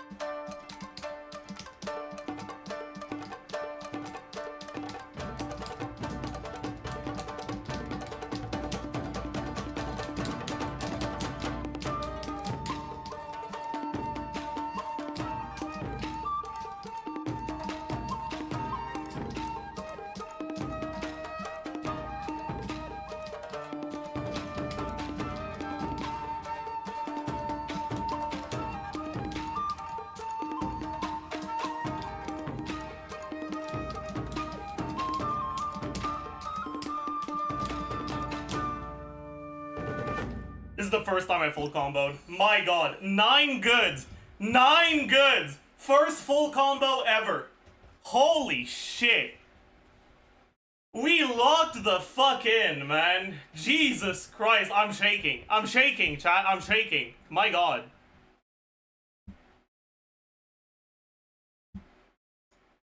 We're getting close, man. Why am I not rusty? Why is it that every time I leave and I come back, I get better at it? Like, it's not like I'm practicing. Like, what's going on? Talent, perhaps?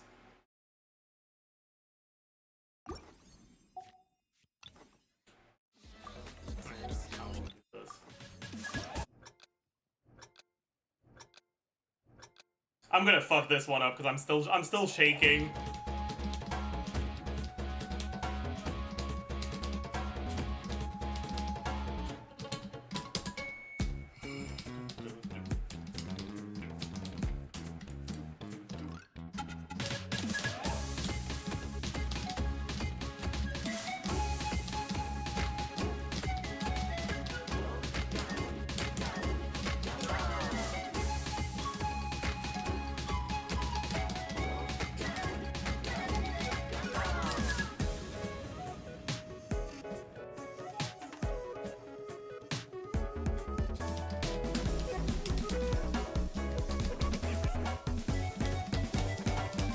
Fuck. Pretty good.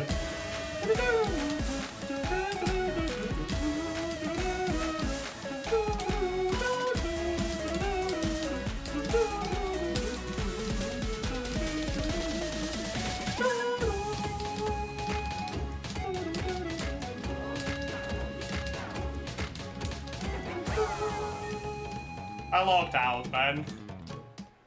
I logged out after I got my good. Unfortunate.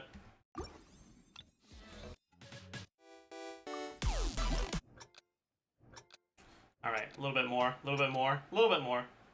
Last one, Klugi.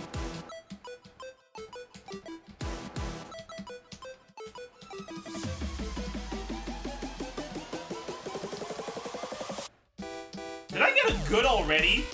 My god.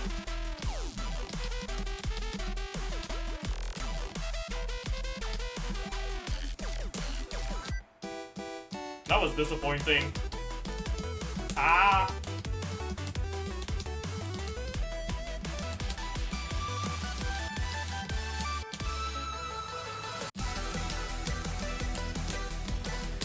Ah!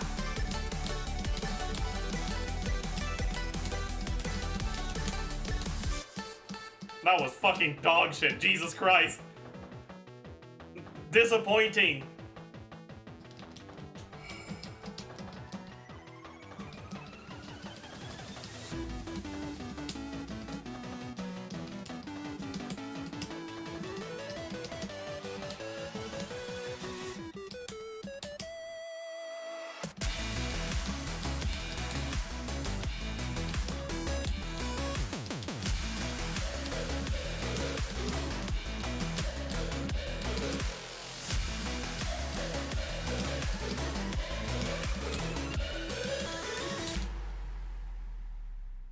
Kind of locked in at the end, but start was pretty bad. We'll try each of them. Each of the ones we haven't discanted, or canoed, sorry, on this album once.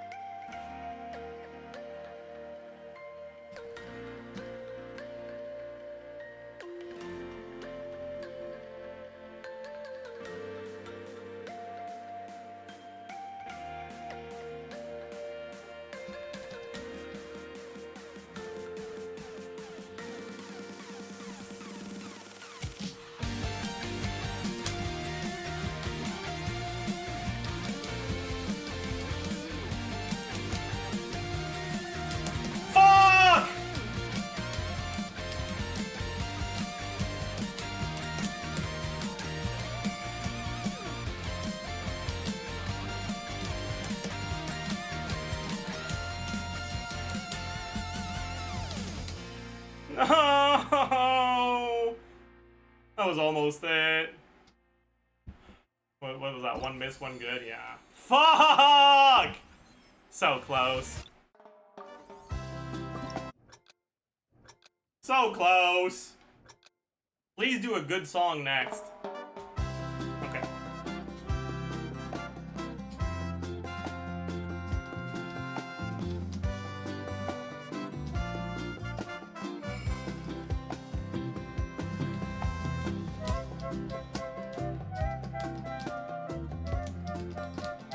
Oh, what the fuck did I just do?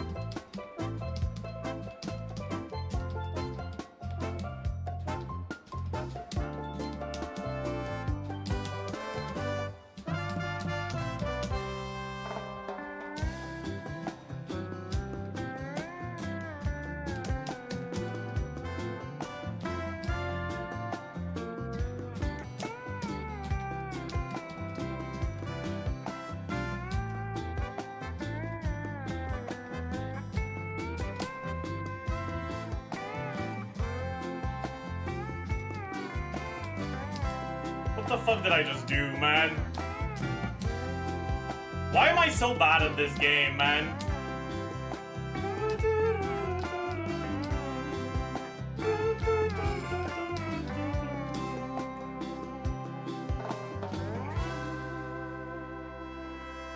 God, I'm just dog shit. Jesus Christ. Fucking hell. Disgusting. Disgusting performance. Dude, this one's a banger. It's also definitely not a 5 in difficulty. What the fuck? I remember it.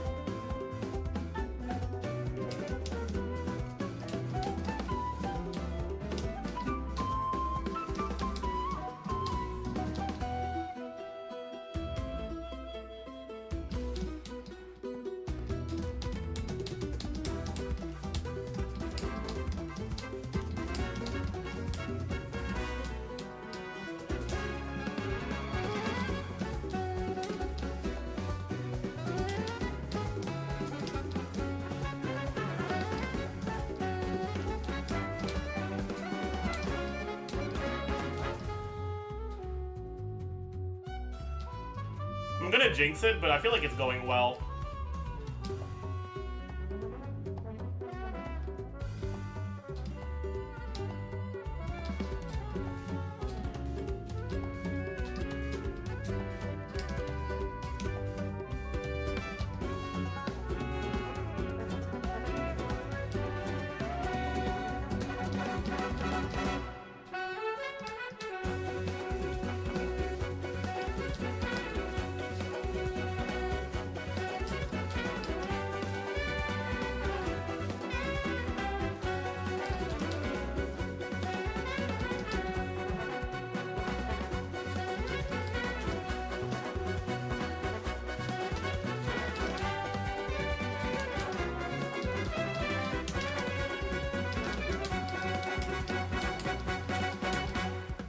That was a good, wasn't it? Oh, I jinxed it. I jinxed it. I knew I was gonna. Ah, fine. It's fine. This is my least favorite one. I don't like the song or the map.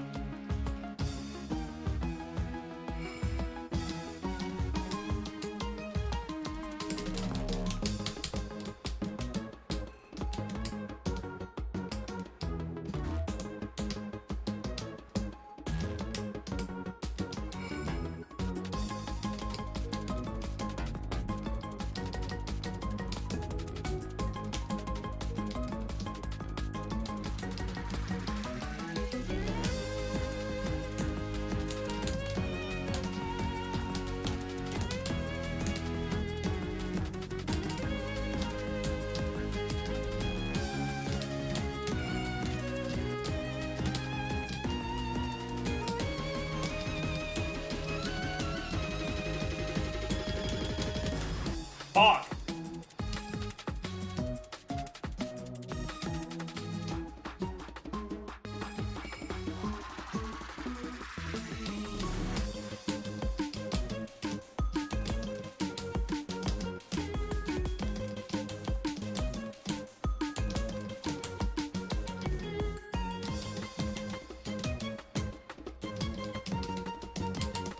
Fuck.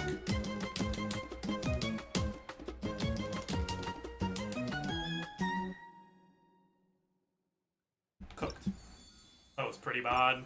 Alright, last one. Don't like this song, but I like this map.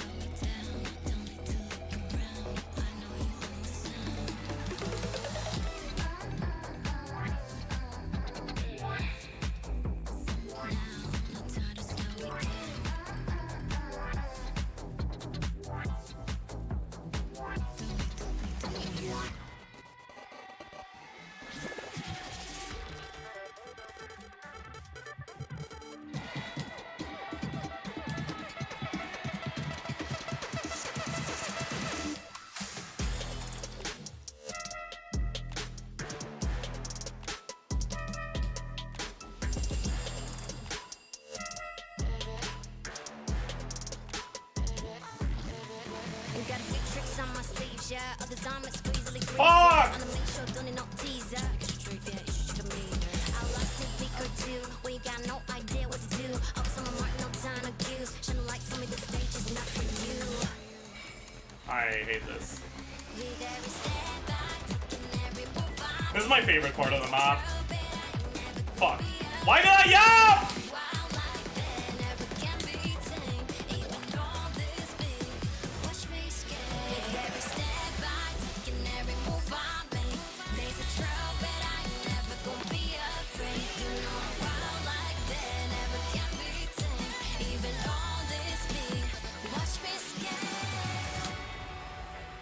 Fucking, yeah, rubber cement, periodic event, camping tent, to a great extent. Fucking... Whatever. We can't end on a fucking awful performance like this, though. Let's just do this one again. It's short. Short and sweet.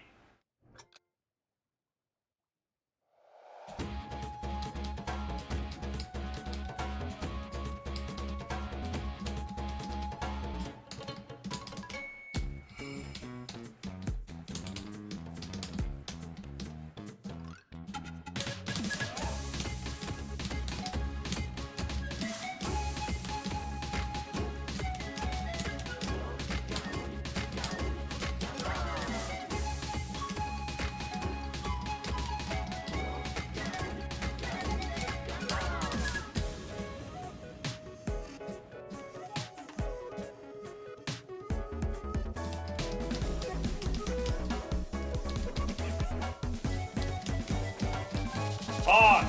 Got it good!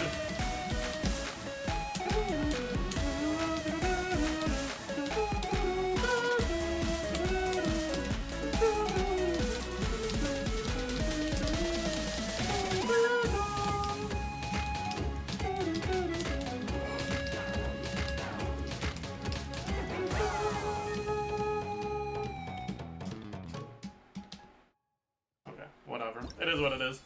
Let's do some UID reviews now.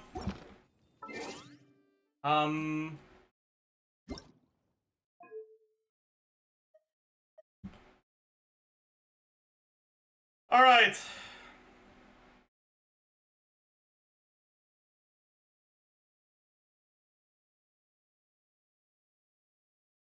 Capitanos. Wait, haven't we already done this one? Oh, I just forgot to mark it as done. Oopsie. All right. Milus reminder. Okay, dude, why'd you have to do that? That seems unnecessary. Lila is my SKIRK prep. Okay. What do we got here? That's okay. Not the best, but not bad.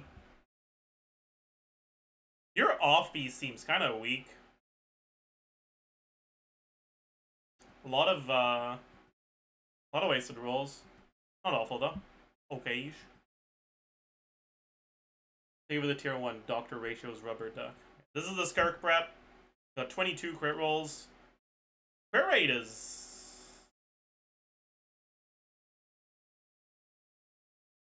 low.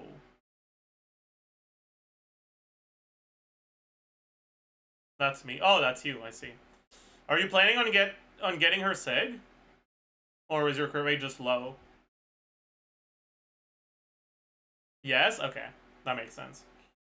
In that case, you're at, what, 50? A little bit under 60?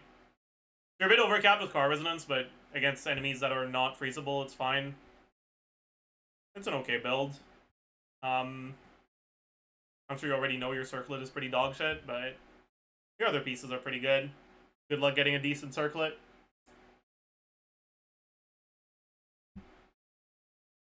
Uh, 26 crit rolls on Navia's set. That's rare. That's rare, man. My god. I wonder if that's top 1%. I don't know how competitive Navia is. Yeah, it is. Okay. Well done. Bad. This ain't it, bucko. You don't need defense, you need crit rate. Get this circlet off. Use a crit rate circlet. SMH my head. What do we got here? We got 21 crit rolls, 1 HP roll, 7 ER rolls. That's okay.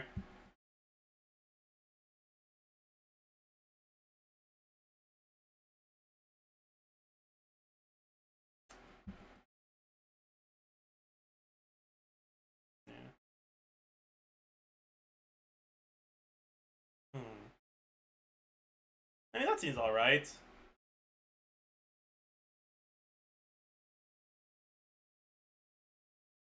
Yeah.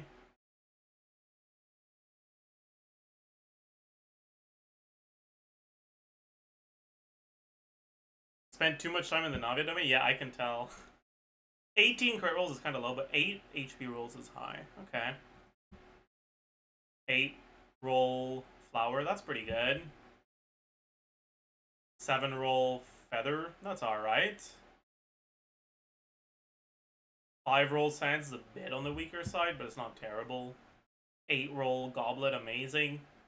Her circlet is dog shit. It's a fine build overall, though.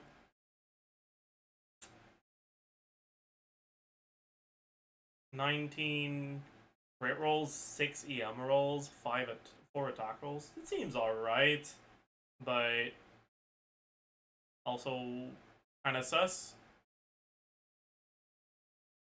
I mean, I guess it's fine.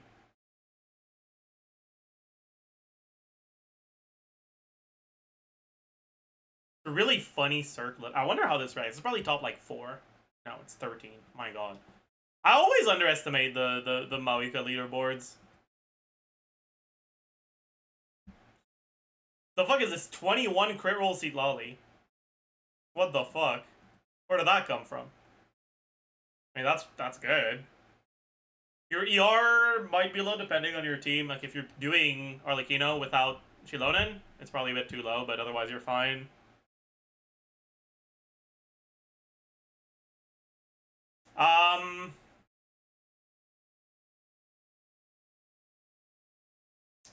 Are you scared of death, perhaps? Is that why you have so much flat defense? This cannot be your best piece. There's no way. There is no way this is your best piece.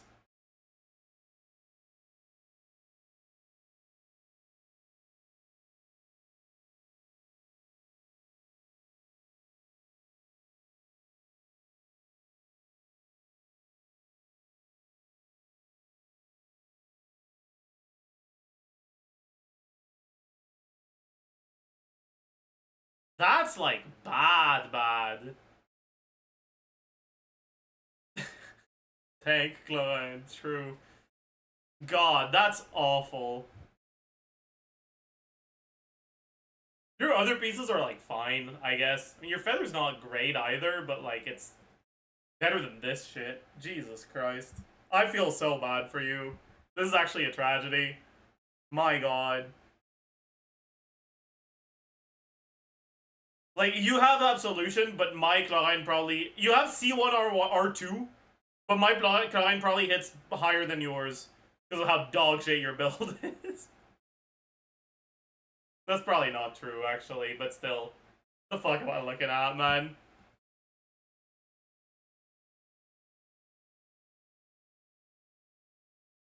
My only strong bosses said I refuse to be in that domain. Okay, unironically, this is a fucking elixir angle. I'm gonna be like so real with you.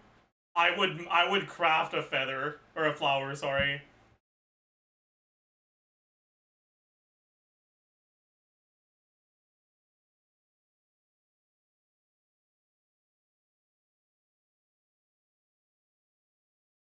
I crafted that Sans, oh boy. That's an insane Sans on your Arlecchino. You said Arlecchino takes priority, but he clearly doesn't. Because you're definitely better off using that Sans here and off-piece on something else. Like your Circlet, for example. Or maybe you don't play Melt, maybe you just play Overload. In which case, I guess this is fine.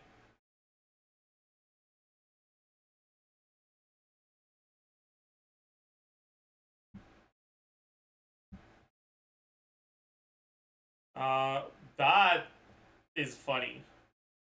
My god. 2 crit rate rolls. Bro dodged all of the crit rate. What the fuck is this, man?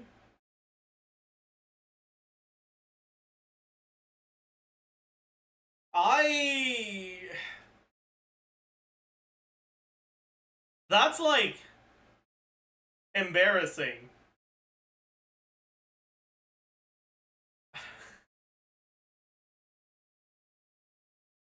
That's embarrassing.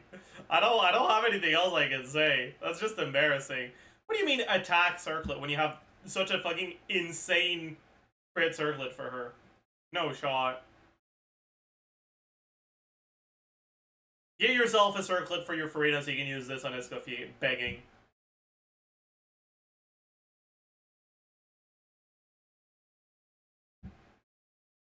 What the fuck?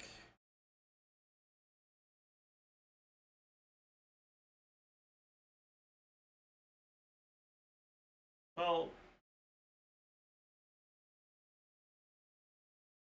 she's benched, I see. I'm gonna be honest, this account makes me a little bit sad. I would like to offer you my condolences. God, that's so bad.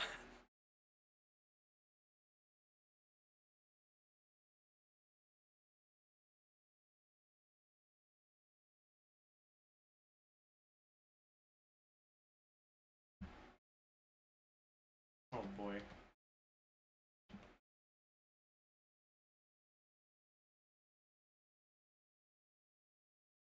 Oh boy. Wait. If I were you, I'd just stick to the Magically domain for the foreseeable future. Good luck. Oh. Minus $10. Bro did not make his UID public.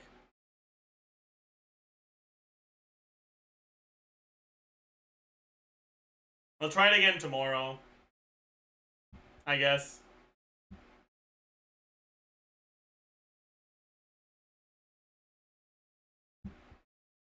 Okay, 21 crit rolls.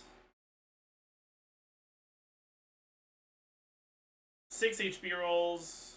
7 ER rolls.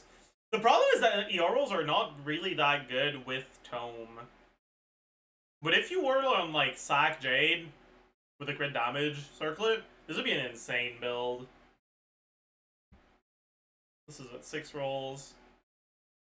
Yeah, like, this is not an 8 roller, it's only a 5 roller. I have skill issue, I need the ER. I see. In that case, that's pretty good. 7 roll sands. My god. Yeah, I mean, this circlet is insane. C2 arena. A lot of ER. You don't need that much ER in a Neuvillette team, but I guess this way you don't have to change your build around. Chat, we might have found the one account where Farina's Sig is not worthless. C2R1 Yelan. 20 crit rolls, 9 ER rolls, 4 HP rolls. That's great. My god. That's really good. That's really good. That's really good. Really good. Just your circlet that's a bit underwhelming, but it's not bad. It's just okay-ish. What do we got here? 26 crit rolls, 7. That's insane, no? 5, 7, 7, 7, 7. Exactly 100 crit rate. Okay, you can't have a build like this and not crown his skill, by the way. Get to it. 26 crit rolls on Glad. 1 EM roll, 3 attack rolls, that's alright. Aware. Guess the rank on Tsingtao?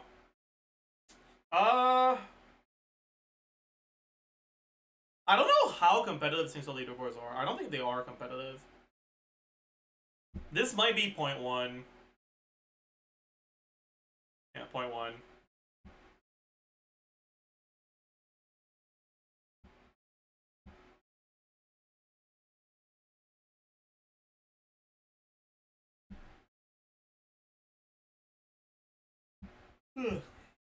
Okay. Navia, you've got her set bonus. 24 crit rolls, 6 attack rolls, 2 ER rolls. That's really good. Yeah, that's a great Navia. My goodness. Escoffier, 24 crit rolls, 8 ER rolls, 5 attack rolls. That's really good. My goodness. Do you have a single bad build or what? 23 crit rolls on Vermilion, 3 attack rolls, 6 ER rolls. That's pretty solid. Fuck you, by the way. Like, fuck you so much. 28 crit rolls, 4 attack rolls.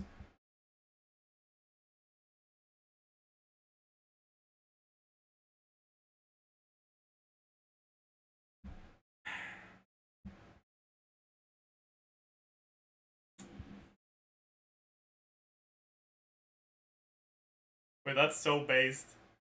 A but 14 crit rate rolls, 0 crit damage rolls. Yeah, it's a really good build. Sack Jade, huh? I guess that's probably good, right? That's kind of funny to me. R3. Seems pretty solid. Based, wait. Oh yeah, right. I was like, why is the EM so low? But right, Ballad of the Fjords gives EM post, like in combat, like not or in party, not in the stats. You still don't have more than me though. Even though you're a whale with Ballad of the Fjords, you still don't have more EM than I do.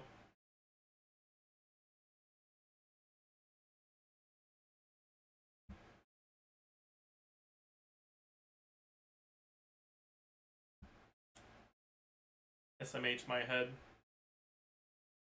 Why aren't you leveling your skill? I think 1-10-1 would be much funnier than 1-1-1, by the way.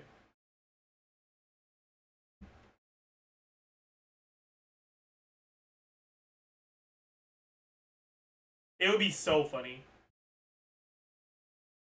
Like, if I could go back in time and not level my Raiden's Burst, I would.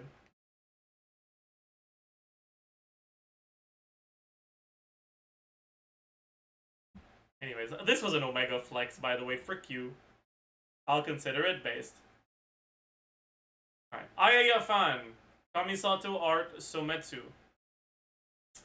Alright, we've got a C2R1 Arlecchino, 22 crit rolls, 4 EM rolls. This isn't that great of a build, but it's not bad. Sands is pretty good. Goblet is okay. Feather is fine. Flower is not great. Oh. Lost Prayers Navidad.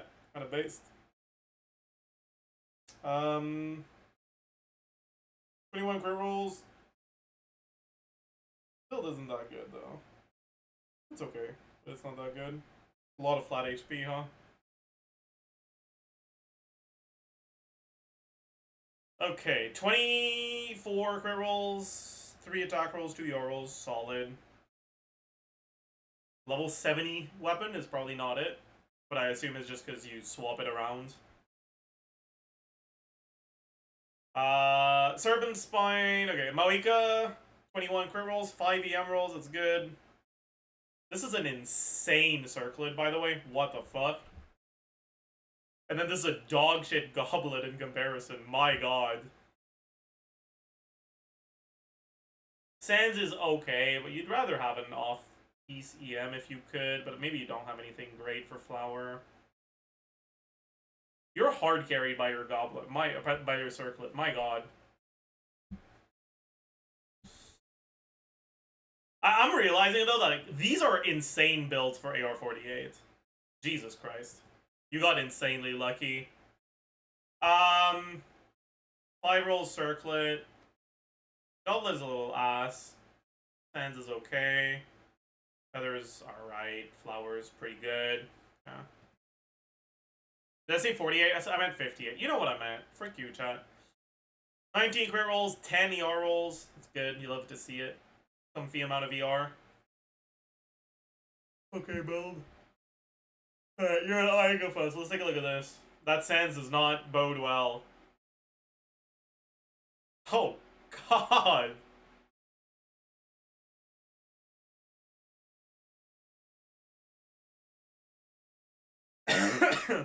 You are clearly not an Ayaka fan.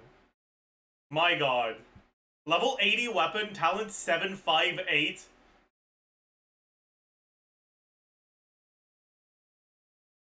Not even 20 crit rolls, not a single attack percent roll. Nah. Yeah, maybe you just got her, actually. Friendship 5. Yeah, I'm gonna assume that's what's going on here. Yeah. Looks fine. Not much to say about this. I guess your EM is low here, so if you find an EM VV main stat, you could go off these here, but that's that. Probably want to level your artifacts. That would probably be helpful. I would recommend that. Maybe level your talents too. It's like a pretty okay build. Much to say here. Level your talents again, I guess. Raiden, that's kind of underwhelming. That's not the best. That's not a very good build. No attack percent rolls, no ER rolls, 17 crit rolls. Yeah, that's pretty awful. You can do better. I believe in you. I guess they put their best builds at the front, huh? Seems okay, but not particularly good. Yeah. Your best builds are definitely all at the front.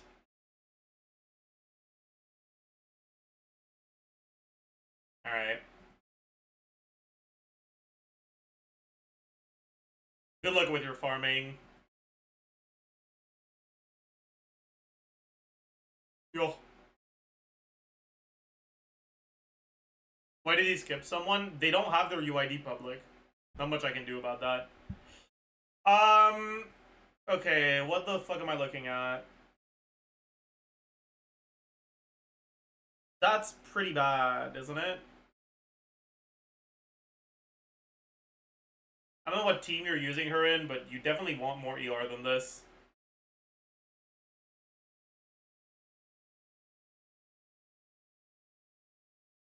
I guess maybe you're playing her in a Neuvillette team, in which case it's fine, but meh. Okay, also leveling the goblet is probably a good idea. Oh. That's an attack goblet with 2 crit rolls.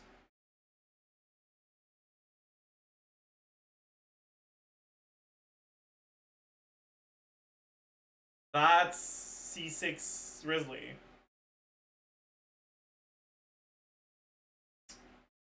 Seems pretty good.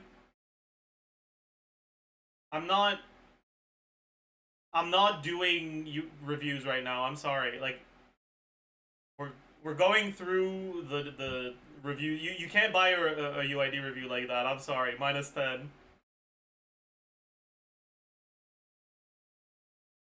This was a charity thing.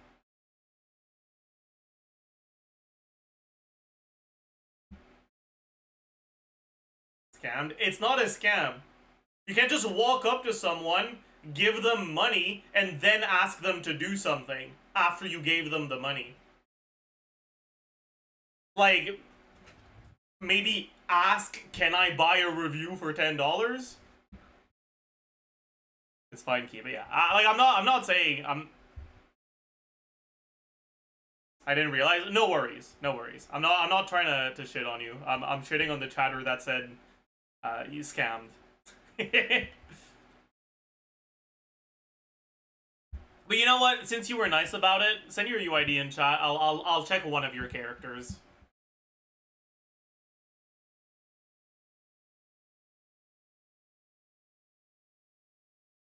After this one. They did send it. They sent it on a donation. That's not in chat. It's annoying to find the donation message. I have to open stream elements. Alright, but thank you. We'll look at it after this one. Only one character. What character do you want? Also, okay, let's take a look at this. 90 crit rolls, 2 ER rolls, no EM rolls. Wow, this is a bad channeling build. It's attack goblet too. This is awful.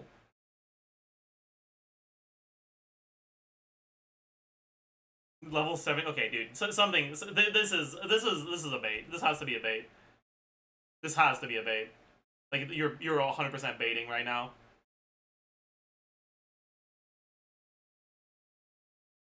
This has to be a bait. Give her 5. Stop trying to be funny.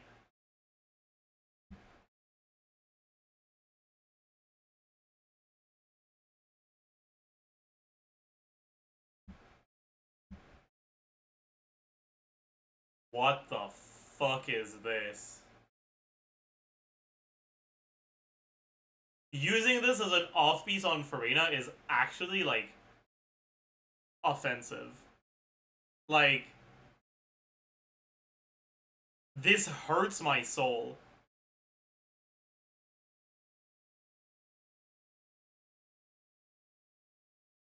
%13 attack, completely wasted. My god.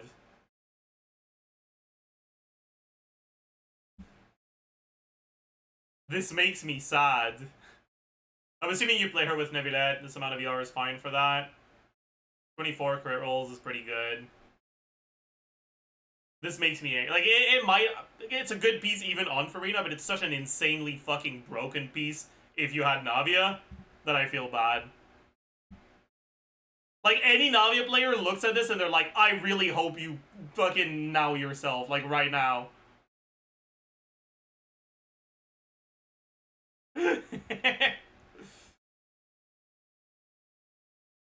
Like, there's probably not a single Navia player in chat for whom this circlet would not be an upgrade over what they're using. Maybe if they're on 2-piece, and this would make them lose the 2-piece, and they wouldn't be able to make a 4-piece with it. Maybe. Or maybe if they have a crit damage weapon and like no crit rate on the rest of their build, so they need a crit rate circlet. Is that an upgrade for me? I have better. You don't. Send me your UID right now. I'll check if your circlet is better, and if it's not, you're getting banned.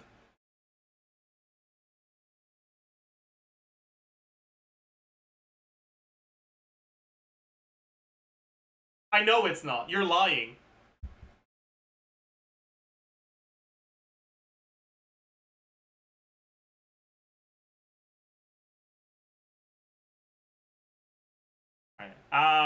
Anyways. Dude! What the fuck? I mean, you definitely should swap these two with each other. At the very least. Because this circlet is better on Farina than what she has, and this circlet is better on Escoffier than what she has. Like, both of your builds would be better if you just swap the circlets with each other. So you should probably do that.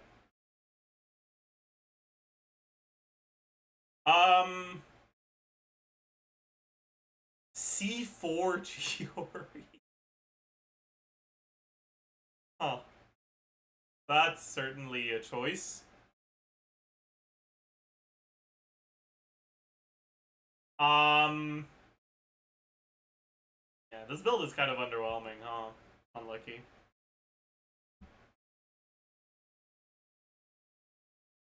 Eeks alt, true. C2, R1, Naida. I mean, it is what it is, I guess.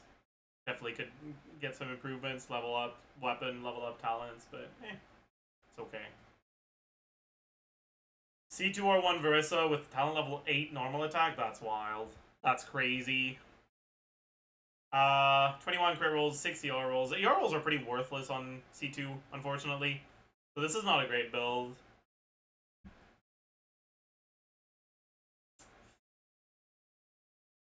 What the fuck is this?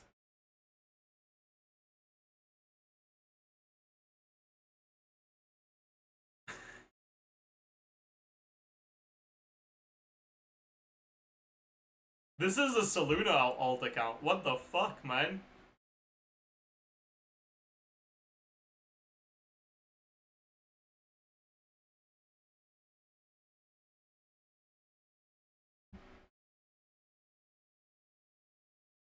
I don't even know what to say. I'm speechless. 21 crit rolls. Crit rate is low, unfortunately. I guess if you're playing him with Escoffier, it's fine. But if you're playing him outside of Escoffier, you're probably better off using a crit rate circlet. Normal attack should probably be higher level than this, but oh well.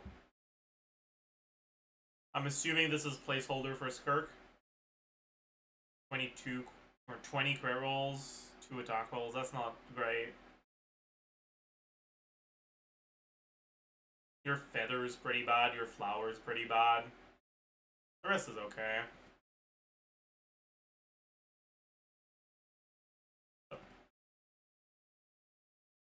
Alright. Next, which one character do you want me to look at? Oh. With the W. That's probably a double-digit Nebula, isn't it? It's not? There's no shot it's only 0.6%.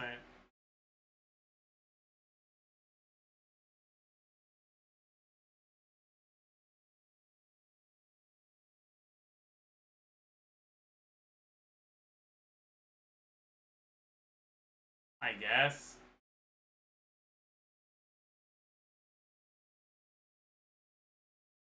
I feel like that's... I don't know.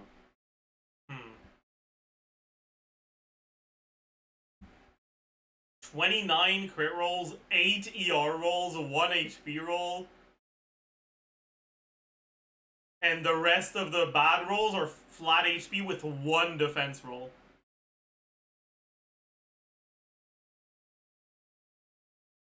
What the fuck?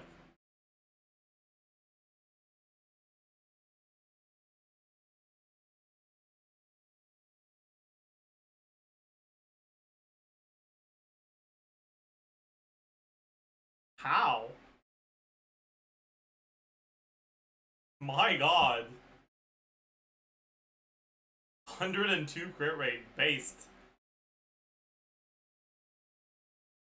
Jesus Christ, that's insane. Yeah, alright, I mean, yeah, that's enough of that. I'm gonna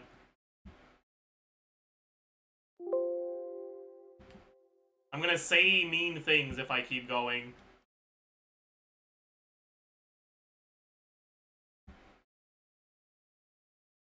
Oh yeah, we did this one. Alright, last one.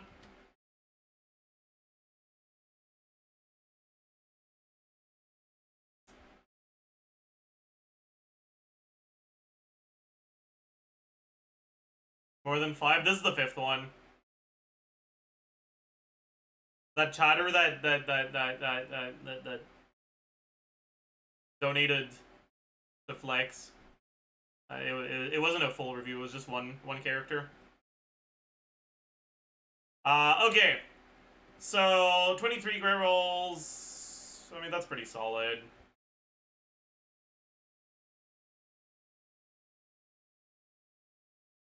It's not amazing though. I feel like all of your pieces could be better. You got a great circlet, but I couldn't even use this because Lost Prayers. Hodge.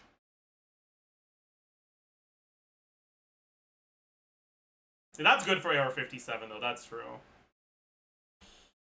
Oh, no. Okay, buddy, let's fucking, okay. Let's talk. Oh boy. Maybe they don't have fav. Maybe they only have 1 fav. Okay, that's an R5. Surely you've got some more favs, right? I hope you do. Get yourself an HP Sense, level this, and swap the fav. Begging.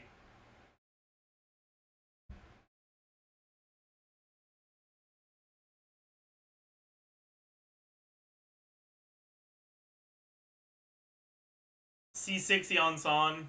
That's good. Crit rate is a little bit on the lower side, but it's not too bad. Yeah, that's good. That's fine.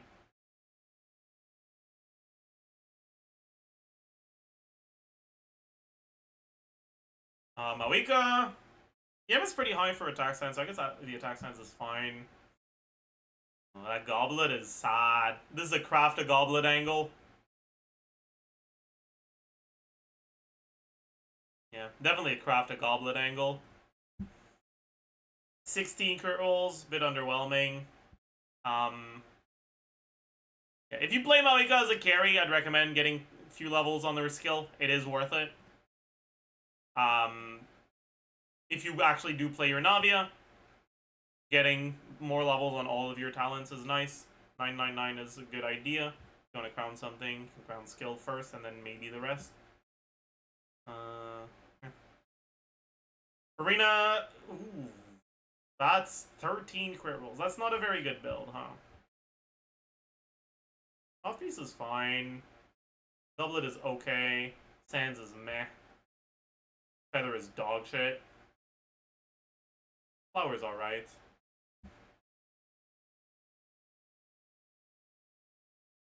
Not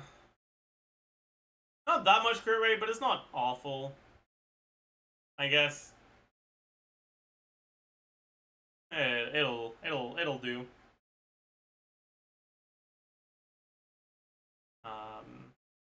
Yeah, one thing, if you're playing with your Neuvillette, you don't need this much ER, so you can swap your Fav to something else. You seem like a Battle Pass buyer, so maybe you could get Wolf's Fang for that.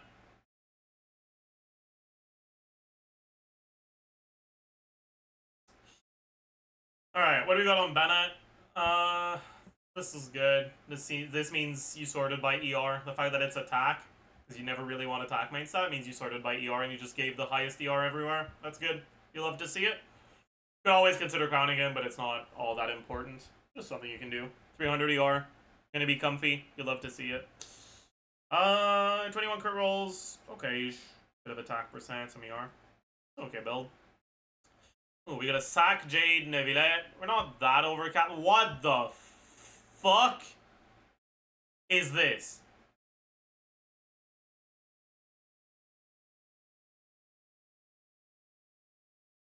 So usually you're looking for crit or HP as your main stat on your circlet, not EM.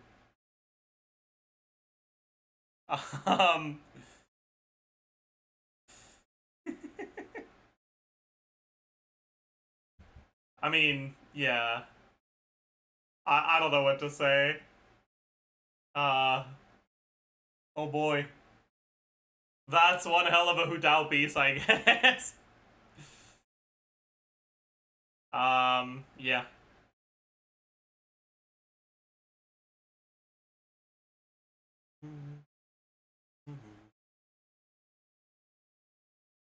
Yeah.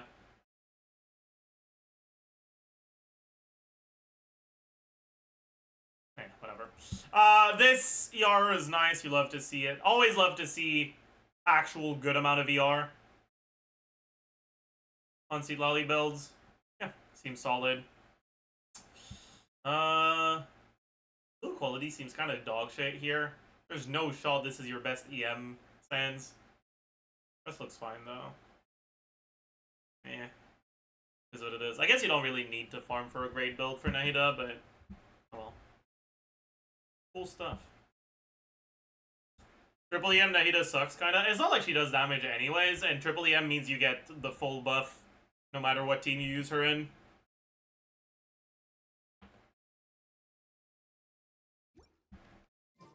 Personally, I don't dislike triple EM.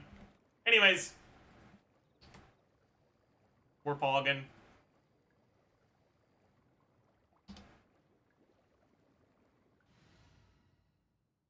Best Nahida set is 4 TOM anyways. True and real.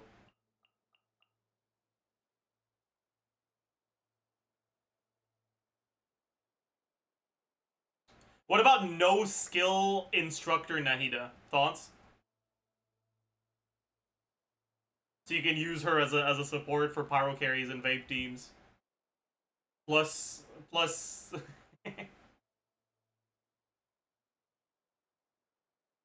Yeah.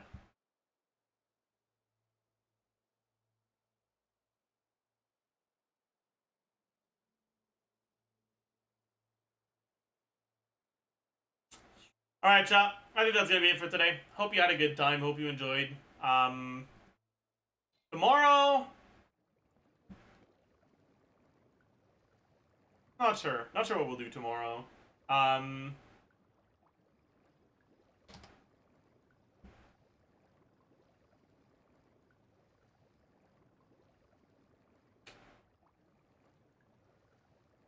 Let's raid. One client. Raid two Eats. clients, three clients.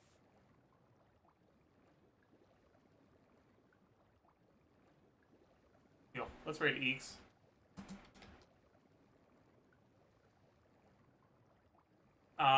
He's looking through the dev notes right now. Billy Churl, silly Billy. I'm gonna go say hi. I'll see you guys tomorrow.